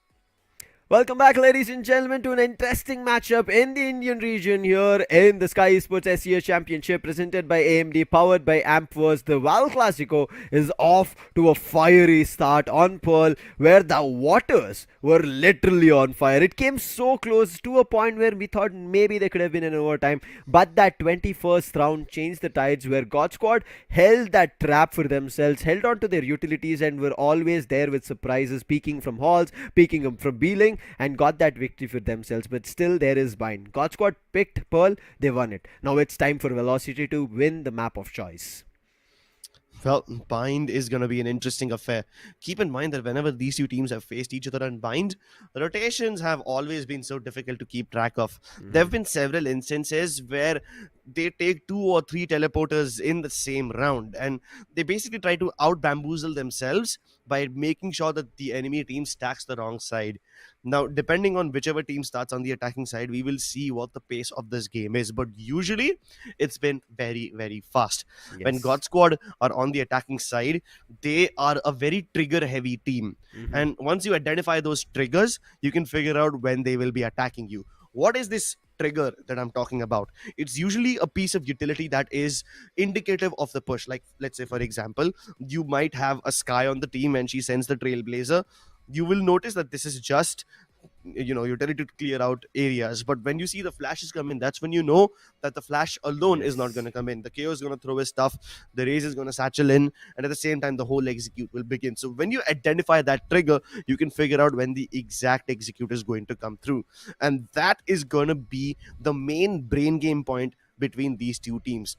Because they faced each other so many times, they must be able to identify each other's triggers. And when they realize that the full-blown execute is about to come through, any team that's on the defense needs to just turtle up, wait for their opponents to come in, and hope that their crossfires hold their ground. Because the way both these teams play execute heavy, there's literally no one can defend the sites if they just hold their standard positions. They will either have to fall back and play for retakes, or they will have to be super proactive with their own utility and keep pushing even though they're on the defense. It's going to be a battle of the brains between Hellranger and Amaterasu. Let's see where Bind takes us. Jumping into the map veto for all the viewers, in case you missed out on the first one, it was interesting, went very close, 13-11. But God Squad decided that they are the ones who made the choice, and they wanted to make that victory also possible here on Pearl. So at least in terms of God Squad's victory, one of them have been a checkbox. In terms of taking down Velocity on Pearl, when previously they met, it was not the same scenario. But right now it is going to be Bind. Velocity, have seen them doing a lot of stuff. They've come up with numerous innovations on Bind. They've changed up their strategy with double initiator setups coming through, double controller setups coming through, duelist being changed. I'm not too sure what they'll be packing in here today, especially against God Squad after taking a loss. They've played Bind once, and that is against Revenant. They got a 13-8 victory, and as I said, it was a double initiator setup coming in from there, and so it might be the same thing. But on the other end, God Squad, they're the ones starting off in defense. But one slight ray of hope that I still have is just because God Squad picked up their victory on their map, it should be Velocity. Looking forward to commanding this map, because I feel like God Squad, they have not had their victory, because previously the same scoreline that I just spoke about against Revenant that Velocity won, the same defeat was what God Squad faced against Revenant. So there's something that can work out here for Velocity on Bind, and I hope for it, Crips. But what is it that will work? At least we have God Squad starting on the defense this time. And you know for a fact that God Squad is not the kind of team that will just sit still. When they try to be proactive and when they try to push out, even though they are the defenders, it is a easy solution for Velocity to just hold their ground, hold their defaults, and punish the overextension from God Squad. But what's going to happen when God Squad decide to put the brakes? When they decide to slow things down? If Velocity keep looking for that chink in the armor, if they keep looking for a push coming out of God Squad, and when they don't find it, they will realize that they just spent way too much time defaulting, and now they have absolutely no time left for the actual execute. And they've already fallen prey to this very strat in Pearl as well. We saw that in the last few rounds, Velocity literally ran out of time to plant the spike. Yes. A similar story, a similar fate could await them in Bind as well. So if they can learn from their mistakes in Pearl, maybe Bind will be a more entertaining game to watch. Maybe we will even get to see an overtime. I agree If with you on not, that point. then God Squad will run away. Like, we've seen Velocity, they're a team which wait for information, and once they have the info, they go for the fights. If the fights do not work out but they're still able to get the side, they quickly go for the plan. And I think that's what God Squad are trying to kind of corner Velocity in. They understand that Velocity like to go for a very quick plan. Let's deny that plan. Once we deny that plan, we buy ourselves time, and then we make sure that Velocity are now rumbling across the side, figuring out what should be the next approach.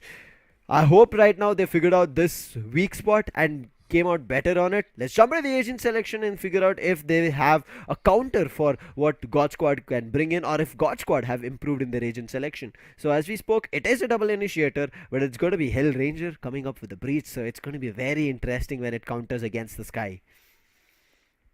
Ooh, I mean, I expected the breach, but right to ace on Sky, it's been a while since I've seen him on the animal agent. Maybe he can unleash his inner animal when he picks up the Sky.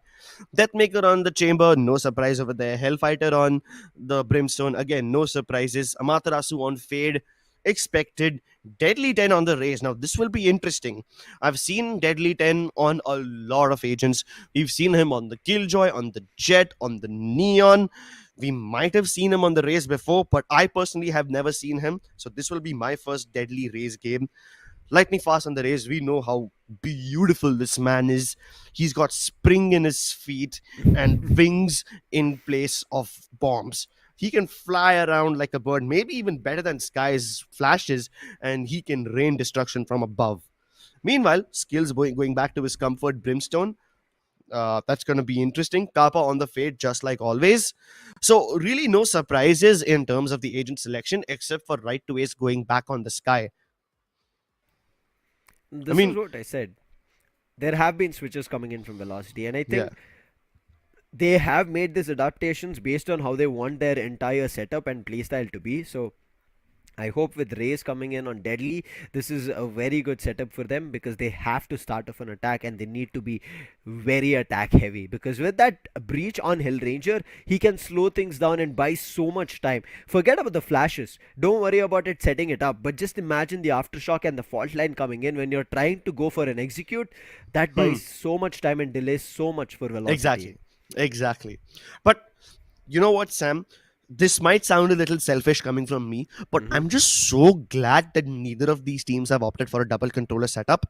Oh my god. Okay, I might get cancelled for saying this, but double controller on Bind might be a good strategy, but it is extremely boring to watch. Double controller basically crawls down the game to a halt. It accounts for a very slow and methodical game. It basically turns the game into a chess game, basically. It slows down the pace that much. And that's basically the consequence of picking up a double controller setup. You have the luxury of slowing it down and still having utility to cover your approach into the site later on. But with neither of these teams having a double controller, we will be getting to see some quick, snappy executes. And you know what happens when we have quick, snappy executes? We get to see some amazing highlights, amazing firefights, and lovely trading. So I might sound selfish when I say this, but I'm just glad that we get to see a brawly, fight-heavy game rather than a slow-paced, methodical approach to the game. It is. It is going to be a very tough one between these two teams, especially with Velocity right now fighting for their life, because both these teams are on the lower bracket. Whoever loses today are out of the Skyesports SEA Championship, and they've all the way flown to Thailand to fight against their opponents. And so early out of it, none of them will be happy about it. So it is both redemption, revenge, as well as survival here at Bind. Exactly. It's been more than a year since these teams first faced each other, and they first locked horns in the original Val Classico. Back then, they were fighting for a chance to represent India on the international stage. Now they are already in a foreign land, facing a familiar foe, fighting for India's soul, because only one of them gets to wear the tricolour flag on their backs. Saffron, white and green, both of them keen to show how much they've matured. Tournament life ensured for God Squad. They've battled and brawled, they've contested and confronted each other numerous times, but right now, here in this moment, in what could be the final Val Classico, God Squad are steadfast in their approach as they want to stop Velocity in their tracks. The push from Hookah, imminent. Danger accounted for. Hellranger already Spike strikes. down, B. They jump into the teleporters and Hellranger is still trapped in there. How is He he shut the doors in surviving? their face. He gets a kill, survives while players knew his position, and now look at skills. He's made sure that there is no way of them rotating. There is a crunch right now. Even though there's a trademark, he's like, I don't care about the trademark. I know if there is a thought that they want to rotate, they'll be coming steadfast here, and I want to deny them from that happening. He puts down a smoke actually right now to help out Hellranger to cross over. Kappa in the meantime spots Deadly at Hookah, and Deadly, he knows he has no chance right now to fight because that angle was right now spotted. Pencil coming to flush out Kappa, but look at the fall line again, denying the entry. Lightning fast taking a player, 30 and seconds finally Hellranger being cleared. But look at where Skills is already with the B-long push, and nobody has it out, or nobody has even the idea. Along with Kappa chiming in, it all comes down to Deadly. Position known, heads popped. First round for God Squad. Amazing wraparound from God Squad. If they lose control of Hookah, they just ask Hellranger to stall and buy some time. He was hiding and biding inside the teleporter room, sending fault lines to slow down the approaching members of Velocity. And when Deadly finally shut him down through a wallbang shot, they never accounted for skills to be near long. Velocity worked really hard to clear every avenue, but Global Esports, they retake those areas as soon as they are lost. They force Velocity to re-clear angles which they have already taken care of, and in their minds Velocity thought they were safe, whereas the reality was far from it. This time, Spike still not unsure of where it wants to go, but Velocity are looking forward to contact and picks. They want to make sure they find a way to drop at least a couple of weapons, but brilliant fall line, and Deathmaker is forced off the position. Thankful to the rendezvous that he could back up, but in the meantime, look at this. There's just brilliant setups and utilities that players make use of, and skills buying time, making sure that if there is an A-shot push, it gets denied. Hellranger reads that there should be somebody boosting themselves up in boxes at A-shot, sees a player, and Deadly is down. Yeah, now that the only person on the team who can cover distance is out of the picture, what do Velocity do? They figured out where Hellranger is. They can figure out where Kappa is as well. Do they account for Skyesports to be in the vicinity too? Maybe the rendezvous beacon can actually give away his position. But even with all this information, what can Velocity possibly do? They have nothing to breach into the site. Pun 30 intended. seconds left. They can probably wait for one of Right to Ace's flashes to regenerate, but that will be a few more seconds. Time is ticking, 20 seconds on the clock, and they need to make a move now. Right to Ace makes a move towards B, but that's not gonna help them at all. God Squad still holding A site very heavily. The smokes go down, trying to buy space for Velocity, but SK Rossi and Kappa disrespect the smokes. They push right through it, and Kappa does it yet again. Absolutely nothing to stop this man. Right to Ace is back from his fake attempts, but he's left with nothing but a dead and shallow grave. While we were seeing the previous match clips, me and CA were talking about this thing called radio silence. Here, Right to Ace could have sold that rotation or at least that execution towards B if there was no sound or at least kind of presence being shown from Velocity at A shot or even showers. But they always kept some players at A shot and showers, and the same time Right to Ace went there, which meant that if there are at least 2 players towards A and only 1 at B, it still is A execute, and that's the reason God Squad didn't even fall for the rotation. And right now, Velocity need to make sure that these kind of fakes that they try to sell, it needs to be very proper. Otherwise, God Squad cannot be easily outsmarted. I mean, even if you do outsmart them, God Squad can outmaneuver you. Now, the only question is, who's got the ability to out-aim? That's a debate that can go back and forth. But Kappa, flirting with danger, fault line comes through, and Deathmaker snaps back to safety. No casualties now, but look at how much utility God Squad have already expended just trying to keep Velocity at bay. And if even after this Velocity are not able to find an opening, then that will be a big shame. I agree. They have expensed utilities, but all those utilities have actually found them value in keeping Velocity at bay, and now with just 40 seconds, the only thing that Velocity can do is go for a very haphazard play, and that's what they're trying to do. God Squad, that's what they want to do, and look at this. Oh no. Oh, the molly, it's just bought them some time, and Rossi on top of it has taken Amaterasu down. Because of the Prowler, Deadly was good for one, and the reload, he just gets caught off guard, but DM, he's not stopping. He pushes the player until you haul and takes players down after one another, and now got in control of A side.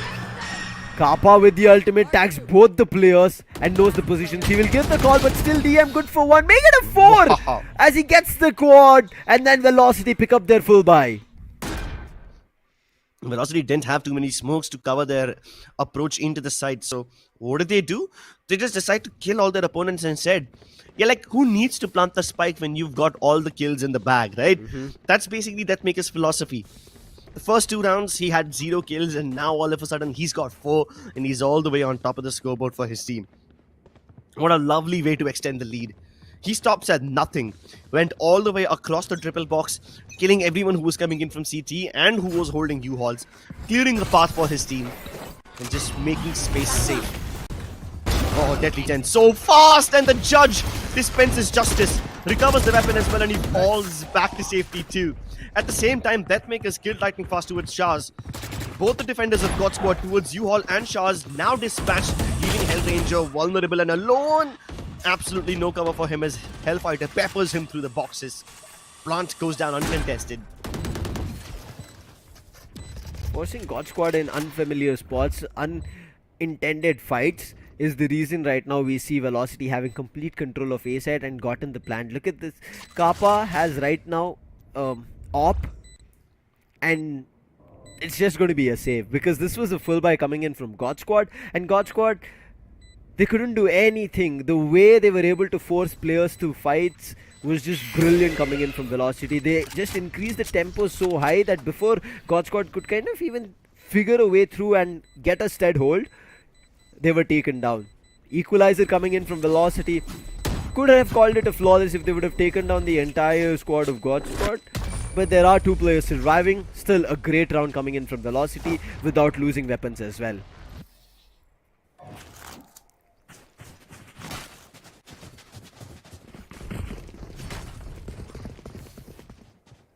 Well, at least they've equalized the score, and with both the teams now having decent weapons, I guess I can't say the same for Global Esports though. I mean, they've got the op saved, but what about the rest of the weapons?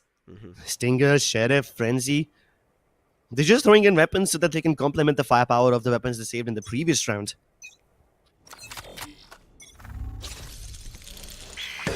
Started again, Velocity. Looking forward to another round. Hellranger reading that there should be somebody propped up the boxes. Trailblazer giving the idea that skills. There should be somebody pushing out again. Blast packing his way through. Deadly not stopping. Finds Trey. He's not looking forward to delaying or just delaying anything. He's like, I'm seeing players. I'm going to be taking them out of the board, and clears the entire A side. And it's again the same 2 players who went for a save. Rossi as well as Kappa. The op and the Vandal again being saved. Poor guys. How many more times can they go for the save? I mean, at this point, Velocity have accomplished the economic goal. They've accumulated enough money that even if they send Hellfighter on a mission to drop these weapons, it's gonna be fine. No, man. Oh, no. Not like this. You can't toy around with food. You can't make Kappa run around like this. And even though Velocity lose 2 weapons in the process, it's completely fine. They can afford this loss. God Squad cannot. Yes, it was an eco coming in for most of the players, but these 2 players who were saying the weapons, it was big weapons coming through, and that's the reason we saw 2 of them right now with just 3300 creds. So they would have to make the hard decision of maybe going in with half shields or maybe going in with bulldogs. Getting a full buy is going to be tough.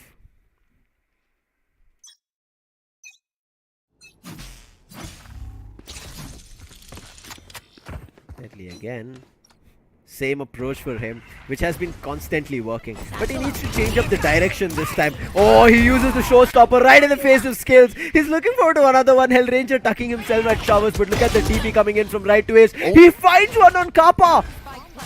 This does change the tide. It would have been a 4v4 situation if right to ace was cleanly diced off at showers. It was not the case. Yeah, but look at the positioning coming in from both Hellfighter and Deadly. Both of them holding one and done positions. They challenge the Molly. Lightning Fast walks right out of it. Deadly punishes him appropriately. SK Rossi, now revealed, has to clear out U-Hauls. But there's no trade potential available between him and anyone else. Hellranger also looking towards the other side of U-Hauls as SK Rossi swings wide. He gets them both. This man is impossible to silence, and Hellranger roars even louder. God Squad equalize the scoreline yet again. This game is going so back and forth. One could almost think that they are on a roller coaster. You said there was no trading potential. SK Rossi is a man who can... Yeah, you don't need trades, man. Yeah. If he goes in all by himself and clicks heads like these, who needs backup? For him to challenge and be ready with pre-fires, right? That tells him that there will be players, and also it's just a couple of bullets, right? That he'll be wasting like 3 bullets if he goes in for the pre-fires, so he's ready for all of them. Deadly, a brilliant 2-3 rounds with his blast packs that he did, but when SK Rossi got a chance to start popping off, look at what he's delivered. He's equalized the score and denied Velocity from running away with the lead. Both ends 2-4. Yeah. These snipers have to come alive now. Most of these rounds, this guy, like before the camera can even pan to him, he's already plucked off the fade from the sky. This fade, Velocity have no say in this round. The judge making things even harder. If you try to avoid the 2 to 4, you walk into the juggle. If you try to avoid that, you walk into Hellranger. He's holding the big guns right to ace once again, left to his own devices. He's always been a good lurker. But with the spike out of control and his teammates buried 6 feet under, what can he possibly do? He's the one saving right now. After he subjected God Squad to the same treatment, of course, tasting your own medicine is gonna be bitter. Oh, he's walking right SK Rossi won't even let him save. I mean, there's a Lightning Fast and SK Rossi both holding the same angle. A step to the left, a step in the grave, and it's a shallow one. God Squad retake their lead. You cannot count anybody out from God Squad, irrespective of the numbers. And Velocity, while they had the ultimates in that 6th round, if they would have just gone in for the post plans rather than the fights, we would have seen them getting the lead in their favor and keeping it under control. But right now, after losing that round, economy coming back for God Squad here, they look forward to push it even further. And the way God Squad love to play together is the reason that God Squad get rounds. If you, again, just like Deadly was able to isolate the players and push them into positions where they're not ready to take up fights, is when I feel like God Squad will feel separated. Going and forcing a duel. Brilliant play coming in. Skills thought he could pre-fire and take the Trailblazer out. Deadly, he finds a small gap, exploits it. Now with the Seekers, he's trying to push up Rossi, pushing the smokes from towers. He's trying to contest it, but gets challenged from shot, which he was nowhere ready from. And look at the Seas. It's caught Lightning Fast. He couldn't run away. Kappa only good for 1 in that trade, but in the meantime, the entire site is taken over, and Hellranger, he has nothing to say. Maybe a couple of flashes. Okay, he has a aftershock as well, but doing a 1v4 retake, too tough. Velocity pick up the pace. God Squad have no choice but to save once again. And it seems like every time Velocity go for one of these fast A hits, God Squad will crumble. Sure, reinforcing Shahs can be one of the options. But even after doing that, look at where the deaths of Velocity have occurred. Deep into its CT, towards Heaven and towards U-Hauls. This is a clear indication that Velocity are just simply not being stopped towards a shot in their tracks. Maybe some counter utility like the Molly or maybe even the fault line coming in from a shot all the way down towards the T-spawn can help. They just need to slow down the pace. That's all that God Squad need to do. The rest will take care of itself. Yes. Remember that one round, I believe it was the 3rd round of this half, where Deadly 10 basically jumped into the site all by himself, and the Molly stopped the rest of his teammates from coming through. The trades were haphazard. Velocity still won that round, but it became so awkward for Velocity. Yes. And Global Esports was successful in doing so simply because the utility slowed things down. If they can replicate the same measures again, then maybe they can throw a spanner in Velocity's works. Velocity loves challenges. The only thing that God Squad shouldn't do is go for a head-on challenge. And that time they just make use of a Face your utility fear! and just force it on those cards. Nightfall coming in. There was a blast. The paint shell being used from Lightning Fast is like, I don't care. I'm still going to be trying to push up. But look at the off angle. Along with SK Rossi on the crossfire, they're able to make sure that Velocity don't get a chance to enter. And this is the spanner that you talked about. Them not having a chance to push up. And it's just getting stopped at the entrance itself. And they're just being thrown and riddled with weapons, bullets and utilities. Oh no. No. Global Esports, they have the advantage and now they're giving it up. Amaterasu with 1, right to Ace with 2. They've brought it back to a doable situation and all of a sudden it looks possible. God Squad worked so hard to acquire the man advantage and they threw it away just as easily. With more than 40 seconds on the clock and similar amount of men, Amaterasu can once again pick up the pace. Where are you? This is incredible. This would be the first 2v5 that Velocity have pulled off in this map, but it certainly won't be the last unless Hellranger has something to say about 30 it. seconds left. They knew where the fault line come from. They knew that Hellranger will still be towards elbow. The only place where he can reposition towards CT, but he strikes! Amaterasu comes through with the trade. Faster. Quad kill from the captain, and Velocity stabilized themselves. Such a crucial round being pulled from Amaterasu here. Everything fell apart at B long. They tried to push up, they tried to go for a trade, it all failed. If not for right to ace finding one and then Amaterasu doubling and tripling down from hookah, things would have gone completely south and Velocity would have lost their economy as well. You saw Amaterasu's only intention was keeping a guard on the defender spawn. As soon as he understood it's an elbow, he swung so fast that before Hellranger could reposition himself, he was taken down. Lead taken back from Velocity right now with a 5-4. Their attack here on Bind is working really well. Quick Prowler does give them the info that players are outside shower, but it's going to be heavy stack towards Shot and Deathmaker without giving Rossi to react. Takes him down. There's still 2 more players and look at Deadly already in enemy's backlines and he's taken one, making sure finds a lot more. It's all up to Lightning Fast right now, who comes in from chiming it all the way from B, teleports and then to A. But he's the lone survivor. Yeah, Velocity don't want to take any risk. They jump into the teleporters, go as far away from Lightning Fast as possible. Spike planted. Now that Right to Ace has also cleared up the backlines, they know that Lightning Fast won't be coming in from behind. He has to come in from CT. Regardless, both the members of Velocity will play post-plan from long. Lightning Fast has his paint shell available again, so never mind. He just committed it towards elbow. Wrong call from him, but he is paranoid about finding them both, and they double peek. No way he survives that. Again, got a little bit closer. Felt similar to what happened in the 9th round, but just because of weaker weaponry is the reason that there was not a proper hold coming in from God Squad. Otherwise, it could have been a scene where we would have multiples of players coming in from God Squad getting a lot more in terms of value, but Lightning Fast not a little bit tad too quicker to get back into showers, get that control, then fight off way before anything in terms of a rotation could have been thought through from Velocity. Could have been a scenario where they could have gotten around, but again, back on the full buy is going to be God Squad here with a judge in the mix on Rossi. He's playing very passive inside U-Haul, making sure he does a lot in terms of damage. If somebody is up for in close counters of the game. Oh, He snaps back just in time before the showstopper hits him, but Deadly now holding the smoke, and SK Rossi gives him exactly what he wants. A fair fight. A judge in the smoke. Justice in his palm. SK Rossi now looks to turn on his charm as he refears U-Hauls. Deathmaker holding a one and down angle towards pockets. Looks to engage once again, but the stun holds them back for just a second longer. Velocity are buying crucial time, and this is amazing. Deathmaker can't snap back. 3v4. Do Velocity have any post plants? Yes, they do. The molly comes in, but skills. He's still defusing. Oh, he gets shut down at the right time. Amaterasu tries to shut him down as well. Right to a swings. Oh, Velocity bring it back at the last moment.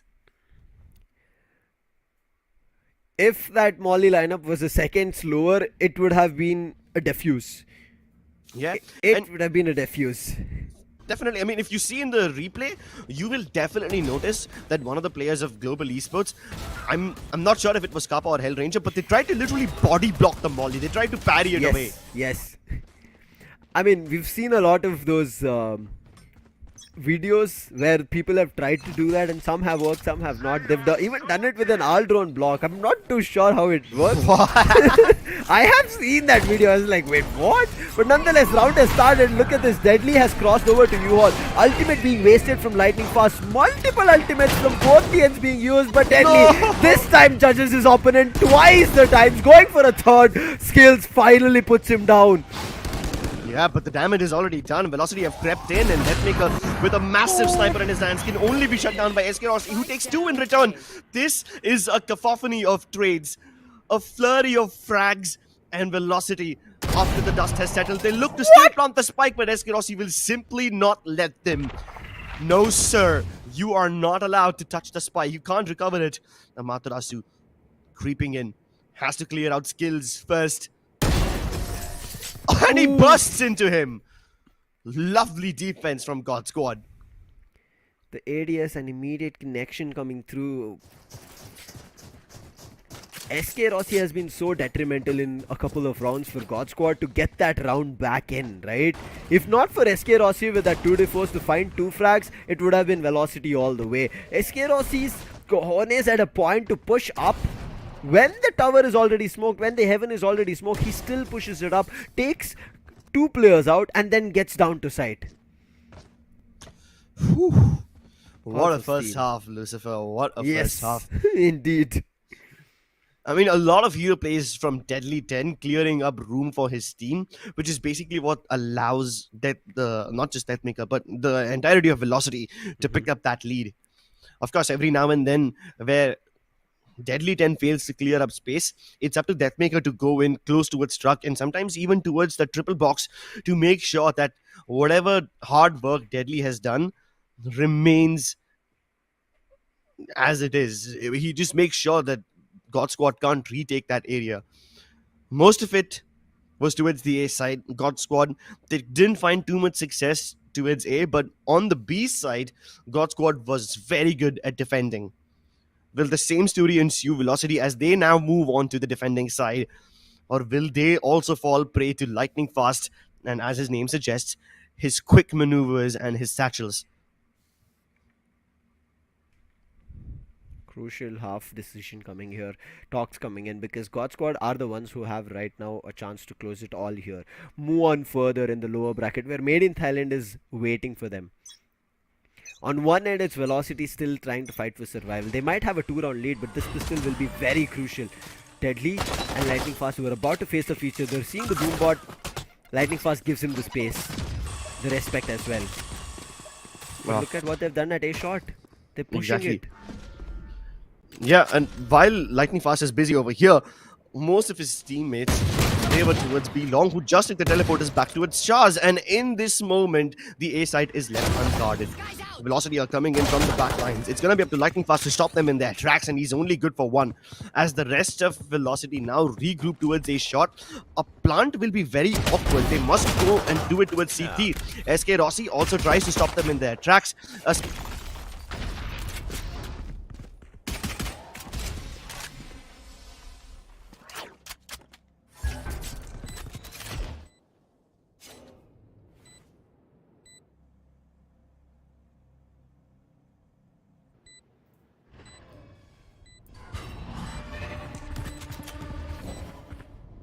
Smoke's down.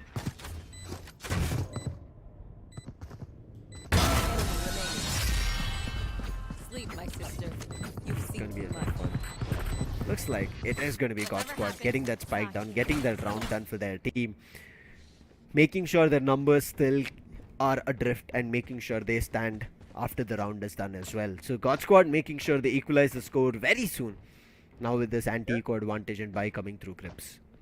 Yeah, and we've already pointed this out in the pre-game segment. Lucifer, God Squad love using those teleporters and exploiting the hell out of them. Leaving Lightning Fast towards the right-hand side of A shot, he kept most of the members of Velocity busy over there, and just when they thought that they can go for the backstab, God Squad, they turned the tables. Yeah.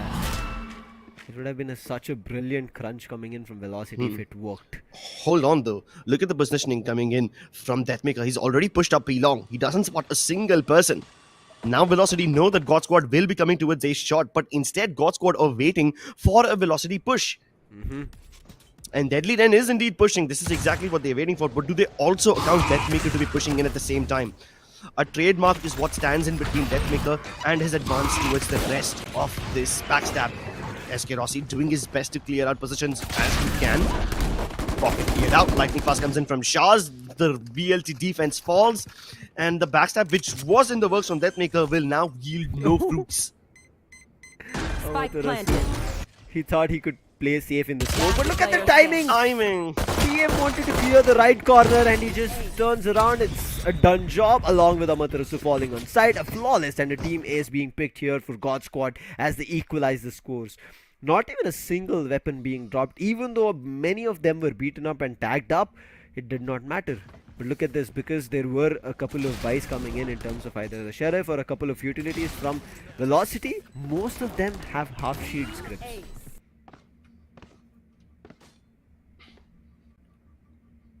Bonus for God Squad. Historically, they've bonus. converted. Yeah, I mean, historically, God Squad have converted quite a lot of bonuses in their favor. So I wouldn't be surprised if they do something similar now. But Velocity, they wake up and choose violence. Deathmaker already going in for the fight. Forces SK Rossi to get back. Having cleared B long, Deathmaker also decides to get back to the side, leaving right to ace towards long. God Squad are playing push and pull along with this one, and right to ace falls. No trade available. Deathmaker also now wondering whether he should sit over here and try to defend or fall back and wait for his teammates. At least he's able to kill Lightning Fast, so that's the danger man taken out of the picture. But he has to relinquish the site to God Squad. There's no way he can stop the spike from being planted unless he makes a smoke play, but instead SK Rossi is the one who makes it. Spike Takes planted. matters into his own hands. It was completely unnecessary for SK Rossi to push over there, but boy, oh boy, does he make it work, and he sings it like a charm. Backstab coming in from the fade. Amaterasu has been spotted by Hellranger, and Hellranger doesn't want to give him a fight. Not just yet. Flash support. Nice. What? Amaterasu does take the better off him. Enemy And remaining. Deadly 10 with the nades. Hellfighter also chimes in at the right time. This crunch is perfect. Amaterasu with that trigger discipline over there. If he wanted, as soon as he was seeing the shoulders, he could have sprayed the player down. Yeah. And He I thought Hellranger was aware about his approach. Same. But what a play coming in from Amaterasu. And also the other players, Deadly and Right to Ace, to just wait it out until Amaterasu made his move, got complete B main control. They just waited it out, and once that happened, everybody started jumping in and they got the round, making sure that this full buy doesn't go away from their hand. But as you said, SK Rossi, it was unnecessary for him to push up. But Lightning Fast said he is just sitting at 7 HP or less because he had done 140 plus damage. And that's the reason Rossi wanted to make sure that even there is an extra Vandal and a Hope or an extra player such as DM alive, let's take him out. Brilliant lead understanding again, aggression would be there. Deadly somehow managed to dash and also keep God Squad at bay with that paint shell. Yeah, but God Squad are in no hurry. They just want to bait out a lot of utility from Velocity. And the more utility that Velocity dump right now, the less they will have when God Squad decide to go for the final execute, which will probably come after 30 or 40 seconds now. Presence shown towards A. They've discovered 2 members of Velocity towards the A side. Now, do they account for a 3 stack on A, or do they believe that there will be some sort of trap on the B side? Slowly and steadily creeping in from B long. They've only left Lightning Fast to B towards B link, and he's going to be the late crunch coming in from Hookah. Velocity still have Hookah control, but the smoke keeps them from stopping the spike plan from going down. At least Lightning Fast flank was discovered, but at the same time they lost control of elbow and the site respectively. Oh, the super fast entry from Deadly. He flies into the site, he doubles up, and this is a disaster. Velocity, they give God Squad the blanket of security, but it's a false sense. They kept reeling them into elbow, they kept reeling them in the wonders of what can happen at Hookah, that they just started splitting up one after another rather than playing together, and Velocity got that round. And Deadly to be so quick to jump back into side, you could see way before Rossi could react or Kappa could get the idea that wait, Deadly is already in. they just started losing players. And yes, Deadly was traded down, but doesn't matter. DM immediately chimed in Velocity to jump back into the game like that in such a quick manner. It's just right now the communication on point that Velocity have, that they have players jumping in from different directions together to get back into sight. God Squad, You want to here, play? Let's just play. going on for random buys coming in, a mixed and broken buy committing in this round. Can they find some value? Ultimates, yes. Not too I sure love about this. this. Yeah, but I love this slow approach from God Squad. And like I said, it's gonna be trigger heavy. Oh. The trigger is gonna be lightning fast entry, but he gets shot down mid-air. With that, Deadly then is farmed up his showstopper. He sends it backing all the way towards a shot. And right to Ace is also present towards Shaz. Deadly then is trapped. But no! You're trapped in there with him! Kappa tries to flush him out, only to be shot in the face. Hellranger can't even recover the spike. A smoke stands between him and inevitable death. 40 seconds to work with, but where does he go? Every place, every step of the way, there's obstacles and hurdles that he cannot jump over. Only one flash left, and they're about to triple peek the hell out of him. There's the death waiting across. They disengage, yes, but they will always re-peek him at the same time. And death by 1,000 paper cuts away Hellranger as he gets peppered through the walls. Velocity reached double digits. 10-7. Do you think we have map 3 in store for us? Or maybe I God feel Squad so. can? The way Deadly is right now popping off, the way he's denying entry, the way he's challenging players from God Squad. 30 seconds left. He's like, you got more to say, I got more to deny. 19 kills on that legend right now.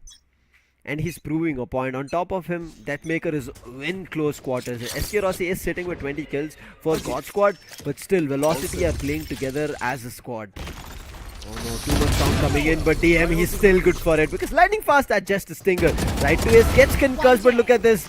Hellranger still fails, the flash hits, but it was a tad too slower. And now again, quick man count coming in for Velocity on an advantage. Yeah, they not only have the man advantage, but also the economic one. And because Velocity haven't really lost too many players in the previous round as well, they have plenty of money, even if they lose a couple of runs. Player standing. Good maneuver from Deadly. 10. A spring in his step, and the head of Kappa on a swivel. Skills left all by himself once again in a nearly impossible to clutch situation. This round is basically done and dusted, and even if Skills gets a kill or two, that is all she wrote for him. A flawless from Velocity. I mean, at this point, Velocity have so much money that even if they lose the next 3 rounds, they will still have money to purchase. And Velocity, they needed some kind of a forefront here who could aggress and do a lot in terms of damage. And I think from the attacking to defensive half, Deadly has been that anchor, or I would say that warrior which Velocity needed. And he's just running right into their faces. Everybody else is relying on that energy and then just moving forward on top of it. And I think it's just working so well in tandem for Velocity right now that they have a huge lead. 4 rounds. God Squad, they need to start bucking up. Otherwise, if they make a mistake here after this timeout, it's going to be match point for Velocity to close it and push it to the third map. Yeah, and the third map is quite a treacherous one. These teams have a rich history on Icebox. Oh, I think by now we could have had episodes or like multiple books on the history of Haven and Yeah. Velocity and God Squad. Exactly. I mean, all you need to do is hire a script writer. Could be me. We already have plenty of good cinematographers and cameramen in the team of Global Esports. Put together a documentary and pitch it to Netflix. Oh, multi-millionaire idea. Yeah, I agree. all these Ponzi get rich quick schemes and Yeah. all these storylines will definitely entice people. Oh! But what could be more enticing than this shot from Deadly? He was flashed. I don't think he needs his eyeballs to get a kill. His sixth sense and his deadly precision is enough. Right to ace. Has multiple areas to defend. He can't defend Shah's. Has to look towards shorter zone because that itself is being leaked. The paint shell flushes Deathmaker out of position, but the Prowler bites him in the face, and SK Rossi silences him. Back to a 3v3 as God Squad, they have finally taken control of the site, but Skills continues to stick the front in face of the orbital strike, and he still kills Hellfighter. God Squad answering loud. They are coming alive in this game, and Velocity have their work cut out for them. Paint shell really brilliant coming in from Deadly after getting a call from LFN. Now look at this, how fast Deadly wants to take space. Along with it, Amaterasu helps him out. It's all up to Rossi in a 1v2 situation. They have a right read and they just look in that direction, and it's a 3k coming in from Deadly. This man is so fast at this point. We didn't see this on Neon, but on this race, he's just a flying beast. At a point, I can even call him, it's become a Superman scenario for Deadly right now. He's just flying across the map. Superman? Nah, man. This guy is faster than him. He's faster than Flash. Oh, I can't think of a fictional character that matches his speed and his ferocity. 24 kills. Sheesh. And look at the spree of victories that a Velocity have gotten. 5 rounds Exactly. back to back. Exactly. And that's why I said, even if Velocity lose the next few rounds, they have plenty of money. Oh my goodness! God. Deadly 10 picks up the pace, blows them up into pieces. SK Rossi does kill him in return, and Lightning Fast has a showstopper of his own, but the Lightning Fast won't be able to respond in kind. The Nightfall stops him in his tracks. At least he's cleared a few holes, so that's some consolation. But Velocity never looked to contend that area in the first place. As they now chime in, Hellfighter pops off Tapa's head, sends him packing to the Nether Realms. No smokes available for cover, so God Squad have to make sure that their trades are immaculate. Their crossfires not as good as they hoped, as right to ace and Hellfighter blow holes in their defense, and Deathmaker delivers the killing blow. Velocity push this game to map number 3. What a show coming in from Velocity. As I said, they just needed one, I would say, ignite, one flame, one spark, and that was Deadly. He said, I'll lead the charge, I'll be the torch bearer. You guys just make sure everything else falls right in place. And that's what the entire squad were able to do. Deadly delivered, everybody else fell in line. And who would have thought that Raze, after seeing how fast Raze can be when we talk against Jet, Raze and Neon, he could have been even more quicker. How? Yeah, man. The barriers dropped and there's like, oh, Deadly is in front of me. What? Exactly. It's not even been a second. He's got his satchel prime before the barrier drops, and the moment it does, he pounces. No words. Absolutely mind blown. The ferocity of Velocity in this game was absolutely staggering, and global esports, they are left dumbfounded. They now find themselves in the decider game in Icebox. I don't even want to talk, man. Let's just look at these highlights, because there's just so many of these cool moments. But at least in the starting, it looked like, oh, it is God Squad getting back into gear. They've found their momentum. They found their groove. Get that 7-5 half. But I feel like Deadly, as soon as he started finding his own way to function, and then his team also helping him out, making sure that Deadly is in the forefront warrior situation, they made sure they used him as that brilliant god as he jumps up right on the faces of their opponent, looking forward to challenging them. But again, there is one round that we are right now seeing, the 9th round coming in from Amaterasu. Everything just was blown to smithereens coming in from God Squad, Velocity's execution, and it was Amaterasu to reel everything back. All those pieces, one after another. If Amaterasu did not pull that round back, the momentum entirely would have shifted in God Squad's favor. These kind of situations have been so very crucial for the entirety of Velocity to get this closure. Exactly. And even though Lightning Fast tried to replicate the same thing, even though he tried to go satchel in towards U-Hauls and clear it with blistering pace, he just simply did not find the same amount of success that Deadly 10 did. And guess what Deadly does? He picks up the pace once again, playing so aggressively towards A-Shot very often, just keeping global esports at bay. And because of that, God Squad almost always found themselves pushing into the rounds very late, lacking utility where it was so crucial for them to cover their advance into the side. challenge So- is the 30 deadly seconds took. left. Exactly. And so many times, Velocity were able to just win the opening duel in the second half. Yes. And if they manage to kill the spike carrier, then that's basically the round done. 100% this. win rate for Velocity if they kill the spike carrier. At a point, Yeah. I'm pretty sure Crips, they were annoyed. They were like, let's put Deadly down first. Look at him. He was nowhere inside. Nobody had vision. He just takes a paint shell, listening to his teammates' command that there is somebody stuck at triple. Gets a free kill. On a paint shell. Exactly. And even though his opponent saw it coming from a mile away, Skills could do absolutely nothing to avoid his fate. It was written down in stone. Yeah, and that became his grave. 8 Velocity. first bloods. Whew. It's not the first blood that creates as much impact, but the space really Yes. that matters more. Because so many times you saw Hellfighter, even though he puts down a smoke, he died quite early. And without those smokes, Velocity had nothing to cover their entry into the site. In situations like those, it was Deadly who takes control of U-Hauls and Deathmaker who takes control of Triple. When these two plays start to pop off, it becomes nearly impossible for God Squad to get back into the A site. Of course, God Squad was somewhat more successful on B, but Yes. Velocity just use A like their bread and butter and use it to win this game, push us into map number 3. A valiant effort from SK Rossi, lovely shots from both his operator and from his tour de force, but even with a 1.57 KD ratio, he cannot do anything to stop this Velocity train. I agree. Nothing they could have done.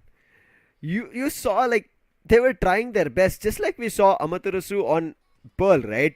Couldn't use that fate to its all prowess in terms of the prowler coming in, the positions being known. Did not work out. So I'm looking out for how it'll work out in the next upcoming map, Crips, because it's not an easy one. It's going to be a decider, and as we said, it is the one where there's numerous times that we've seen these two teams fighting it out and history books written for them. Well, this one will definitely go down in the history books, and you guys are all going to be a part of it as we witness the legendary Val Classico come to its final deciding map. But before we hop into it, we're going to go on a short break. Don't go anywhere, ladies and gentlemen. We'll be right back.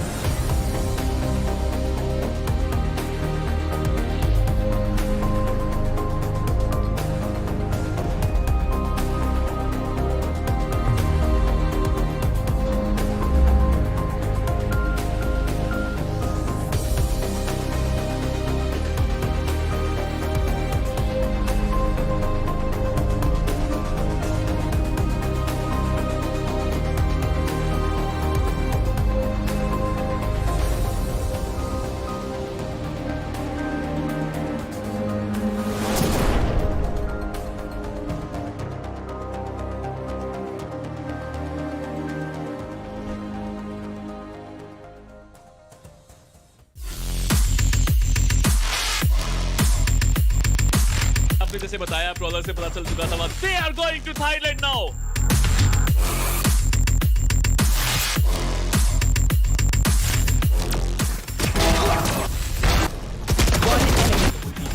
वाला है just relay करवा रहे हैं all the way from there so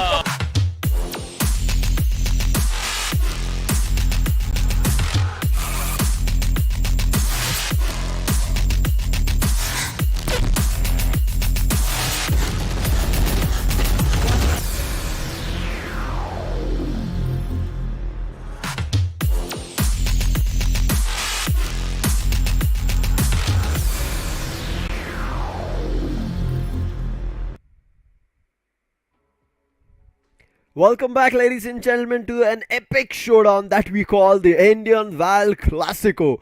And where were we heading? Haven, where we have seen these two gents fight out numerous times, push it to numerous overtimes, and come out victorious at the end. And the maximum we've seen, I think, from these two teams is 38 rounds that they've headed against each other without relenting to give up. So right now, it is justified that when we see a Val Classico, Haven is going to be there and Haven becomes the decider, Crips.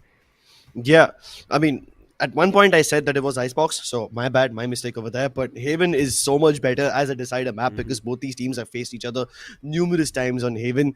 At this point, even if they come up with new brain games, I think it will all be read by either side because both the sides have looked up enough strategies and used up so many of them that there's literally no more room for innovation. At this point, it comes down to the basics. Basics like your trading, basics like making sure that your flanks are being watched. Stuff like that is what's going to determine the game. It's not about what innovative stuff you can bring to the table, but it's about which side makes lesser mistakes that will go ahead and continue in this tournament. The team that cannot stand up to the pressure, their journey will come to an end in the AMD Skyesports SEA Championship. It's going to be a tough one here on Haven to decide which is that team who are going to be coming out as victorious, and also for a fact that only one of these teams get a chance to move ahead. They are in the loser brackets. It's going to be a tough decision in terms as well as a decision to consume for the fans, especially because they would have to move out of the tournament. Let's just jump into the map veto as well and try to break it down of what can happen. First map, what we saw was none other than Pearl coming through, where we thought that Velocity should have a saying, but God Squad, the way they came back into the game, put up traps while they were walking in, and especially SK Rossi acting as anchor at A side.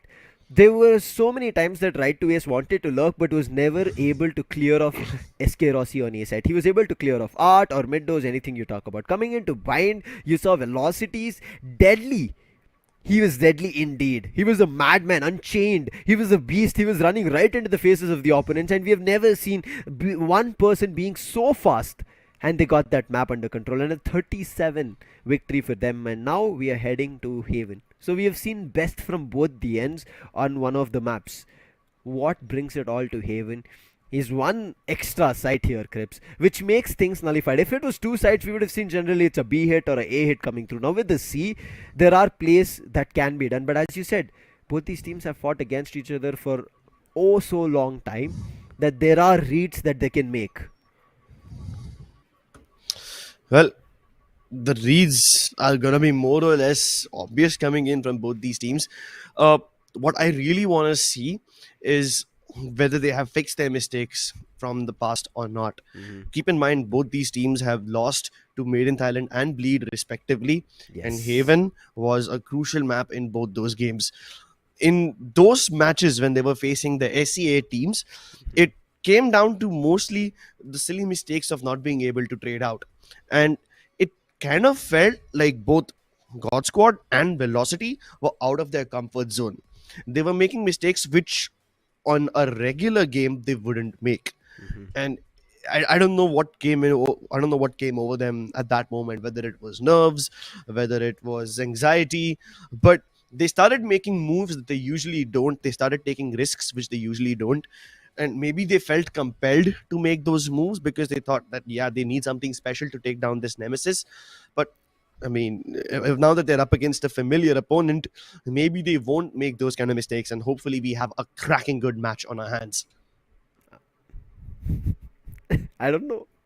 There's Will this, it be a cracking good match though, or do you think it's gonna be one-sided? I I mean, have up until now, every match has been pretty fair. Yeah, I have no clue how we jump into this Val Clasico, and most of the times when it's like a do or decider match, right? Now, when we saw both of these Titans clash against each other in the qualification stages, yes, it is a Val Clasico at any times they function, but it was not like one of the teams were right at the edge of a sword. They were about to just cut off, but this time it is, and that's why it makes it oh so ever interesting that one of the teams who are going to be walking out is, and maybe most probably one of the last times that we are going to be seeing these two giants clash against each other, because Is it gonna be the last though? yeah, exactly, it can be, it cannot be, but mostly it should be one of the last is what we kind of expect. And for all us awestruck fans coming in from India and also other regions as well, as you mentioned, right, global esports right now, God Squad have been one of the teams who have represented India on a global page, and most of the teams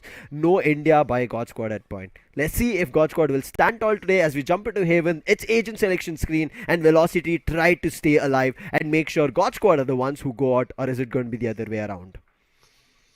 Yeah, both these teams fighting for their lives in the tournament. The one that wins this game will go ahead and face Made in Thailand in the lower bracket match. Keep in mind that Velocity have already lost to Made in Thailand once, but God Squad have not even faced them yet. Let's take a look at the agents. Breach coming out from either side. Amaterasu and Hellranger playing Breach. Of course, the two captains have picked up the Breach, so it kind of tells you how this game is going to be. The key difference is going to be the duelist. We have Lightning Fast on Raze. He was amazing on that in the previous game, but it's Zetmaker picking up the Jet this time and Deadly on the Chamber instead.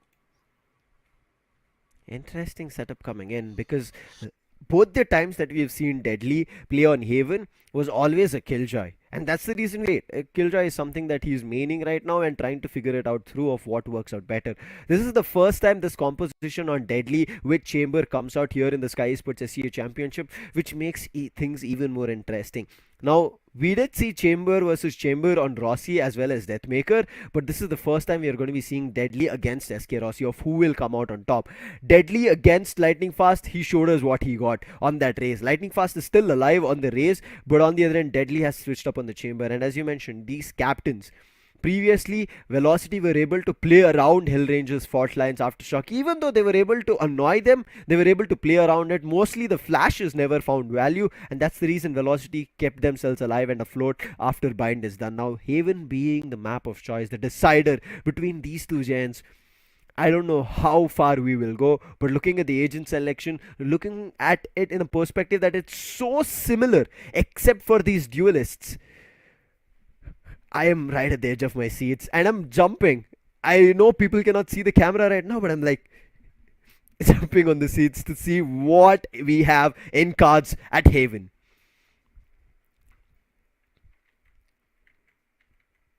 Well, let's see what we have indeed. Very soon we'll be jumping into the game. It's just so comforting to see that all these people have picked up agents that they are so familiar with. Right to Ace and Kappa have always been the best SOA players in South Asia. Hellranger, the Breach happens to be one of his best played characters. Amaterasu has been a little bit of a flex initiator, but it's just refreshing to see him back on the Breach. He's been flirting with the idea of playing KO every now and then, but now that he's picked up Breach, he can fight Earthquakes with Earthquakes. Skills, Hellfighter. Of course, both of them are lovely people, lovely lurkers as well, and they have the ability to play along with the team too. So you put this Astra anywhere on the map, whether they are alone or whether they are with the team, they can equally match up. The only thing that I did not see coming was Deadly 10 on the Chamber.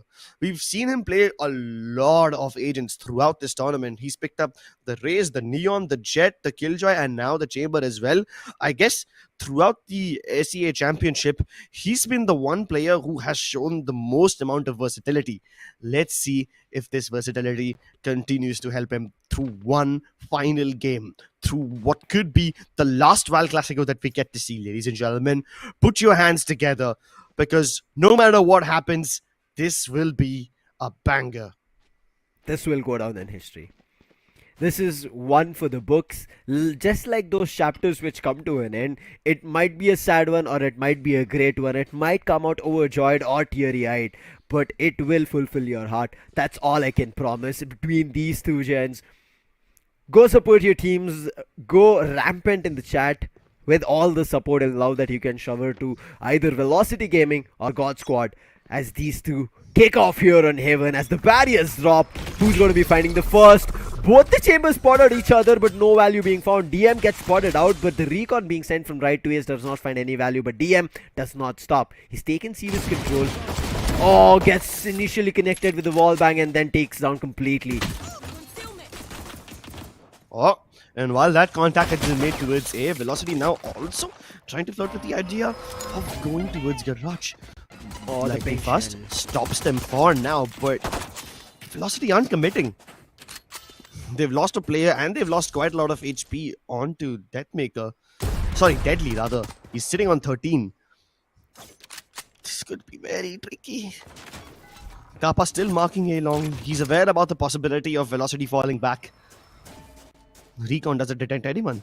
This could be a bad case of timing. The rotations are going away from A, and Amaterasu has already killed Rossi. This throws God Squad in a little bit of a kerfuffle. Now they don't know where to push. But they're getting the right read. Yeah, somewhat the right read. That's exactly what Kappa wants to do. The fault line comes in from Hellranger. It's beautiful and Kappa capitalizes on it. Not much time, 20 seconds. They need to decide an execution, and Deadly is walking right into the crosses of Lightning Fast. The intention of even hitting B is right now shut down, with Lightning Fast still holding the angle. 15 seconds on the clock. They need to get to B. There is no chance of them running all the way to C. Lightning Fast quick on the check because he knows his teammates are very close at A, and even ailing, they can go for a swing. Amaterasu falls, and it's LF to follow. That's going to be the first round for God Squad. A brilliant one coming through.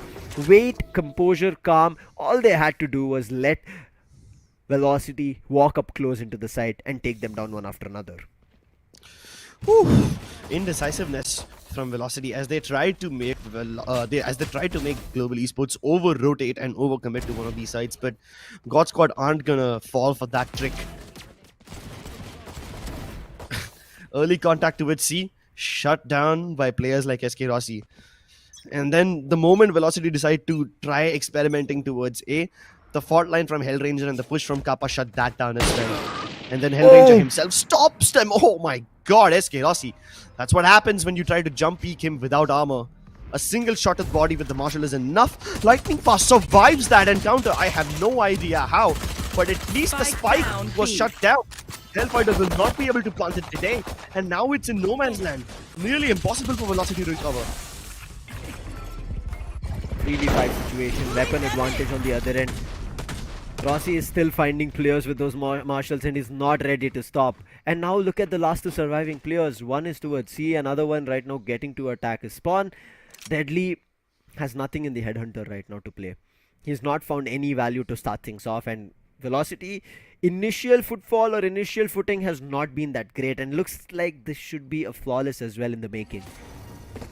Yeah, you save all those weapons, carry them forward to the next round, get that economic momentum going. That's basically what Velocity did to them in Bind, you know? Velocity had way too much economic momentum towards the end of that game. One enemy remaining. Skills tries to shoot down the recon, and that exact moment Deadly jumps through like a rabbit, bursting him down with the classic. But that's the only frag that Velocity find. Oh. And it's not going to affect them monetarily. Still plenty of specters and judges to go around. This judge can be particularly annoying to deal with. Even with a Vandal, you can't really win against a judge if it's holding the right place in the right position. And it fires the bullets first. I think Kappa can probably do that. He's the one man whose pre-fires almost always connect. That experience comes into play, but right now it's going to be Velocity who need to figure out a way through. It's their full buy. Quickly going in for a hit. As you said, they're walking rightly into Kappa, but in the meantime, look at SK Rossi. It has been spotted. Trigger discipline coming in from Deadly. Finds an easy frag on Rossi. Very crucial over there. Rossi could have changed the tides. In the meantime, right to Ace should be able to check. Yes, he does. Unfortunately, they're unable to destroy the drone. Judge has been spotted. DM has entered, and DM is just sending them all back home, clearing the site completely. Kappa is just stuck at sewers. He's facing off right to Ace, his doppelganger. Good for one. Can upgrade the weapon if he wants to, but he's also calling in skills on the backlines. Exactly, and while skills can come in from the back lines, there's nobody to push out towards CT. And the push from Deadly 10 has already determined that. So all of Velocity's forces are now concentrated towards Kappa and skills. Judge and a Vandal and a Dream for God Squad to clutch this round. Yeah, with 2v4. Difficult task indeed. I mean, God Squad were never supposed to win this. It was only supposed to be a bonus round for them. But hey, if God Squad can save those Vandals and carry them forward into the next round, I would say that's a decent bonus. True that. At least something in terms of all the efforts that they put in, and also not a lot in terms of investment. Getting a weapon such as a Vandal is a good one for them. But I think Kappa could have still gone down. He's still saving the Judge and following through with it. Yeah. Okay. I mean, you give that Judge to a player like Lightning Fast and he can cover up the distance. That is a force to be reckoned with. But imagine what would have happened if Deadly 10 did not kill SK Rossi over there. Yes. There was not a single trademark placed near window, and SK Rossi could have easily backstabbed if Deadly 10 did not kill him. This is definitely a chink in the armor, which Velocity need to address, but they don't have the tools to do so. Any trademarks available on Deadly have been placed towards C-Link rather than window. And once again, Velocity make their way towards a long. Recon darts not destroyed either way, so an awkward interaction happens between the two teams, but no casualties so far. And the moment I say that, Lightning Fast kills Deadly towards Garage. Now this is gonna put God Squad in two minds. They have the advantage, so they don't need to push, but at the same time, they need to confirm whether or not Velocity is committing to this A push or not. And that's a mission that has Kappa written all over it, and Kappa wins that duel any day, every day. Timing of that fault line and right 2 is to be caught off guard, not being ready. Amazing.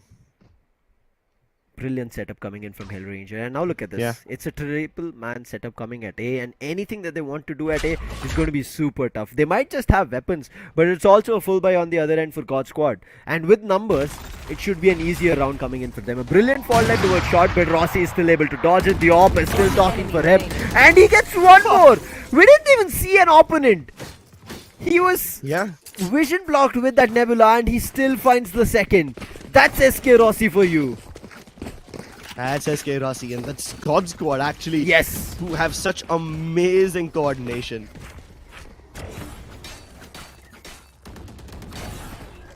What was there? Beautiful. What did he see? I don't know about what SK Rossi saw, but his opponent saw death flashing before their eyes. Now, poor Deathmaker, forced to go down to a Sheriff. Bulldogs for whoever that can't afford weapons. The rest of Velocity still have Vandals, but they've had to make compromises such as buying less stars and going down to half armor.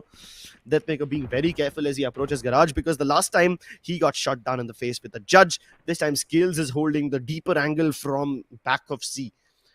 With Deathmaker out of the picture, the one person who can cover distance from Velocity is out. What do the rest of them do now? There's no way to change up the pace.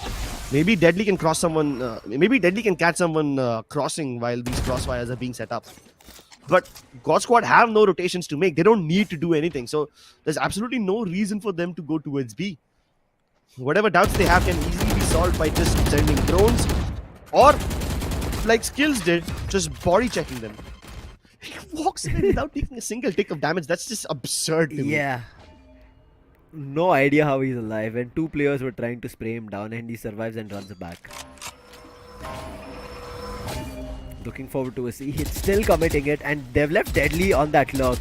Brilliant fault line. It does affect Skills. Flash coming through, but look at Deadly walking as if he's a Last player standing. dummy, Spike down. a test dummy, and he just gets broken down, and at the same time the entire team just fails to deliver anything from C-Long. It's all on Amaterasu shoulders. Too much to lift right now, and it's going to be God Squad with the fourth. I like how you paused there, Lucifer. I like how you had to carefully select your words. Just like Velocity had to carefully select their approach as they went into the C site. They were running out of options, and when they finally decided to strike, they found so many God Squad members waiting for them on the other side. 3 on side, 1 in Garage, just ready to destroy any members from Velocity who were brave enough to go ahead of that smoke barrier. Well, that's them leading 4-1. Smiles across the board for the members of God Squad. I can't really say the same for Velocity Gaming.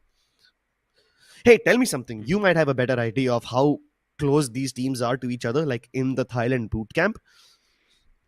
How, like, are they in the same venue? Are they in the same room? Are they in different buildings? What's the scene like? Can you ask someone like I am in not Skyesports? too sure, but they should be in close quarters. Yeah, right. Yeah. I mean, I know for a fact that Hellranger has a habit of screaming quite a lot whenever he gets around. Not whenever he that gets close happy. quarters, I feel like. I know. Yeah, so they can't hear each other, Yes. right? Like they can faintly hear Bhavin screaming. Maybe. Is that a possibility? Why don't you ask someone? Like, you have friends in Skyesports, right? So just ask someone who's on site. Let's see. Tell us what the setup looks like. I mean, all we are seeing over here is their faces. We don't know what the boot camp of those people looks like. Of course, SK Rossi put a boot camp tour video on his own YouTube, but not everyone has seen it. So, oh my god. Rossi. I don't know about his boot camp videos, but he's definitely going to put up a frag highlight when he keeps hitting shots like these. TM with the blades is looking forward to someone finally finds a way to slice and dice Rossi. The op is down. It will be recovered, but still, they've not found or created any space towards any one of these sides. That's what I'm still worried here for Velocity. Yeah. Vertical assassination from Deathmaker kills one of the star players of God Squad, but still the danger is not over. In fact, far from it. Hellranger holding an off angle catches Hellfighter off guard, but unable to fall back. Kappa looks to make timing work in his favor. Catches right to Ace off guard. Location revealed for one more player, and Deathmaker protects the spike carrier. No, the spike carrier. Now in a 1v2, on the verge of an ace, spots the last player, and the cloudburst keeps him safe for just that moment. Lightning fast versus Deathmaker. Two of the prodigies going up against each other, but he's about to catch Deathmaker off guard, and he gets the ace regardless. He caught him off guard. He caught the chip of the shoulder first. But just being so eager to rattle his bullet, send it across his rifle, Deathmaker just flicks onto his head. It started off not as a headshot with those blades, but later down the line it just became even more snappier and even more precise. TM. He is indeed a Deathmaker. He keeps coffins ready for all his opponents that he's facing. Exactly. You'll fall short of timber burying all these people. Bladestorm or no Bladestorm, he's still deadly. Lightning Fast tried to satchel his way across, and Deathmaker assassinates him mid-air. Whether his opponent is mid-air or he himself is mid-air, he is just as deadly regardless. Verticality and movement are just abstract concepts to him at this point. He can track, flick, and destroy any target at any range, moving at any speed and trajectory. That's how snappy this man is. And if he keeps feeling himself like Velocity are gonna have a pretty easy time making this comeback possible. Oh, they're stunned and they can't move across the aftershock. They're both forced to peek at the same time, and then they actually turn it in their favor. Velocity, they were not supposed to win these duels, but they get the frags. Another Rolling Thunder unleashed. The side is already cleared, so it doesn't catch anyone, but Skills is still holding that corner. No smoke to block him off, so he catches Amaterasu off guard, who was trying to clear up shot. Can't blame Amaterasu for making that move with Skills. Now, a very ballsy decision to go into the astral form. He still kills Deathmaker in that form. No way he's able to get that timing right. Hellfighter finally recovers, but that was so anxiety-inducing. Velocity, they might just be back in the groove, but you can see it's not feeling comfortable for God Squad to keep giving away these rounds. And there might be an immediate snapback coming in from God Squad, immediate reset coming in, for which Velocity need to be wary about.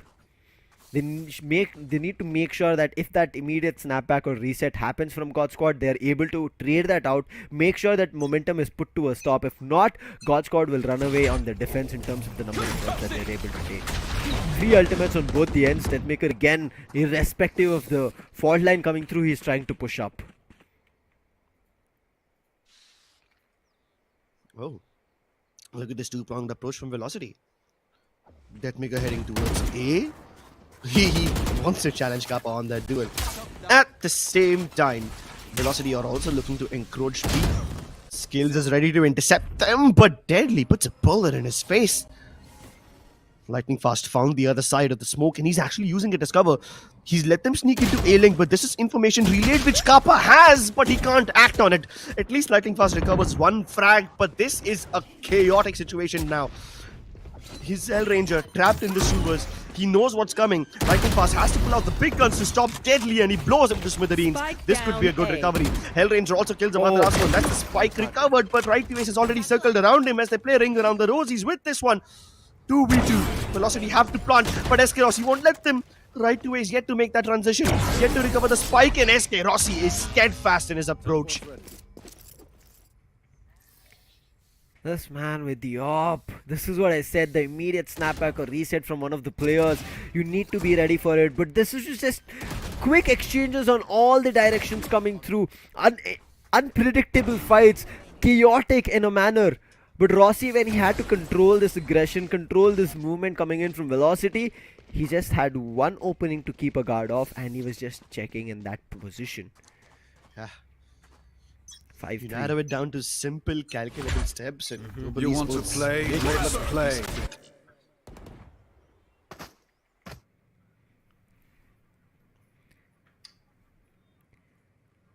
Velocity still looking forward to a way in. They've not equalized the scores. God Squad on the other end still having the lead. DM is wanting to enter garage, but it's all on the side. Chip off the shoulders being seen of Amaterasu. Immediate gravity well, and look at this paint shield. Oh, fell short because of the flash. It kind of bounced off on the edge of the door.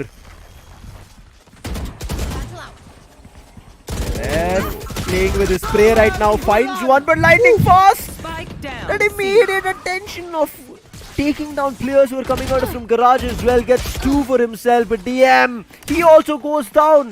Thought pushing through garage he should be able to find a lot, does not work, and now it's only the last 2 surviving players, Right to Ace as well as Deadly, missing their shots. But now Lightning Fast looking forward to ace of his own. Deadly's position known, and yes, he gets it. He's like, you are not the only one, the duelist. God Squad answer back as the duelist of their own, Lightning Fast. Oh, the way he gets off of his chair to celebrate. It is infectious energy here in the Val Classico. Deathmaker had an ace, and then he comes up with one of his own. Lightning Fast shows him who's the boss, with both the star players having taken an ace of their own. We have already exceeded the expectations of this match. Yes. And Eco here coming in from Velocity, going in for a quick execution. Kappa and Rossi are holding a crossfire. Rossi is going to be finding the first rendezvousing out. Oh wait, it's actually not rendezvous out. Velocity is just right now walking in random positions, trying to figure out some kind of damage and at least a kill. They do punish Lightning Fast for the ace that he did, but Skills is there on a quick trade. No weapons being recovered. So Velocity is just trying to do some kind of damage. Even whether it's chip damage for the economy, they're okay with it. Yeah. I mean, one Vandal dropped from the side of God Squad is not too much of a loss. Right to Ace makes it 2, but still, only 2 frags being taken by Velocity. I mean, if they were able to get one more, then I would say that that's decent economic damage, but God Squad have plenty of money to spare. You have SK Rossi north of 7,000 creds. Kappa also is 6,000 plus. So it's not like God Squad are going to fall short of money anytime soon. So even economic damage really doesn't make sense anymore. They've got the operator, they've got the guns. And there's only like 2 rounds left in this half. So they don't need to worry about money at the very least. I can't say the same for Velocity though. Yes. If they lose this particular round, the next round they're going to be super broke again. Deadly still is able to take him down. He just spams the same position he was, but there is a quick exchange coming through again. Deadly. He's walking up the same fashion without checking the pocket or the corner right behind the double doors. But look at this. Helef this time pushes up, but Lightning Fast, he needs to be cleared. He has been spotted from Helef. They're trying to corner him from both the directions, from Garage's opening as well as the logs. Works out and it becomes a 3v1 situation, and finally Velocity understanding that they need to fight head on against God Squad wherever they find the challenge. Exactly. The moment God Squad decided to challenge towards mid, Velocity instantly reply by taking control of Garage and C long. And by the time God Squad even realized that C could be vulnerable, Hellfighter was already deep inside enemy lines with nothing to stop his advance. Hellranger is about to be a victim of a deadly crossfire. And that is it. Velocity Gaming recover. Now they don't have any economic penalties. Both the teams going into the last round of this half have all the weapons out. Anything and everything that they want, but one thing that God Squad have right here is gonna be the ultimates. I think Oh, yeah, Deadly has fallen prey to so many times in the garage, at least 3 in this attacking half. Next time he will be prepared for somebody hiding in that corner. But this time, it's going to be the last round here. Making sure if it's a 7-5, it can be a similar approach, right? Just like we saw on Bind, that they can equalize the score in the pistol. But right now, look at this setup coming in. Skills is playing aggressive. They might not be ready for it, but the time they check, they get punished. But it's a quick exchange. Hunter's Fury already rallied out, but oh wait, he actually finds value on the doppelganger. Lightning Fast already in the side, goes for an exchange. And Deathmaker not stopping on this Vandal. Rossi has the op.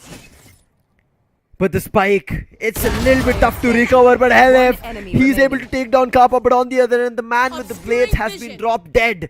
Oh no, knife out! LF. This is as chaotic as it can get. Trades upon trades, flurry of firefights, and God Squad just throw in superior numbers. Skills holding a one under an angle. The Hunter's Fury deployed by Kappa also found quite a lot of value. And then Deathmaker decides to take matters into his own hands. He just pops the hell off, getting 2 crucial frags. Unfortunately, this would have been a round for Velocity if they did not drop the spike that deep. And Hellfighter had to go all the way back to recover that. SK Rossi just found the timing once again. But again, all these rounds so close, right? They're boiling that down to like 1v1s, 2v2s. The 8-4 scoreline does not do justice to how close this game actually is, because most of these rounds, on paper, Global Esports lead by a good margin. Most of these rounds have come down to the wire. So chaotic in this first half here in this Val Classico, and a decider on Haven. And you still have no idea of where this is going. It might be an 8-4, but does not give us the idea that it'll be an easy spree of 4 rounds for God Squad to get to match point and series point and close this Val Classico right here. It has come down so close, and I feel like Velocity might just come as an entire new face on this defensive half, especially with Deadly changing up on this chamber. We couldn't see him completely run around with that chamber rendezvous and just like surprise his opponents. Most of the times he was getting surprised, caught off guard, and now he'll be ready to do that with his rendezvous setups. So there we go, ladies and gentlemen. Second half beginning. Nice challenge by SK Rossi. Deadly 10 finally has to snap back. Right away is also challenging, but no casualties so far. Only a little bit of chip damage exchange on either side. Again, after Velocity have seen members of God Squad come towards the A site, look at the response. They've sent their Astra all the way towards the bottom of C long. Hellfighter is in a crucial position. Taking that back. Even if he doesn't get kills, he's gonna... Teleport's ready.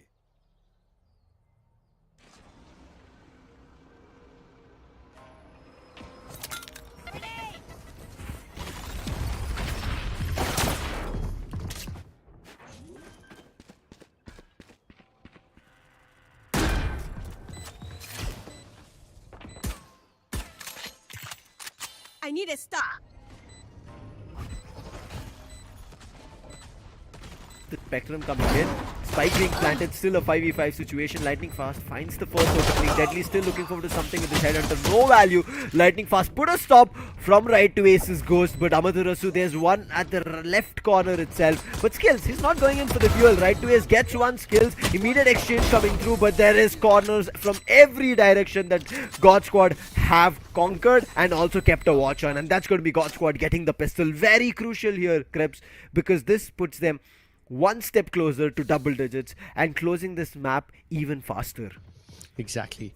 And it's good that they're up against a team like Velocity, because Velocity are not the kind of team that forces the buy after they lose the pistol. Had this been the other way around, then I'm sure that God Squad would have also gone for a force buy and taken that risk. Velocity are not the kind to take risks like those, so this should be yet another guaranteed round for God Squad.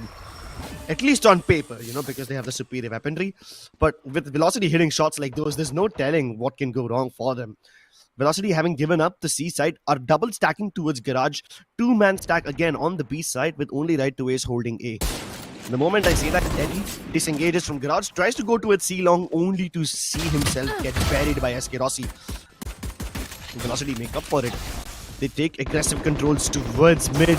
Hellfighter's already climbed up the stairs, and Kappa could have punished him with the shock touch, pushed him back just momentarily. At the same time, Deathmaker has also joined him. Hell, forget that. Everyone from Velocity is joining them. Global Esports are just winning all the fights towards window because Hellranger sprays everybody down. And that's an easy way to get yourself the man advantage. Velocity handed to them. Quick decision making over there. If Kappa fought there alone, he would have been dead. That Spectre coming alive along with the Bulldog that we see on skills right now is the reason that we see God Squad getting double digits. Otherwise, it pretty sure would have been maybe a chaotic one where Velocity would have had a chance to pick up weapons, or at least separate the players of God Squad and indulge them in those individual duels where maybe Velocity could have come on top. You saw DM, after picking one, he did not stop. He did even eliminate SK Rossi with a headshot coming through just with a ghost. Right now, it is Velocity fighting for survival. 6 rounds is the gap that they need to close off. They have the full buy, but on the other end, God Squad, they're making sure a couple of them, it's okay to invest. Let's go all guns in without giving Velocity even a chance to respond and get closer, because they're just 2 rounds apart from getting to match point. Match and series point in what could be the last Val Classico we see. Can Velocity avoid their fate? Oh, at least Deadly has an answer. Takes care of SK Rossi, but that was just one player being sent towards B, and that doesn't really make all that much of a difference. God Squad are revealing their positions towards either part of the map. They've lost a player towards B and towards A shot. It doesn't really give Velocity too much information. Oh, but with Deathmaker winning this duel as well, it definitely results in a significant advantage. At this point, Velocity can just hang back and chill. They don't need to play any. They don't need to take any more aggressive steps. The ball is in the court of God Squad now. While they don't have too much time, they at least have an opportunity to catch several members of Velocity off guard as they have split apart. Hellranger holding A lobby. You've got Skills holding the bottom of C. 30 seconds It's a left. 4v2 situation. Should be an easy one here for Velocity. And you can see God Squad, I think with a couple of Vandals that they had invested, they've decided to just stay that way rather than going in for a fight. Hold on though. Skills and Hellranger are not moving. 10 For a seconds second, left. the camera flickered to one of these people and I saw an empty chair. Maybe they're using this round as like an extended timeout. They know they're going to lose this round anyway, so I'm just very surprised Hellranger doesn't get killed there. So yeah, you can basically see God Squad just taking a chill pill. They knew that this round was one of those rounds where they have no chance of winning, so they use it as an extended timeout. They try to figure out what they're going to do in the next round, which I think is fine. We'll wait out and see what happens right now, and it looks like, as you mentioned, even might be a technical one coming through. Yeah, it but could be a technical timeout we as well. will look forward to what happens next, but right now you could see Velocity are looking forward to gearing up, understanding that they're right at the edge of the knife. They know that the sword can anytime swing and can cut the entire ship of Velocity down and let it drown, and that's the reason they are also fighting. Now that was a very crucial full buy, because if they fail that Crips, you know what's next. Getting the 11th and not having an economy would push an easier 12th for God Squad. Yeah, that was inevitable doom. But right now, Velocity do have a fighting chance. Yes, still a 5-round gap, but they should be back after that. Getting it closer to a 10-10 is all the hopes that Velocity fans have. On the other end, God Squad fans are looking forward to closing this map very soon and putting an end to this, sending God Squad against Made in Thailand. As you rightly said, God Squad have not played against Made in Thailand. Made in Thailand, on the other end, they're not happy about the defeat they received today. It was Yeah. such a good matchup between both Made in Thailand and Bleed Esports. We Oh, yeah, thought it would definitely. have gone the third map as well, but just 2 maps. I was still overjoyed, feeling like it was 3 maps indeed. It went Yeah. so long, so back and forth. I wouldn't have loved it any other way. And right now, this also feels in a similar fashion. Yeah. Both God Squad and Velocity fighting with all they've gotten, understanding that they're fighting for survival, but making sure that they deliver what is necessary and prove which is the best team on this given day. Yeah, I just realized even that Bleed versus Made in Thailand game, even though we didn't get to see a map 3, the last map did go into overtime. So, yeah, you've been casting since all that time.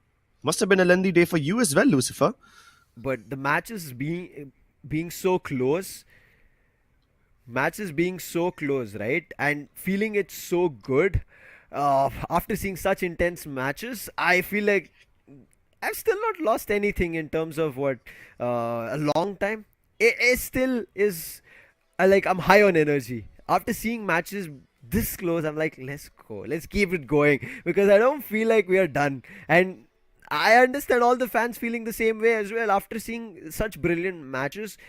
It's one thing that you root for your team which you love, being the fans, but on the other end, you pretty sure if at the end of the day, whoever you are, you're a Valorant lover. Seeing Yeah. an Valorant game so evenly matched and so well played out, it's just the match that you want to witness and be good with it. Yeah. This has been a lengthy day, but I think it's all worth it.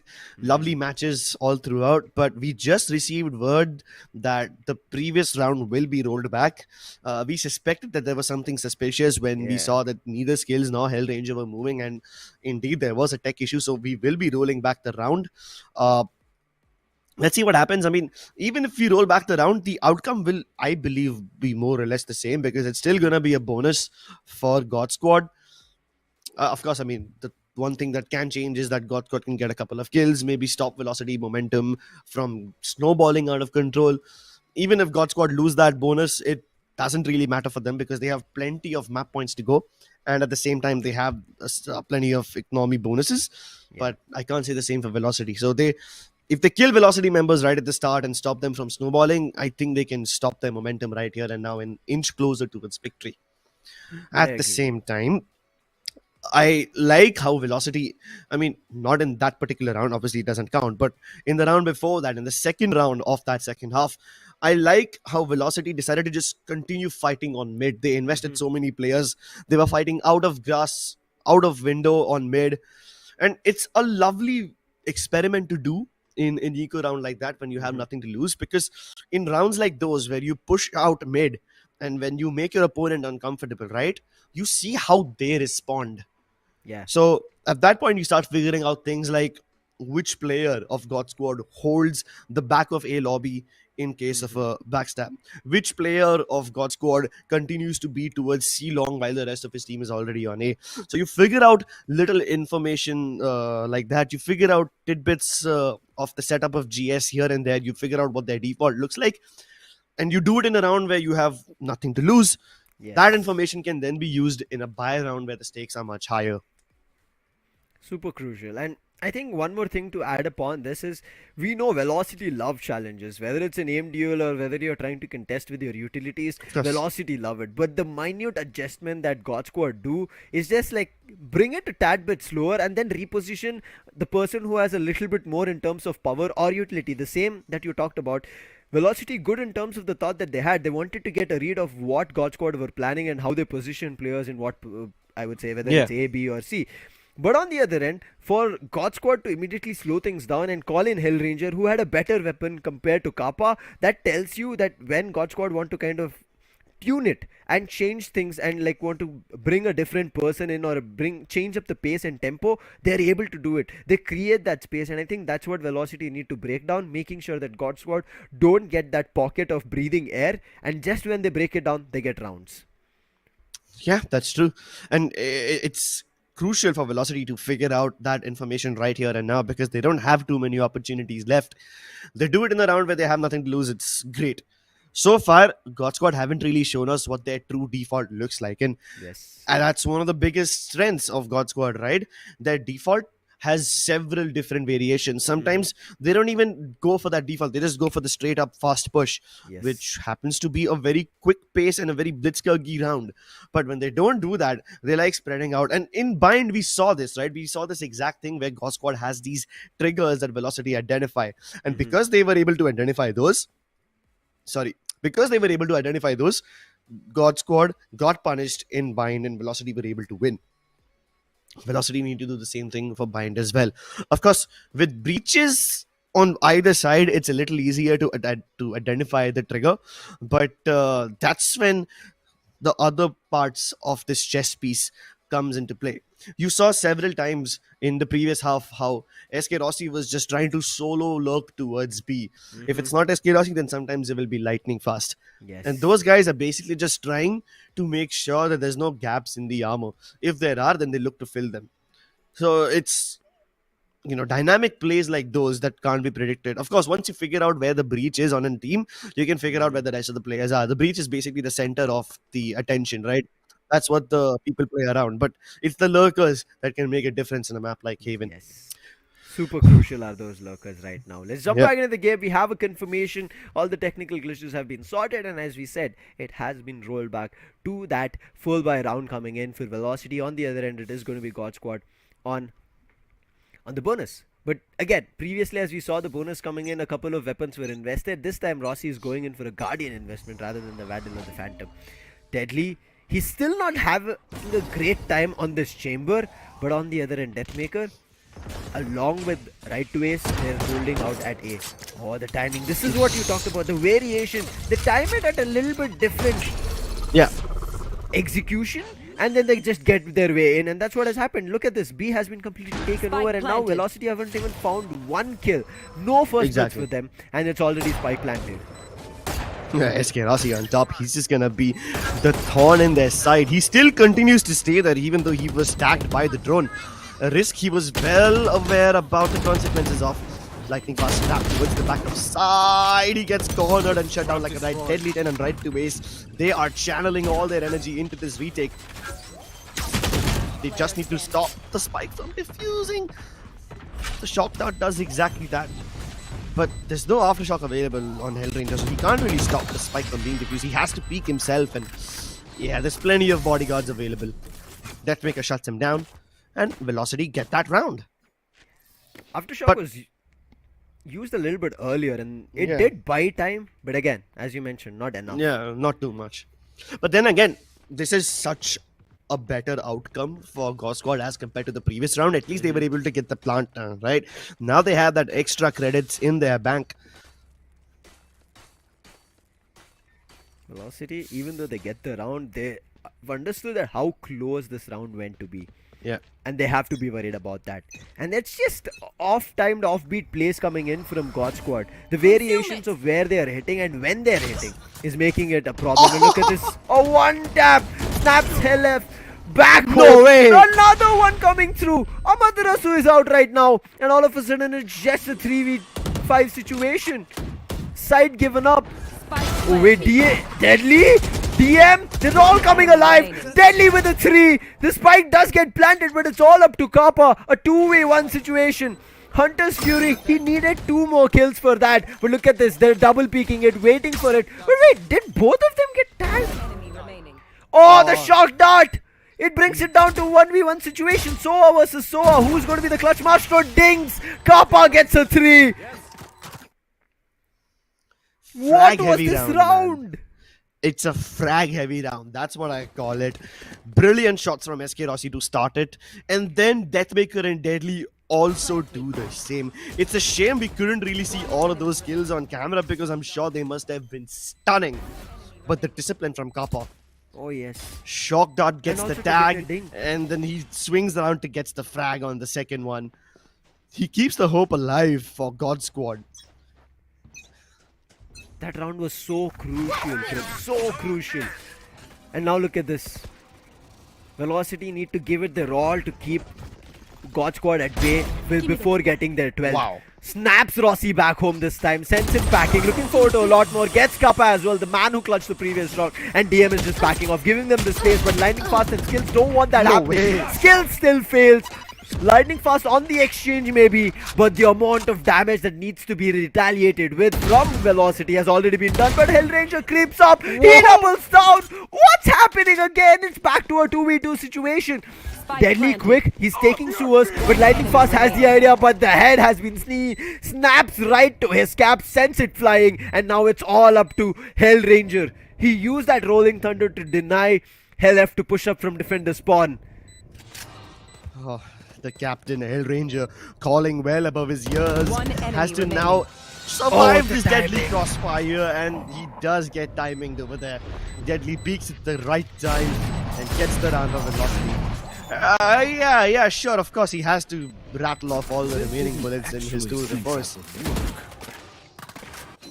But That was a with save. both the teams having rounds back and forth like these, neither of them can build economy. And also momentum, I would say. And momentum at the same time.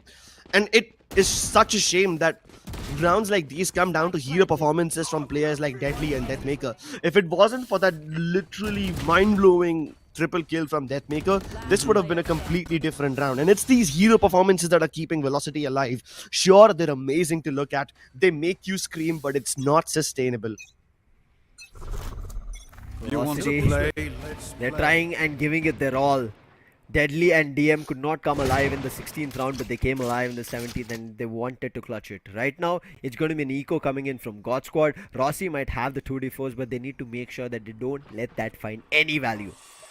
It is a heavy stack towards any kind of A or B, but leaving alone Helef at C might be a risky decision. If he gets caught off guard and they push him super fast, he might just go down in no smokes, and that's the reason. Quickly look at Deadly repositioning, making sure Helef has that opportunity to fight. Look at this garage positioning. No way! Rossi thought there might be nobody peeking, but Deadly doubles down with that op, and also Rendezvous out.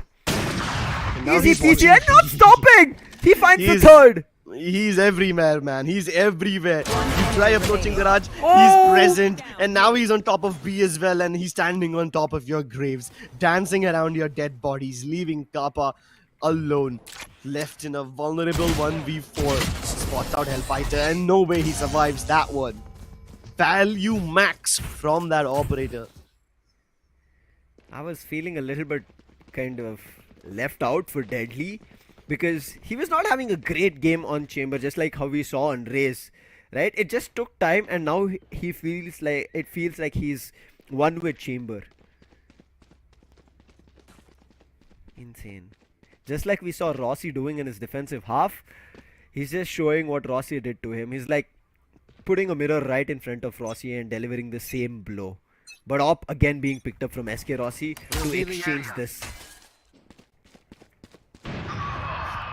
Oh, SK Rossi starts off his killing spree. And he does that by taking out Deadly 10. The man who was responsible for shutting down God Squad in the previous round is out of the equation. And with that, God Squad can start their reign of terror. Lightning Fast already pushing them back. The showstopper blows up our right twist from Submarines, but Hellfighter is dancing around that smoke. He's keeping himself alive, and with that, he's keeping the group of Velocity also alive. A ding comes through, but the Ampverse can't follow up. Ah, so crucial on that A hold. Once they lost that anchor, you saw God Squad decided to push in from all directions. And also, that pocket again that we talked about. God Squad always create that pocket for themselves where they can take a grasp of air for themselves and make sure that the opponent will be pressurized. And that's what happened here. And now with God Squad already at match point, series point, right to close this at this lower bracket Val Clasico to decide only one of these teams to go ahead. Scanning ahead. God Squad, they have victory in the palm of their hands. All they need to do is hold on to it tightly and not let it slip. Flashes come through, no follow-up. That's an opportunity missed. Deathmaker though already has, he's already climbed up the A lobby. With this, he can hear footsteps of God Squad falling back. If he can relay this information early to Deadly 10, then he will be prepared, and Deadly 10 has the weapons to stop them in their tracks as well. About to get multi-peaked. He's up for the task, misses the opportunity, but doesn't matter. He's still alive, so he can reposition and try again. At the same time, Hellfighter, if he moves away from this region at this time, it would be so crucial because there's one more person knocking on the double doors of Garage. Deadly 10 once again flash. The operator gets shut down. Rolling Thunder invested, and it keeps God Squad at bay. Even though Hunter's Fury is thrown in for that exact same reason, but Lightning Fast into the back of sight, and he's able to get one sneaky frag. Velocity still have the numbers, but the spike is dropped in no man's land. SK Rossi with the flank from B. He goes undetected, unchecked, but can he be the untamed beast that God Squad requires right now? Can they account for him to step down the garage ladder? He might be able to catch Amaterasu off guard, and with the pop, and his position is revealed, but Deathmaker is there to trade him out. 14 seconds left, and Kappa has no choice. He would much rather save this Vandal and live to fight another day. Ooh. Again, a flurry of kills, chaotic round coming through. SK Rossi Okay. right at the brink of taking a lot in terms of players, their kills. He was put a stop to. For him to miss his shots from Garage and then reposition, I thought he would just reunite with his teammates towards C-Long, but he's like, no, I still want to keep this lurk alive. He pushes from B, finds one. That's the most crucial part. If he was left to do a lot more, it would have been God Squad closing it right here. Now with Velocity at a scoreline of 8-12, just 4 rounds to go, there is a possibility. But they have to tread very lightly. You could see God Squad, they are so ready to go for those trades. And if those trades are let to be taken, God Squad might just be able to close it. Again, quickly jumping into the shot is going to be lightning fast, but his position will be known. Yeah. And more importantly, there's a trademark right around the corner, so we can't even move that much closer. Right, the Ace is marking the same angle. Deadly 10 watching long.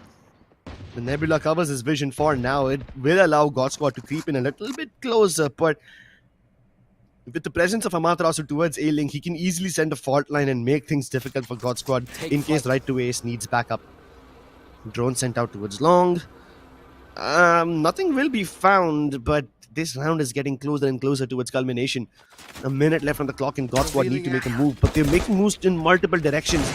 You have skills ready to breach towards B, and there's no trademark in the way, so his luck can be successful in case Amaterasu is not prepared.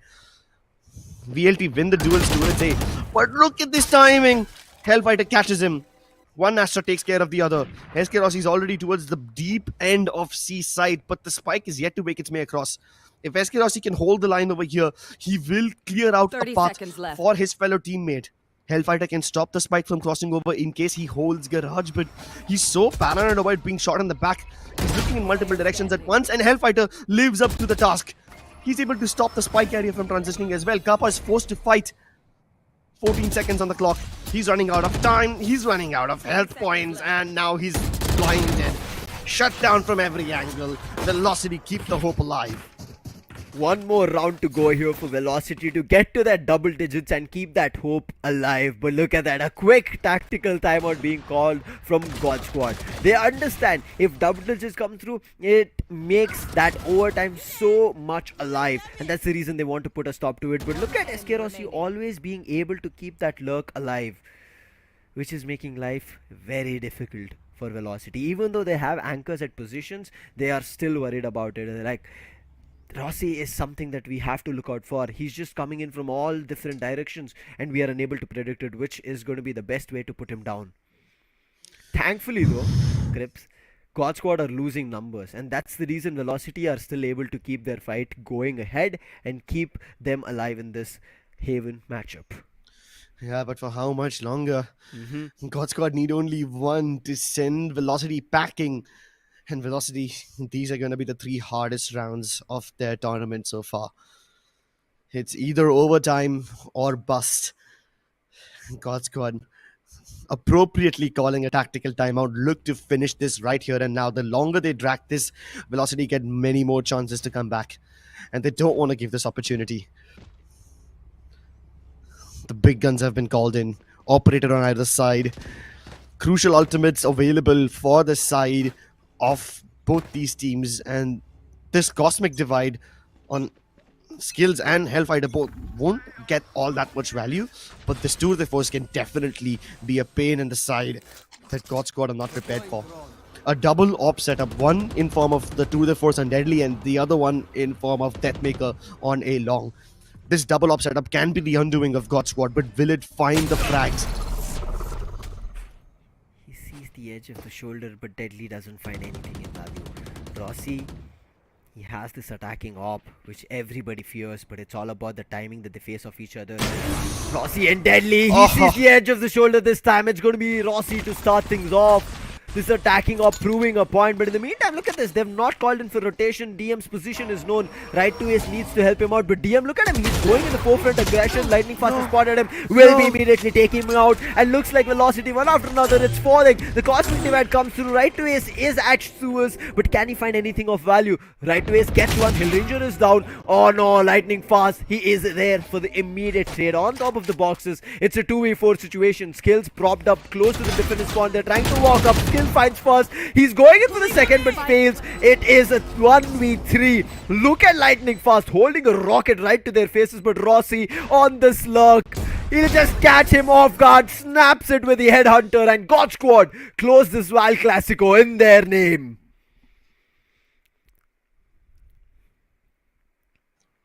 Lovely attempts from Velocity Gaming, but in the end, it's God Squad that goes ahead. They will now be facing Made in Thailand in the lower bracket. And if they win over there, then they will be facing Bleed in the grand finals, which will be a revenge match. The huddle takes place. I'm sure that these men will be screaming GE fighting as this huddle is thrown up as their arms are thrown up in the air. What a lovely match from both these teams. Kind of reminds you why this game is called Val Classico. It tells you how beautiful Valorant is. The brain games from either side, the pressure is palpable, the suspense is killing. Krebs, I still feel like this matchup would have gone a long way in terms of the scoreline, even further, if DM's ace and then a flurry of rounds would have come to Velocity's end. The immediate shutdown coming in from Lightning Fast to answer back with his own ace is the reason I feel like we did not see it completely come to the end. But what a wait for both these giants to fight against each other. At any point, it never felt like, oh wait, looks like this is a brilliant setup. Even though it was a brilliant setup, it was just broken down in a couple of seconds while they were trying to go for execute. On the other end, if that execute worked out and Velocity maybe got an upper hand or God Squad got an upper hand, it would be either Amaterasu coming in or DM or Deadly who would just break things down like it was just a statue which was about to be powdered, right? And that's how things just fell apart, and it was so back and forth. At a point I was like, how far are we going to see this matchup? But I think God Squad did one thing right, is leaving SK Rossi to lurk at all times on this attack. Irrespective of how they lose players, Rossi was always there doing his lurk, finding one or the other player, killing him, and then finding the value. Yeah, and while this lurk really works well against a team like Velocity Gaming, it was their undoing in their match against Bleed. So it really depends on who your opponent is, right? Yes. Some tactics work against some of the opponents. They don't work against a team like Bleed. Let's see how God Squad now adapt as they go up in their next match against Made in Thailand. But before we get to that match, let's roll it back and let's take a look at the highlights. There were some amazing moments in this game. Some juicy aces as well. And the flurry of flags, it deserves a highlight moment of its own. Look at the shot coming in from Rossi. Like, come on, it's a martial and he was trying to go for a jiggle peek and still able to capitalize on that. Is this the round? Yeah, that's the ace round. Deathmaker had such stylish moments in this entire game. He was popping the hell off. The only person who could stop his advance was Lightning Fast.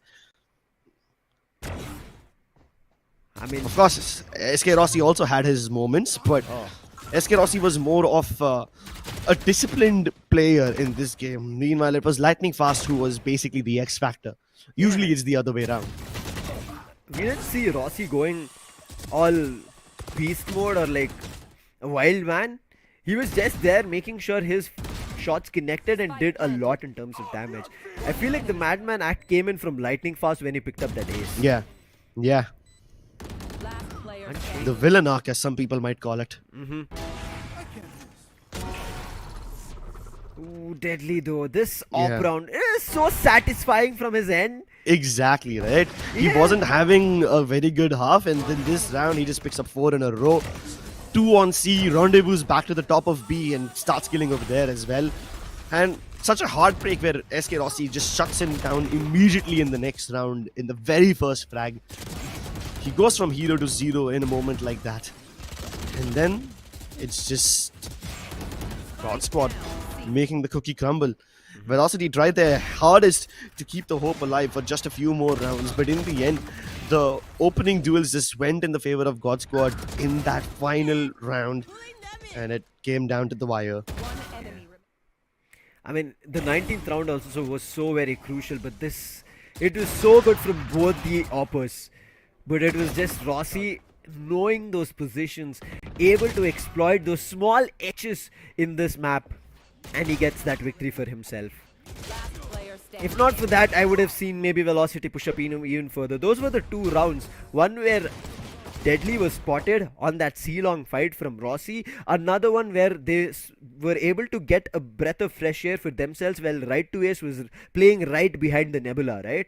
If Right to Ace could have found a little more in value, Amaterasu would have helped him out from the defender spawn. But again, it's just the story that we can create after all. The story has been completed with God Squad reigning on top. And look at this, lightning fast.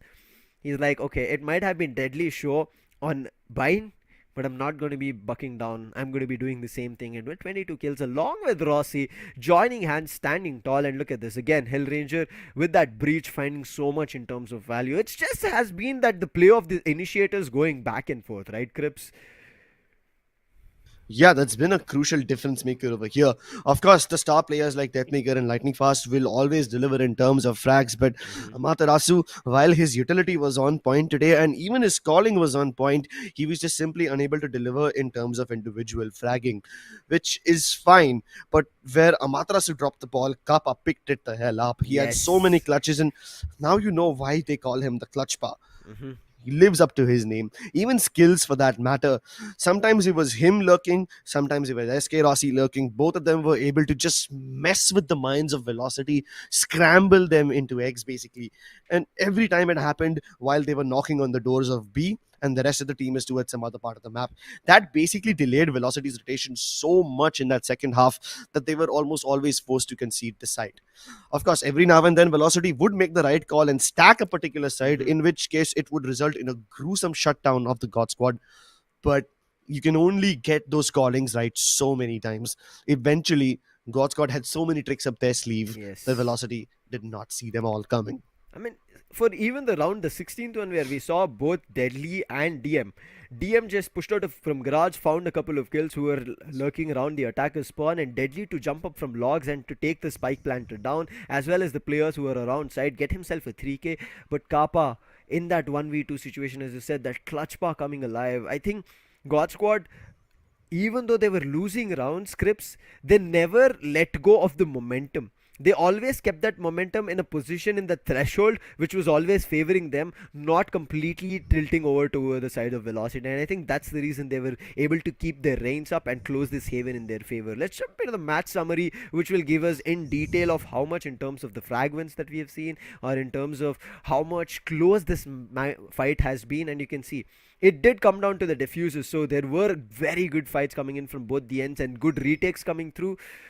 But you can see, even though it was God Squad winning it out, highest ACS econ coming in from both the players of Velocity tells us that they had a lot more to do, but God Squad played together as a team and turns the tide around in their favor. And God Squad, that's the crucial factor over there, right? When they stick together as a team, they're nearly impossible to stop. When they split up and play their defaults, they're nearly impossible to predict.